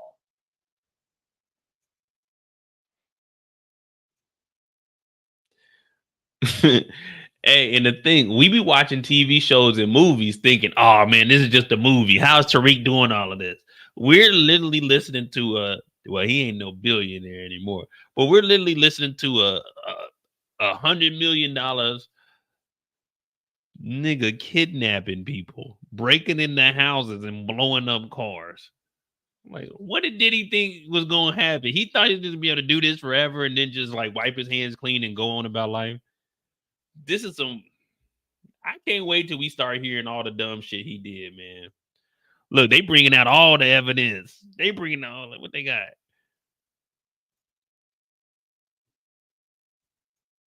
Well, they bringing out all the work. They just showed the judge. Look, judge, this is what we got on them.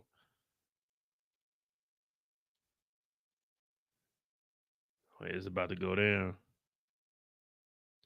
500 Pearl Street.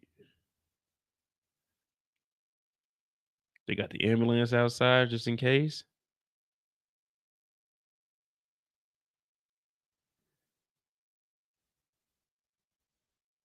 I can believe it now. What up, JT? I can believe that he did all of this stuff now, but just thinking, we live regular lives and we wouldn't even think it. Like, you might have those thoughts, ooh, man, what if I blew up a car or something? But to actually go through with it, like kidnapping somebody, breaking into a house with the person you kidnapped, and then going back later to like blow up a car. This is some ignorant shit. This is just dumb, man. I don't ever want to hear it. Whenever I say it, man, these are just dumb niggas with money. Just because you got money don't make you intelligent, man. I've been telling y'all this nonsense. Shit. Diddy might be worse than Nino Brown. All Nino Brown, if you think about Nino Brown, you think Nino Brown and Diddy. All Nino Brown did was sell a little bit of drugs to people. Nino Brown, he bought the Carter and made sure that all the drugs stayed in the Carter. You know what I'm saying? Diddy was wilding out in New York, LA, Miami, Vegas, who knows where else. Diddy is worse. Diddy is 10 times worse than Nino Brown. Nino Brown was a man of the people. Nino Brown, he wasn't forcing women to do anything. He did cancel a couple of them, but he wasn't forcing women to do anything. Diddy was forcing women to do stuff and abusing them. One thing Nino Brown, he did respect the game. Women and children were off limits. Diddy don't respect the game. So I'm taking, in the lesser of the two evils, I'm taking Nino Brown. Y'all can have Diddy. Nino Brown, hold on. Nino Brown, what they say at the end of the movie? What they say at the end of the movie for Nino Brown?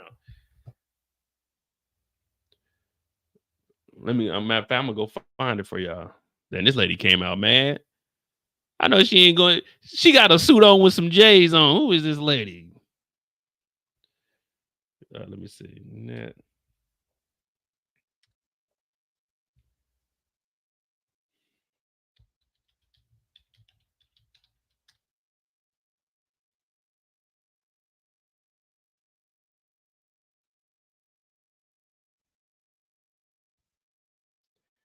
Whoa, Nino did not use the little girl as a shield. The mob was shooting at Nino Brown. Nino was a hero, picked the little girl up and saved that little girl. I don't know if you guys are watching the same movie.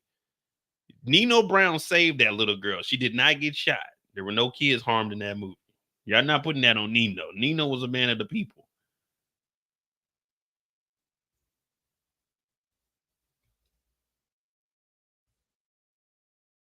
For the love of money. Matter of fact, we need to go back and watch New Jack City. You hear it. We got it lined up. Hold on. Let me go find what I'm talking about.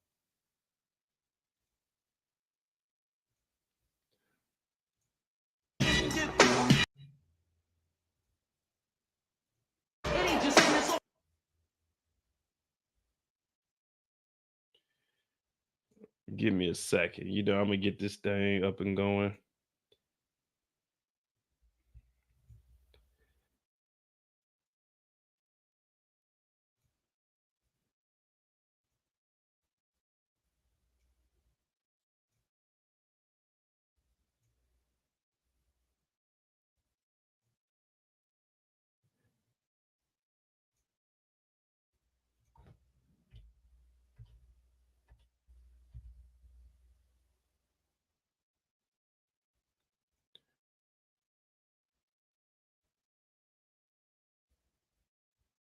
All right, hold on. Let me cue this up for y'all. I'm gonna break it down for y'all. Y'all don't be paying attention to the shows like you supposed to, man. Hold on. Y'all were kids, so y'all wouldn't understand. I mean, when New Jack City came out, I was just a kid too, but man, I was infused with the streets, so I understood. I understood what the movie was really talking about. Y'all were just watching it for entertainment purposes. Oh man, we Wesley Snipes fans. Not me. I wasn't watching like that. I was watching it for the realism. This is what I'm talking about right here. This is why I choose Nino Brown over Diddy. Although this is a fictional story, there are Nino Browns in every major city in America. If we don't confront the people, confront the problem realistically without empty slogans and promises, then drugs will continue to destroy our community. Diddy is worse than Nino Brown because all Nino Brown did was serve a little bit of to Pookie. That's it. He just served a little bit of cocaine here and there. But Diddy was doing that and he was taking advantage of women. Diddy is worse than Nino Brown. I bet y'all forgot about this at the end of the movie, didn't y'all? Not me, though. Not me.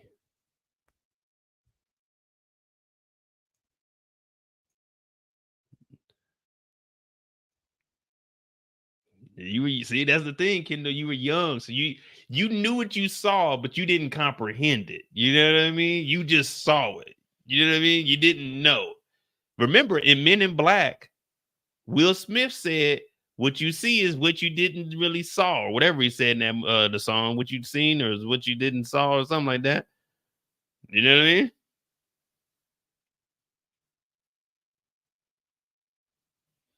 And Diddy was watching. Matter of fact, let's do a little bit of math real quick while we here.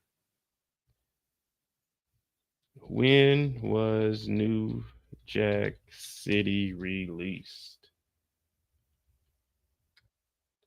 New Jack City came out in 1991. When was Diddy born? 69. So that's what? 21 years. So Diddy was 22 when New Jack City came out. Diddy was 22 when New Jack City came out. And, you know, I watched Scarface and I wanted to be like Scarface. Diddy thought he was Nino Brown, but he took it to another level. Nino Brown wasn't blowing stuff up. Yeah, he blew up the Enterprise to get rid of all the evidence, but come on, man.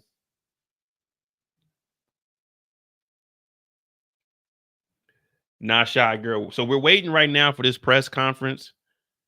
It's going to follow Diddy pleading not guilty.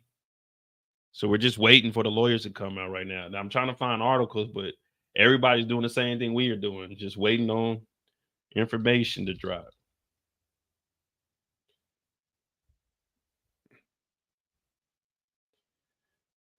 Diddy. Oh. Maybe there's someone in the courthouse. Let me check Twitter.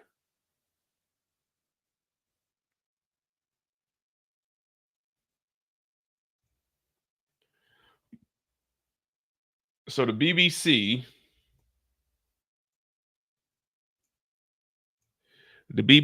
said that Diddy pleads not guilty. We knew that. Judge weighing pretrial detention on $50 million bail.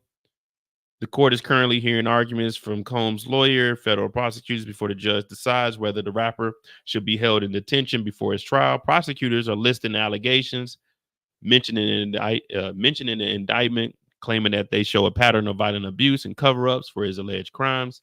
They tell the judge that they have interviewed 12 witnesses who said they have either seen violence committed by Combs or physical injuries that were left by him. The defendant, Sean Combs, physically and actually assaulted abuse victims for decades. Prosecutors say he is extremely dangerous to the community. He pleads not guilty. His breaking 746, going to appear in court.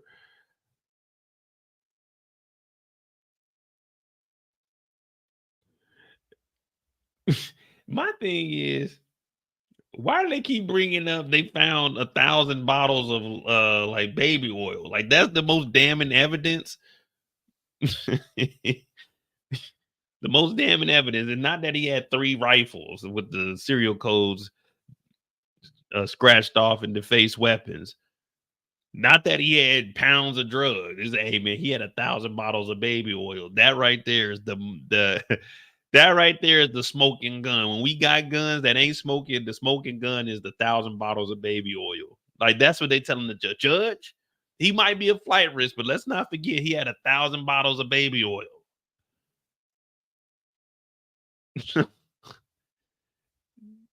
The prosecutor's like, listen, man, no disrespect to the courtroom, Your Honor, But that nigga got to sell that plane. We can't let him have it. We can't give him $50 million bond and he gets to keep the jet. He got to sell the plane too.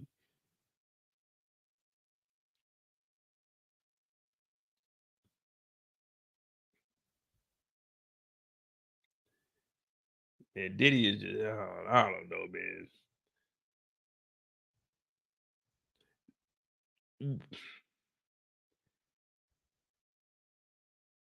It's just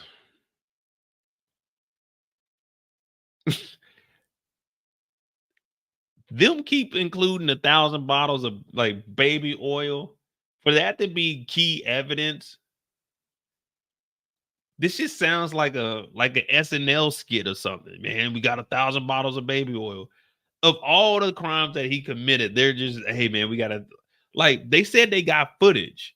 They should be talking about the footage of like the free calls. But the 1,000 bottles, why is that your key evidence? We got 1,000 bottles. 1,000 bottles of what? Baby oil. Oh, maybe he used the baby oil when he caught the car on fire. Maybe that's what they're getting at for arson.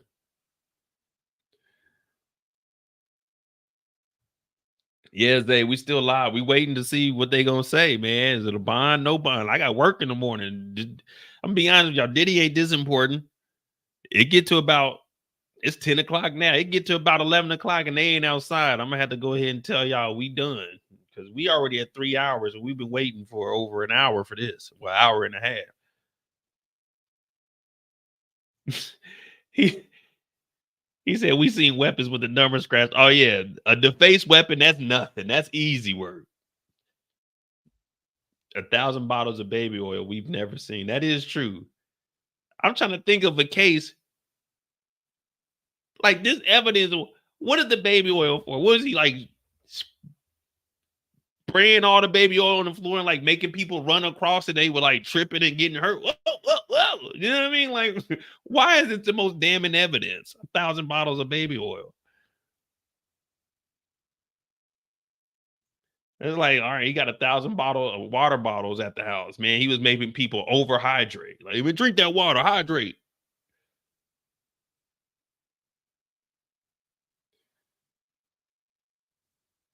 No, I can't make any. I don't listen, you guys. When I get on these lives, I'm never prepared. I just get on here and I talk to you guys. I don't try to make you laugh or make jokes. I'm just saying what I see, and what I see, 1,000 bottles of baby.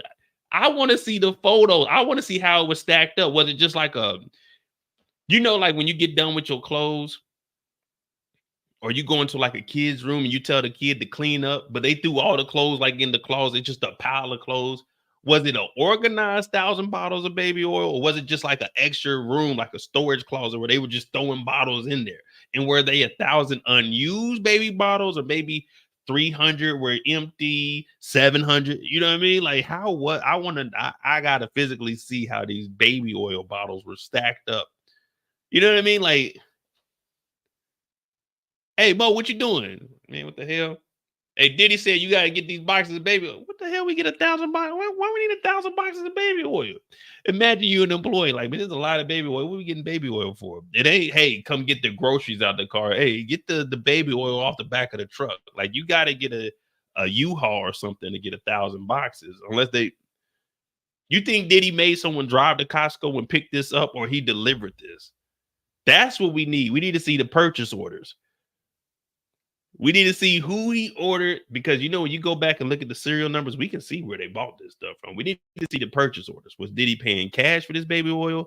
Was it with unmarked bills? You know what I'm saying? Was he paying with cash? Was he using a card? Was he using this as a tax write-off? That's what I want to know. Some people call it pocket watching. Me, I call it following the paper trail. Like, how was this paid for? Do you just go in there? What up, Playboy? Oh, Diddy, what's happening? What, you about to get some TVs or something? Nah, nigga, I'm here for something better than that. What you trying to get, Diddy? I need 1,000 bottles of your finest baby oil. How many kids you got? Well, I got one newborn, but I need the baby oil for something else. Can you keep that on the low? Then you had to give me like $50,000 to keep this on the low. So, like, nigga, you can't buy up the whole inventory of baby oil. Come on, Playboy, just make it happen. Like, nigga, no, Diddy. You thinking Diddy going up? What you doing today, Diddy? "Oh, I'll be back." "Oh, you about to go to the dealership, huh? You about to go ball out? You about to go get a new house?" Diddy about to go get a new yacht, y'all. Diddy about to go spend some money on the yacht. This nigga come back with a goddamn tractor trailer, talk about, "Hey man, y'all gonna unload this baby oil?" Damn, man. Kendall said, if he had a pallet of baby oil in the house, give him life. If he had a big ass pallet of baby oil just with boxes stacked up, if he ordered a whole pallet, and do y'all think he ordered, like, come on, man. I'm trying to figure, did he order 1,000 at one time, or was this a collective overtime? We got 10 boxes today. Hey, we got to stock up. We got a trip going. Let's get 20 boxes tomorrow. Or was it, I need 1,000?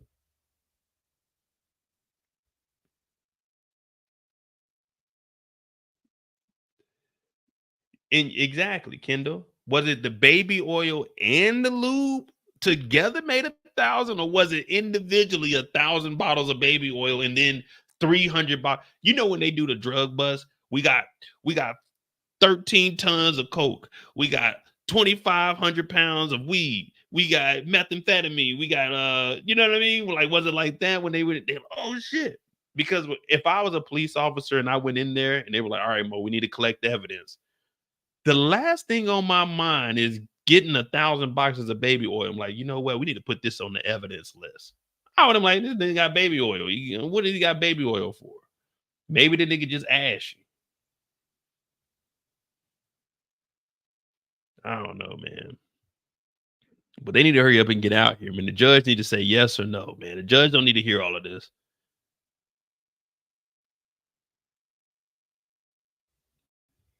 Let me try to find something else, man.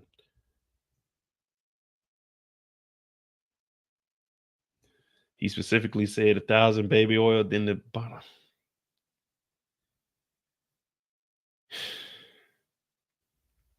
Let me see.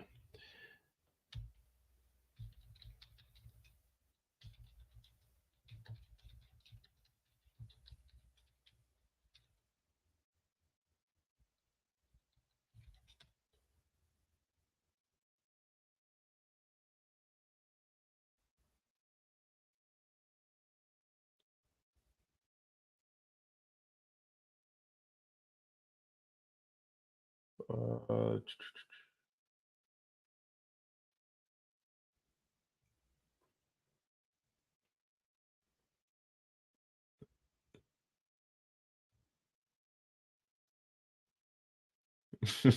hey, yeah, they love saying that freak off. So, let me see something. All right, we're gonna go over to the minimum, the mandatory minimum penalties for firearm offenses in the federal system. X offenses, mandatory minimum drug, section 1, key finding firearms. Here we go, section 3.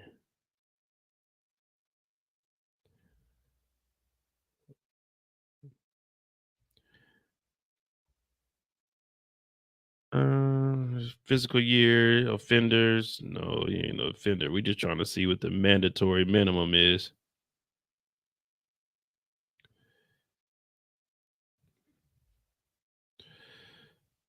I mean, they ain't giving us no time. They talking about firearms mandatory minimum penalties continue to impact black offenders more than any other racial group. Well, I mean, of course it's going to impact us more now. Diddy just had 3 of them in his house.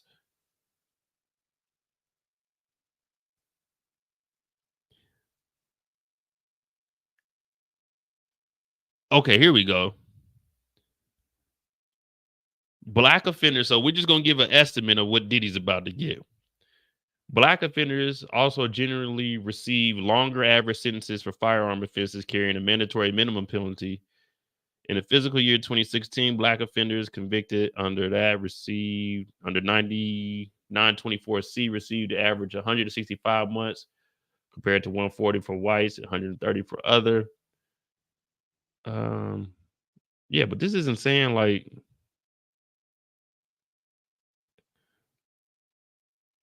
a defaced weapon. This is research. Let me see.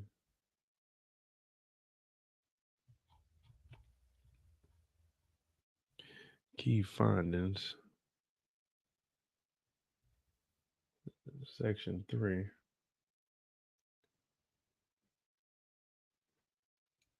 Oh, T says 1,000 pocket baby oils. Hell no, man. Freak off Diddy ain't doing no pocket baby oils. Freak off Diddy was doing the whole 24 ounce. He was doing the whole 24 ounce.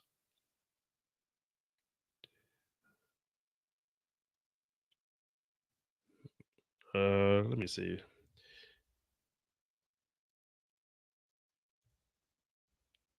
Where is this at though? Oh, I guess this is federal. So let me see what this law group has to say. This is Omega Law. The face firearms could put you in danger.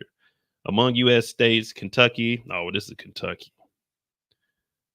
But I'm sure the feds are more stringent than the state is.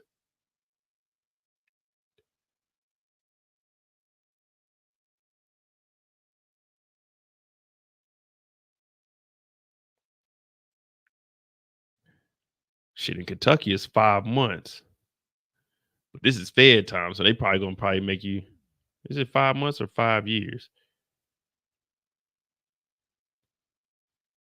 Oh, and Kentucky is a 5-year prison sentence. And that's a state charge. So Fed time, shit, they probably gonna make you do like 7, 8.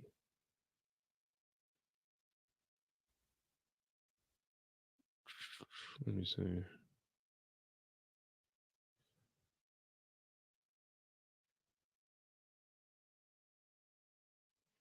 Federal penalties for using a firearm. No, we just want to see what it is in charge of it. Federal charges. Oh, here we go.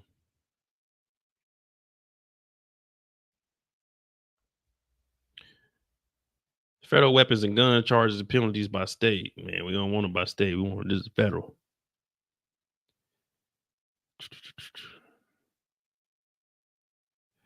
Gun sentencing guidelines, limitation gun cases.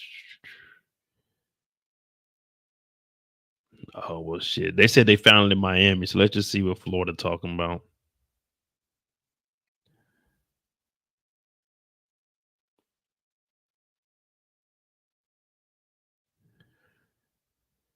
Oh, man, I can't find nothing, man. I tried, y'all. I ain't good with the law. We tried. No, Trey said 1,000 travel size baby oils is still like 20 boxes. Man, whatever it is, 1,000 is a lot just to have a baby oil, man. That's a couple of gallons. 1,000, that's like enough to fill it. That's more than enough to fill up a bathtub. I wonder when he goes down if he would take others down with him. Like, did he have a number 2 like in the movies? Oh, I think when it's all said and done, Diddy's telling on everybody, man. I don't think Diddy's really like that. I think he's going to tell on everybody. I don't see him going down by himself. But remember, you can only tell up. You can't tell down. They don't care about the employees and the workers and none of that. Because with the employees, what they're about to do, they're about to start telling on Diddy and anyone else that's involved because you always snitch up. You never snitch down. You can't snitch down. You can snitch across the board, but you can't snitch down. You can only snitch up. They want the big fish.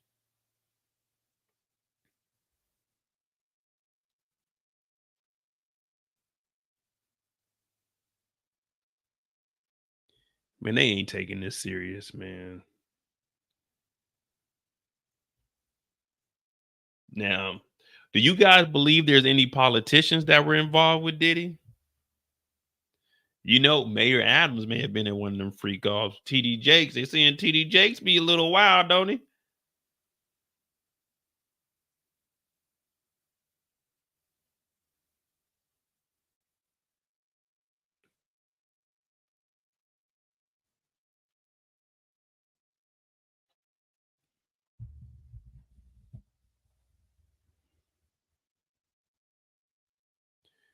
Yeah, Nino Brown snitched down, but Nino Brown snitched down. But remember, he said he was the head of it.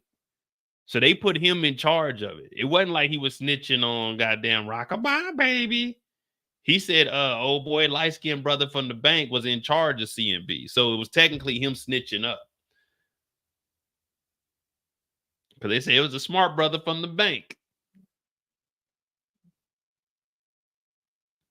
Now, I don't think Obama was involved in no free calls. People may not like Obama. I don't think he was involved in nothing like this. Wow, this is just ridiculous. Plus, when all this was going on, he was president, man. He ain't had no time to be in no free call. They were already giving him a hard time for the suits he was wearing, let alone showing up to a free call. Like, come on, man. Diddy, Obama showing up. Hey, man, what's going on, Diddy? What's going on? Yeah, what I missed? He just showed up late. Now, Beyonce and Jay-Z be at them houses, though. But I don't think anything's going to happen to them. Right now, the whole spotlight is on Diddy. It's going to be up to Diddy to decide. Does he tell on Jay-Z? Does he tell on Beyonce? All right, let me ask you this. Let's say Diddy is facing, because I think he's going to get life. But let's say he's facing 40 years. Do you think Diddy would tell, let's just say hypothetically, you think Diddy would tell on Beyonce to get 20 years off?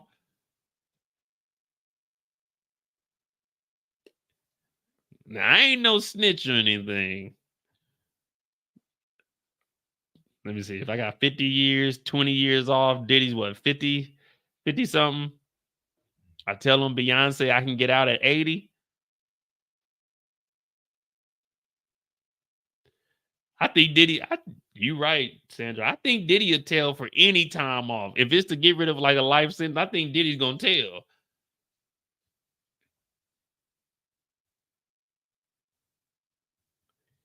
And the king, I mean, at this point, you got to look at it like this. Diddy already screwed his kids over. So they already sacrifices.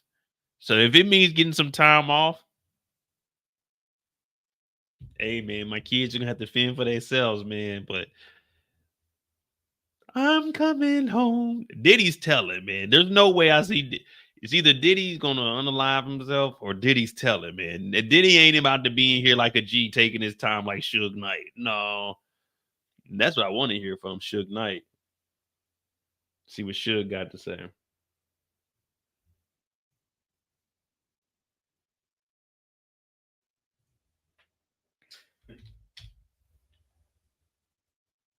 Let me see. Is there any other news?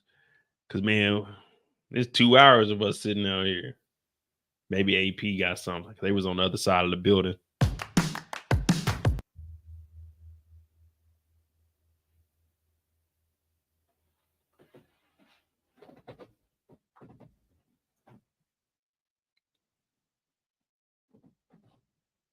Yeah, and I just think, man, it took them this long to get him. They're not going to let him out.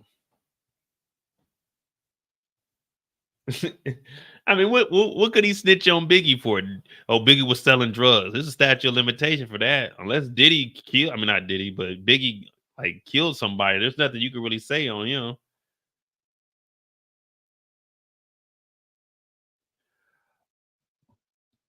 Man, Diddy's told on Shine. So I think Diddy will tell on anybody. I'm really waiting on him to get out here, man. I got to be responsible. I got to be at work in the morning. They told us 2:30. It's 4:21. They got me looking like I'm actually getting paid to be out here. Hit that like button, hit that subscribe button. Subscribe to the Mo You Know is pinned in the chat. Support the channel. Cash App's pinned in the chat also. MOEDOTJ. We got live breaking coverage of the Sean Diddy not guilty plea. We're waiting upon the lawyer to come outside and address us on what actually happened. Now, there's been a rumor proposal of $50 million. Also, the prosecutors want that jet to be sold. And there's a baby called Love that got his passport revoked. She ain't even get to go see the islands yet. She ain't never gonna know what a foreign getaway is because her dad done got her into some nonsense. 1 year in. AP said there's a recess for the judge to decide. Man, judges be up there. You didn't heard the case, man. Yes or no? You don't need no recess for this. Let me go see what the damn Associated Press is talking about. They ain't got no information. Let me see.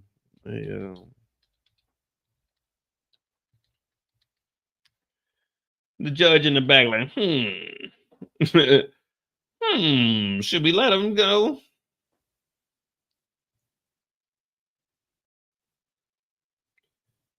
Maybe there's a video. Let me see. 11 hours ago, Diddy. 12 minutes ago. Here we go.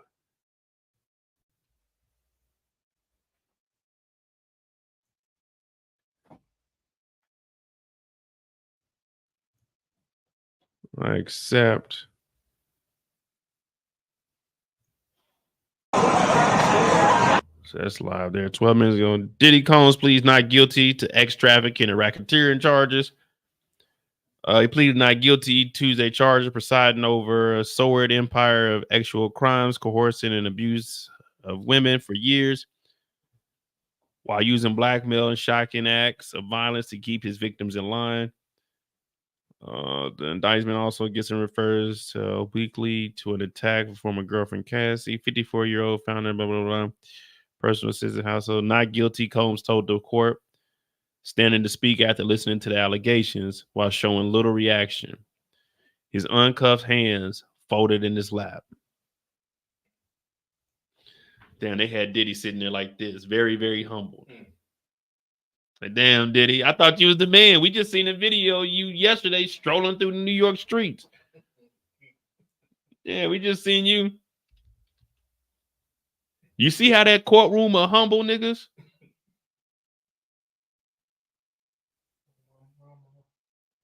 It said the Fed said they found what appeared to be drugs in Diddy's hotel room last night upon his arrest. Pink powder that was previously tested for ecstasy. So they're saying Diddy had X pills in the hotel room when they arrested his goofy ass. Oh my God, man. What the hell? This has to be the dumbest criminal. Yeah, it's my last chance, man. Let me go ahead and get high.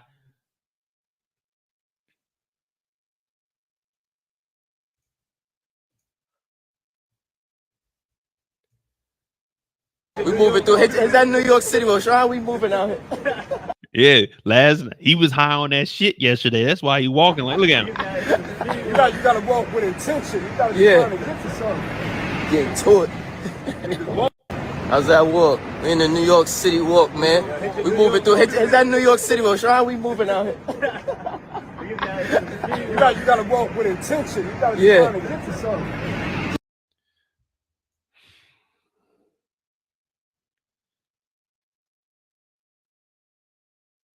Let me see. Prosecutors in court, the freak offs.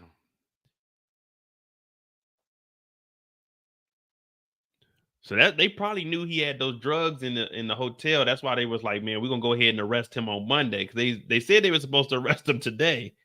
But they said, hell no, we know something's up. Let me see something.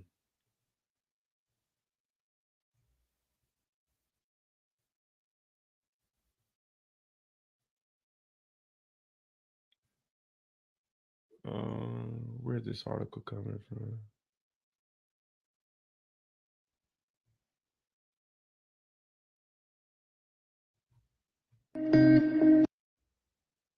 Somebody talking about the Diddy jokes ain't hitting, man. We about to be clowning Diddy for the rest of his natural born life, man. We don't give a damn if it's hitting or not. Diddy found with pink powder in hotel.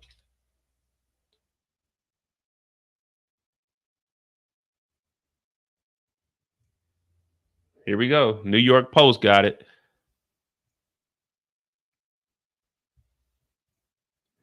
Sean Diddy Combs arrested. Live updates. Prosecutor says pink powder was found in rapper's hotel room during arrest as mogul pleads not guilty to trafficking. Dog, what the hell? Hey, look at this movie right here. I better not see any of y'all out here supporting this. If anybody can guess how much this is worth, how much this is worth? Nothing. If he did it, nothing. It's not worth. It ain't worth. Nope. Not if he did it, own it. If he signed it, man. Yo, dog. If he signed it. Oh, I'm sorry, bro. Yo, dog. I'm sorry. That's right. He got his signature. Yo, dog. If I guarantee you, if I you up right now with this Diddy on, now you tell me how much he's gonna be worth then. Oh, he's gonna be worth millions. You ready? Judge refused bail. Hold on. We got information. I told y'all, man, they ain't about to let him out of here. Hold on. Let me see.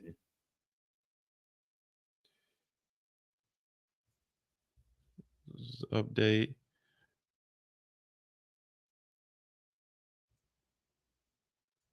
You from out of town, right? I'm gonna show you from all over the world. Yo, dog, I'm gonna show you what a real thug Phil, what a real OG.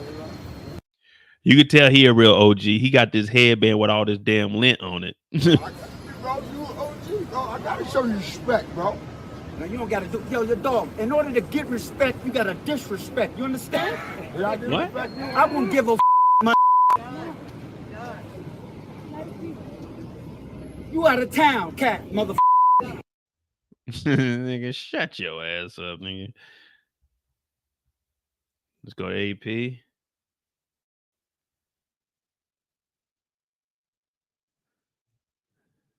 Oh yeah, we got to read the powdery substance. What up, Erica? Thank you for that. You know what I'm saying? We working, we trying to get out there, get some exposure. Diddy was arrested by Homeland Security at a New York City hotel. I want to know that hotel name as a part of the federal trafficking investigation against him. The feds raided the rap producer's homes in LA and Miami. All right, here we go. Blah, blah, blah, blah. 2 hours ago, he pled not guilty. 2 hours ago, the feds have vast electronic evidence, 50 witnesses in the trafficking case. 6 hours ago, Combs used guns, kidnapping, and arson to intimidate victims. 1,000 bottles of baby oil and lube during the raids. Oh, here we go right here. Sean Diddy Combs ordered held without bail in trafficking case. Sean Diddy Combs has been ordered to be held without bail pending trial in a 3-count trafficking indictment. Manhattan federal judge, magistrate Judge Robin Tarfarnosky made the ruling after a nearly 2-hour-long hearing. Yeah, we sat through it. Hearing where prosecutors and Combs' lawyers argued over whether he should be jailed until he faces trial. Combs was arrested Monday in the trafficking case, accusing him of forcing women into freak-off sections with male P-toots while he got off and recorded. A magistrate judge has stepped into the robing room for a brief recess. I'm trying to see the pink powder.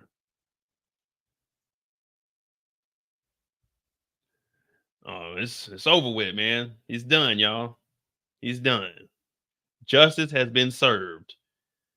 JT said appeal coming. Well, this is a federal case. It ain't a state case. So the feds are going to kick it back. It's going to have to go up to the Supreme Court. By that time, it's going to be about 3 months wait. So if he does get this appeal, because his trial isn't going to start till probably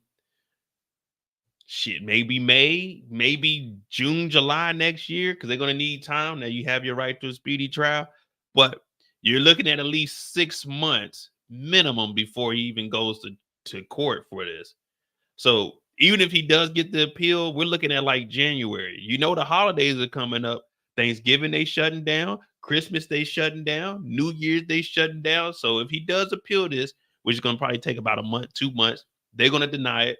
Going to have to get sent up to the Supreme Court. Supreme Court definitely ain't going to be fucking with it, because the Supreme Court, you got to remember, the election is around the corner too. They not worried about no fucking Diddy trial. The Supreme Court and all this others, they about to be running around with their chickens with their heads cut off. He's not getting out. It's over with. He's done. Finito. The end of the year is the worst time to be in prison. They don't give a shit. Everyone want to take holiday leave. They want to be with their family. You think they care about Diddy? No. The only thing Diddy can do is just stand up. Your Honor, I know a lot of shit right now. No disrespect to the court, but I know a lot of shit. Take me in the chambers right now. Bring the prosecutors in there. I got a list of niggas I can tell on. It's over with. It's over with. Well, you know, I don't like to laugh at people's downfalls, but damn it, Diddy, you did it to yourself. Oh, here we go. Feds found bags of pink powder that may be ecstasy in Sean Diddy Combs' hotel room last night. So not only does he have defaced weapons, he has a RICO, he had ecstasy on him, allegedly. Just last night, the feds found bags of pink powder that may be ecstasy inside of Sean Diddy Combs' hotel room, a prosecutor told a judge. Federal prosecutor Emily Johnson told the magistrate judge that law enforcement on Monday found bags of what they believed to be party drug, as the pink colored powder matches other bags that were found to ecstasy.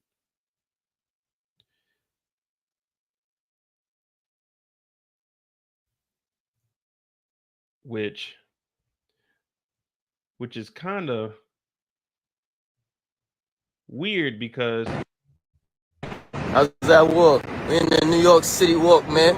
We moving through. Is that New York City walk? Sean, we moving out here. which is crazy because inside the hotel, his sons were there. Because remember, the feds raided the houses. Ain't no one staying at the houses right now. Plus, they had to put the houses up for collateral.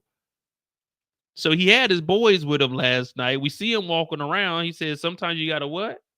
You gotta walk with intention. You gotta walk with intention. He was intentionally snorting that cocaine and that ecstasy. They said it was a powder, so it wasn't pill popping time. It was snorting time. Diddy is a madman. Well, we got the audio back, so let's go ahead on over here. Let's hear the lawyer lie to us. Diddy is an innocent man. He doesn't deserve this. Look, police is getting together. What are you saying? Okay. The lawyer's coming down. Did he stand behind bars? Okay, say less. Yeah, we got Mo down here. He got a couple of questions. He wants to know about the baby oil. Okay, they're gonna answer when they get in. All right, got it. Clear out the lobby. Okay. So all of the kids are with their moms. Like all of the minors are with the moms, except for the twins. You know, unfortunately, their mom is she's not here. But I'm assuming that the two youngest girls, they're with their mothers because Diddy's bail package, they said that the baby mother of his youngest one was putting up something also. So we got the police, and then that guy that just came out is the U.S. Marshal. But we don't need his services because Diddy's about to be sitting in a cell. I can't wait till we see this mug shot.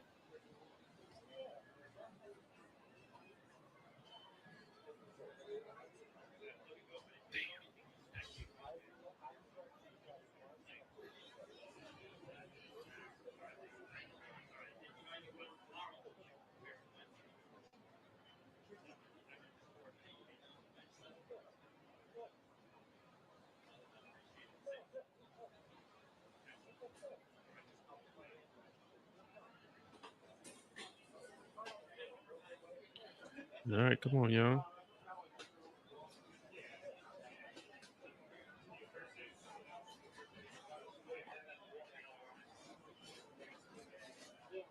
They bringing out all the evidence, boy. The feds don't play her. They ain't like the state. The feds show up with everything. They showed up for the damn bail hearing with all the evidence. They said we got at least 100 boxes of evidence here. We can show you, Your Honor.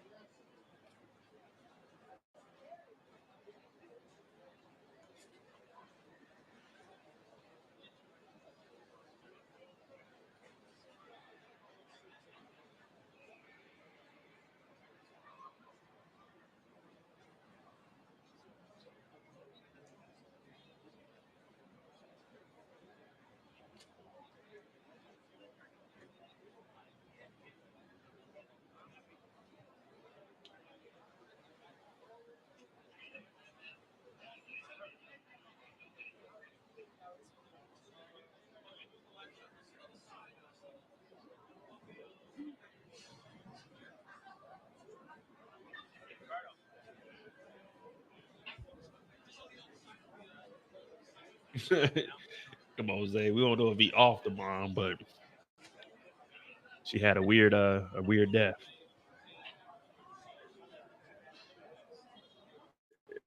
Yeah. Let me see.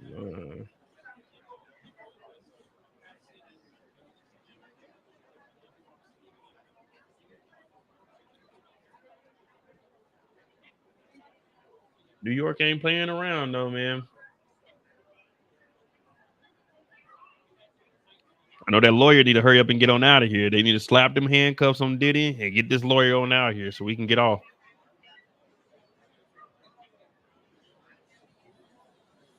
I told you, man. You ain't bigger than the system. You ain't bigger than the system. Next, they getting Donnie. He's been trying to postpone his as much as possible, but as soon as he loses that election, they on his ass. They can go ahead and turn him on in. Look at this guy. Where is he coming from?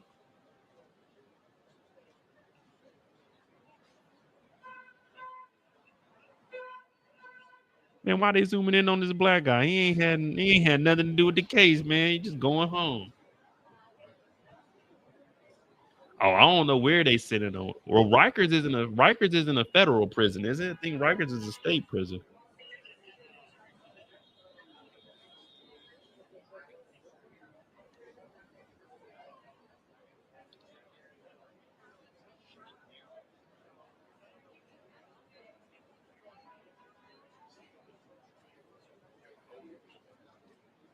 You said they can hold you?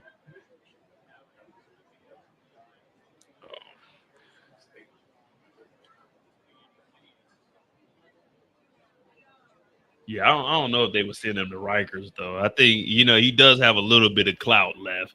I think they'll probably send him somewhere else. But if they send him to Rikers, they like fuck it.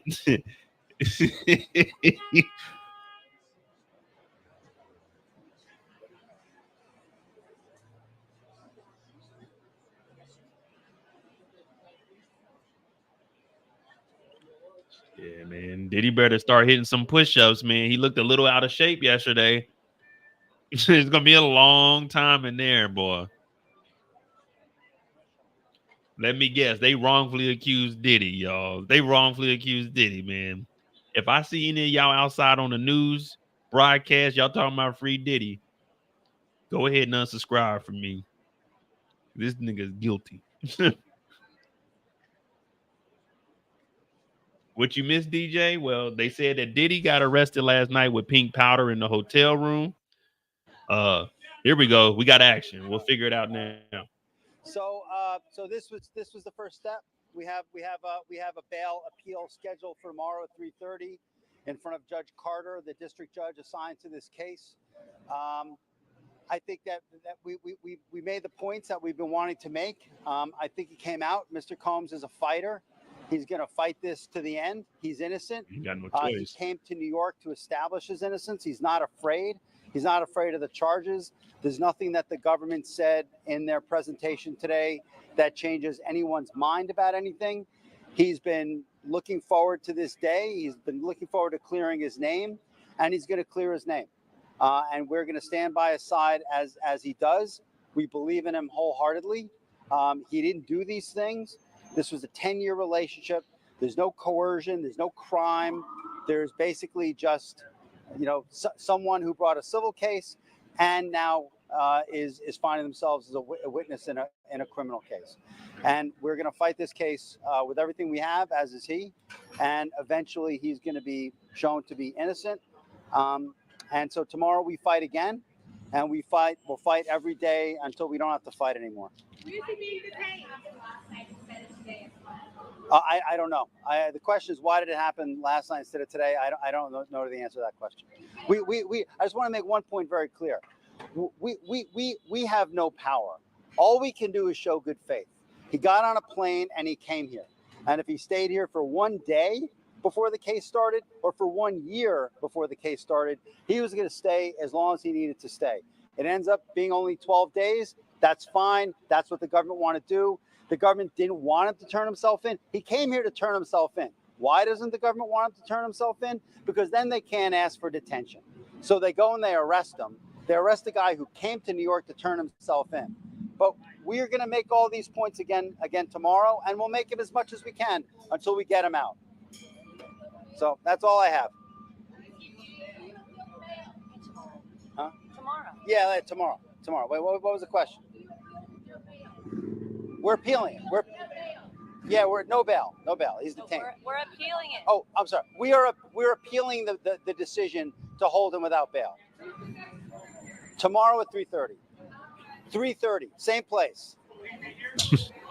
Bail appeal. Bail appeal tomorrow, 3:30, same courtroom, different judge. He's doing fine. He's a fighter, and he's gonna fight this. All right, I'm gonna go. Thank you. I don't get into that stuff. Everyone's doing okay. So they're gonna do the bail appeal tomorrow. That's gonna be declined. Then they're gonna try to send it up to the Supreme Court, which is where I was saying it's gonna take at least a month for that to go through. So he'll probably be sitting in there.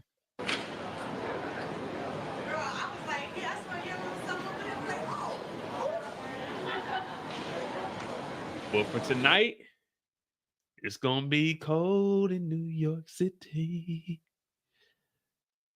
Yeah, he'll be in jail till tomorrow. Court is at 3:30 tomorrow, so that's 9:30. I doubt I'm doing a live on that. We'll probably cover it.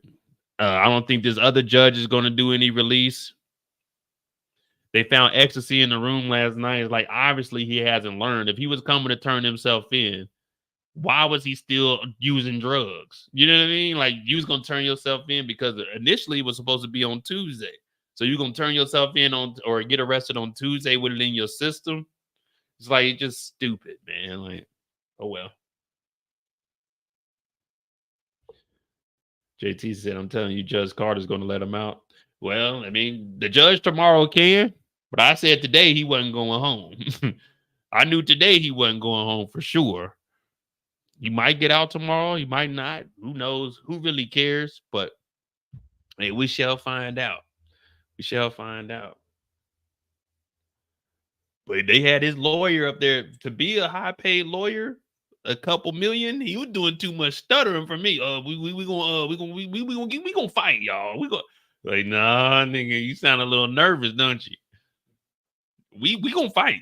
Diddy? Oh, he a fighter. That's because Diddy is in there high right now. Diddy don't know what's going on. It's gonna sink in tonight when they do that in processing and them fingerprints. When he go on in there, it's gonna set in. He's going, whoa, wait a minute, I'm in prison. Yeah, in the morning when he wake up and you hear them guards like, wake your bitch ass up. It's gonna kick him in the head tomorrow when he ain't got none of that pink powder to knock off the edge. It's gonna kick in the morning.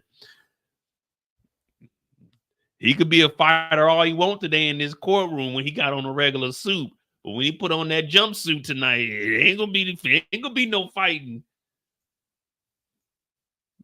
You gonna be in that motherfucker with that bread and that thin slice of it ain't even turkey, that thin slice of rat meat. Them dogs that they said that Trump said that they eating, them dogs and cats, that's what it's gonna be.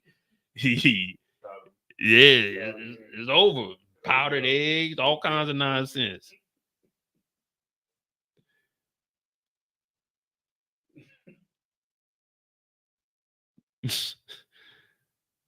Tomorrow they'll be kicking in that door. Wake your hands up.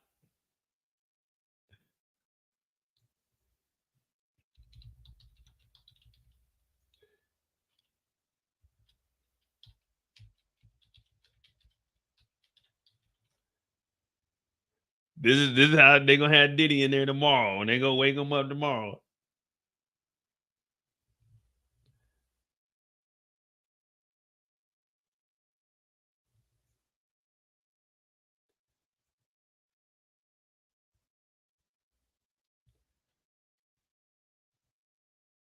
Here you go live. Let's go! Let's go! Let's go!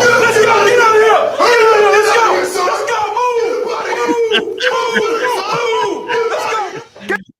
This is how they gonna have Diddy tomorrow. When they go wake him up for court tomorrow, they waking that nigga up early. Let's go! Let's go! Let's go! Let's go! Get out of here! Let's go! Let's go! Move! Move! Let's go! Get up!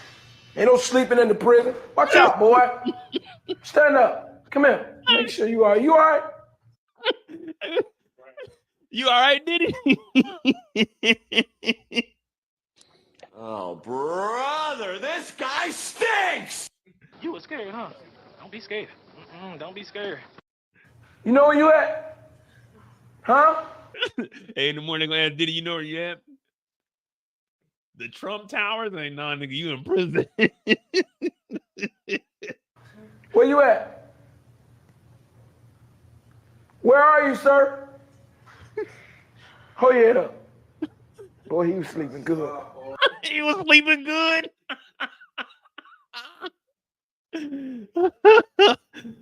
Oh man, they about to be on Diddy in there tomorrow, man. Let's go! Let's go! Let's go! Let's go! Get out of here! Let's go! Let's go! Move! Move!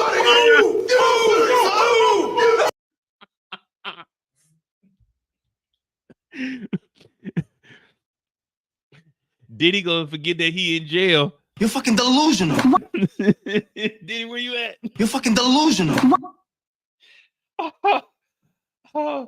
Diddy gonna be going to sleep. He gonna wake up.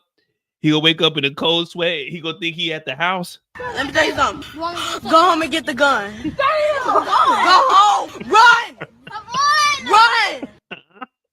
Let's go. Get up. Ain't no sleeping in the prison. Watch out, boy. Stand up. Come here. Make sure you are. You all right? You know where you at? Huh? Oh man. Oh man. They got Diddy in there, man. Oh, I know he's in there. Please.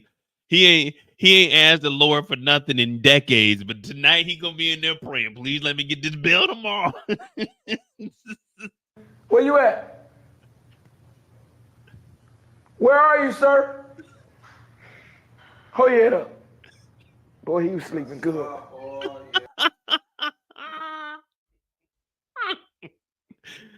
Oh. Let me tell you something. Go home and get the gun. Go home. Run. Run. Oh man. He may get out tomorrow, but tonight Diddy is a part of the street. Oh, God. Yeah, he walking with a purpose, all right. He walking with some intention. Oh man. Man, we got 4 hours, bro. I'm good for the night, man. I'm gonna try to do a live tomorrow for Power. If anything, if they deny it, then we'll definitely talk about it. But geez, Louise, man, the back of my head is hurting.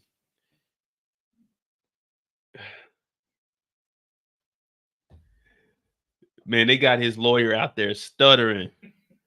We gonna fight. We gonna fight and say what we gotta say as many times. You don't sound confident at all, man. We gonna fight. Did he was all right. Oh man. Diddy got up and told the judge, Your Honor, I plead not guilty. The judge said, give me, I'm going to the back real quick. Yeah. No bail for this one here. Get him out of here. Oh, man. So wait, you mean to tell me you're not guilty of this extravagant? There's 1,000, sir. We have 1,000 bottles of baby oil. Plus, we're saying that you had drugs. And when they arrested you last night, you're saying you're innocent and you didn't do any of this. Why were there drugs in your hotel room last night, sir? Like, why? Well, you know, that wasn't mine. The feds planted that. No, we actually had a camera in the room. We knew where you were staying there last night. Oh, man. They had the lawyer up there stuttering. He didn't know nothing. He's like, yeah, we're gonna appeal the bail. The assistant is like, yeah, it's tomorrow at 3. He's like, oh yeah, we're gonna be here tomorrow. So same place, different judge. Oh man, you ain't prepared, man. You thought you was about to go in there and walk in. Yeah, it's Diddy. No, they said, hell no, not this time. Not this time. Oh man. I got to see what is this lawyer's biggest case? That's what I got to see what his biggest case is. I don't think he prepared for this. Diddy might have to hire somebody else. Like a month into it, we gonna hear, man. Diddy done fired his he done fired his lawyer. Ah. Hey, Dennis said when the lawyer heard all that evidence, he was like, damn, I'm out of here. Yeah, he heard all that evidence and he heard there was no bail. When the media was asking the question, he couldn't answer that shit. Normally a lawyer is composed. Like, what you nervous for? You ain't going to jail. we gonna fight. I mean, all right. What exactly are you fighting? Well, he didn't say none of the evidence was false. They didn't say like they were making up nothing. He just said, well, we gonna be here tomorrow. The lady like, yeah, 3:30 tomorrow. He said, yeah. Tomorrow we gonna fight. Yeah, Diddy's a fighter. We gonna what we say we was gonna do? Hold on, y'all. What we say we gonna do? We gonna fight for as long as yeah, we gonna fight. Diddy's a fighter. These charges are trumped up against him. What else we got? Tomorrow. Wait, 3:30 tomorrow? I thought they said 12. Yeah, tomorrow, same building, different judge. It's like I think it's a bail appeal. We'll be here tomorrow, 3:30. We gonna fight. I don't know if y'all heard me before. We gonna fight. Man, this lawyer ain't ready for this, man. Like I said, this ain't the state. This is the feds. The feds don't go get just any of the attorneys. For a case like this, they getting the best attorney that they have. They not about to just, hey, you on deck. They like, no. Clear his schedule. Put him on the case. Like this isn't the state. The feds have unlimited money. This isn't Georgia with Young Thug and them where they fucking up where Woody's on the trial acting a fool. No, this is the feds. You act a fool on the stage, on the stand in the feds, you going to jail. You're going to jail. You're not going to do interviews talking about cases that are open. No, they go goddamn put that gag order on you. You gonna shut the hell up, or you gonna go sit your ass in jail. This is not the state. They about to have Diddy in there though. Let's go! Get out of here! Let's go! Move! Let's go! Get up! Oh, they about to wake. Diddy ain't been up before 6 o'clock in decades, man. They about to have his ass up in the morning. You about to hear everybody banging on the wall. Diddy. They gonna be asking him for freak offs in the damn prison. Oh man, it's about to get ugly, man. The memes, like when I wake up tomorrow, I'm about to be entertained at work. I'm gonna be just looking at all the memes, just reading stuff. Because one thing we know about this social media era is tomorrow there's either going to be another lawsuit dropped against Diddy or somebody of significance speaking out like, oh, I remember this because the Don Richard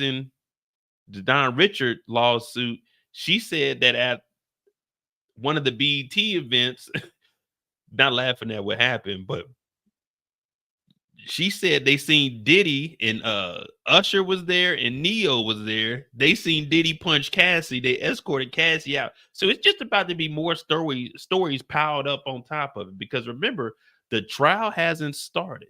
So that means they can gather as many witnesses as possible. They already said they have 50 witnesses. Now, from now until it actually starts, more cases are going to be dropping. More people going to feel comfortable to come out now just because he's locked up. So it's about to be a storm. It's about to be a storm of allegations and cases that are just dropping. He already got that 100 million. He's trying to get that dismissed. Judge like, we'll think about it. But now you're in prison, so that's in Michigan. You're gonna have to have the lawyers go out to Michigan to deal with that. You got the cases here in New York on top of the other 3 or 4 civil. Well, I think it's like 6 civil cases here in New York. Yeah. So hold on, let me show y'all. Don Richards. Don.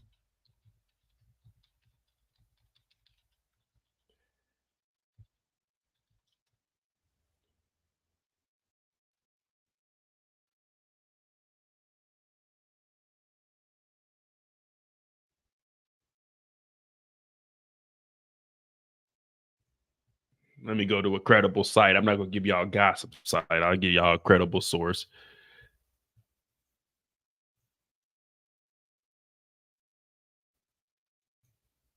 All right, over on MSN.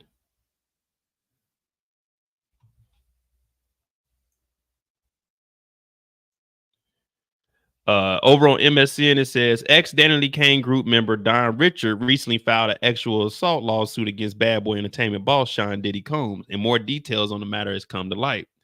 The ex making the band contestant wasn't done spilling details, claimed Diddy violently assaulted his ex-girlfriend of 10 years, Cassie, even in front of A-list celebrities, per Variety. The lawsuit filed by the singer claims that she was present at a dinner party with Diddy and Cassie back in 2009 or 10 when the hip-hop mogul allegedly assaulted her in front of Neo, Usher, Interscope's record CEO, Jimmy Iovine.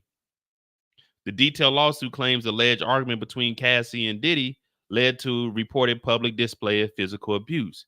In the weeks and months leading up to the Bad Boy Interscope deal, Mr. Combs had frequent meetings with the producer of CEO of Interscope Records, Jimmy Iovine. On one such occasion, Combs hosted a dinner at a West Hollywood restaurant, and Miss Richard, Don, and Miss Harper were required to attend. The 41-year-old lawsuit claim. At the dinner, Combs and Cassie had gotten into an argument in front of the dinner guests. Combs hissed at Miss Ventura in a screaming whisper, "You stupid mother," and forcefully punched her in the stomach, causing her to double over in visible pain.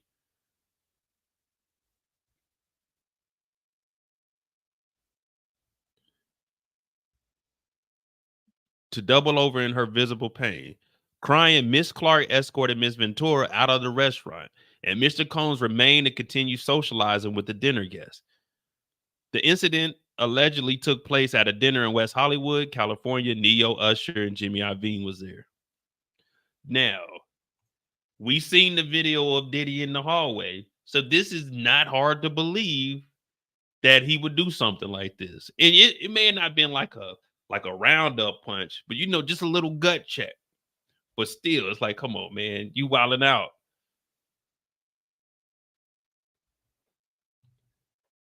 So they said Usher and Neo seen it and didn't do nothing. But I mean, let's be real.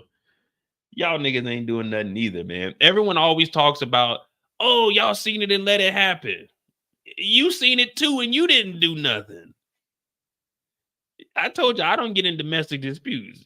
So if I see it, I'm like, damn, that's fucked up. But that ain't got nothing. What I'm about to do? Go over there and tell Diddy, hey man, you can't be doing that. Then the security whoops my ass and I get my ass whooped for trying to help Cassie.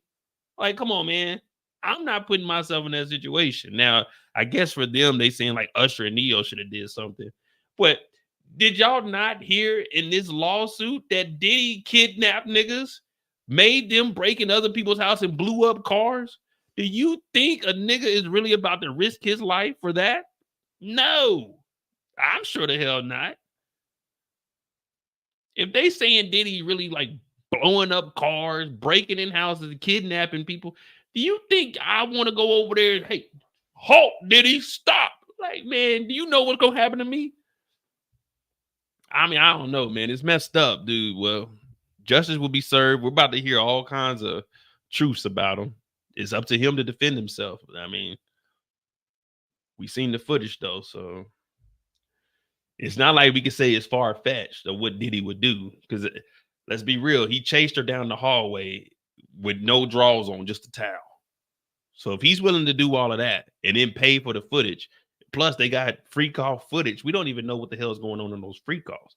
Eventually that stuff's going to get released and we'll just see how heinous it was. But Diddy's a bad man. That's why they call him a bad boy.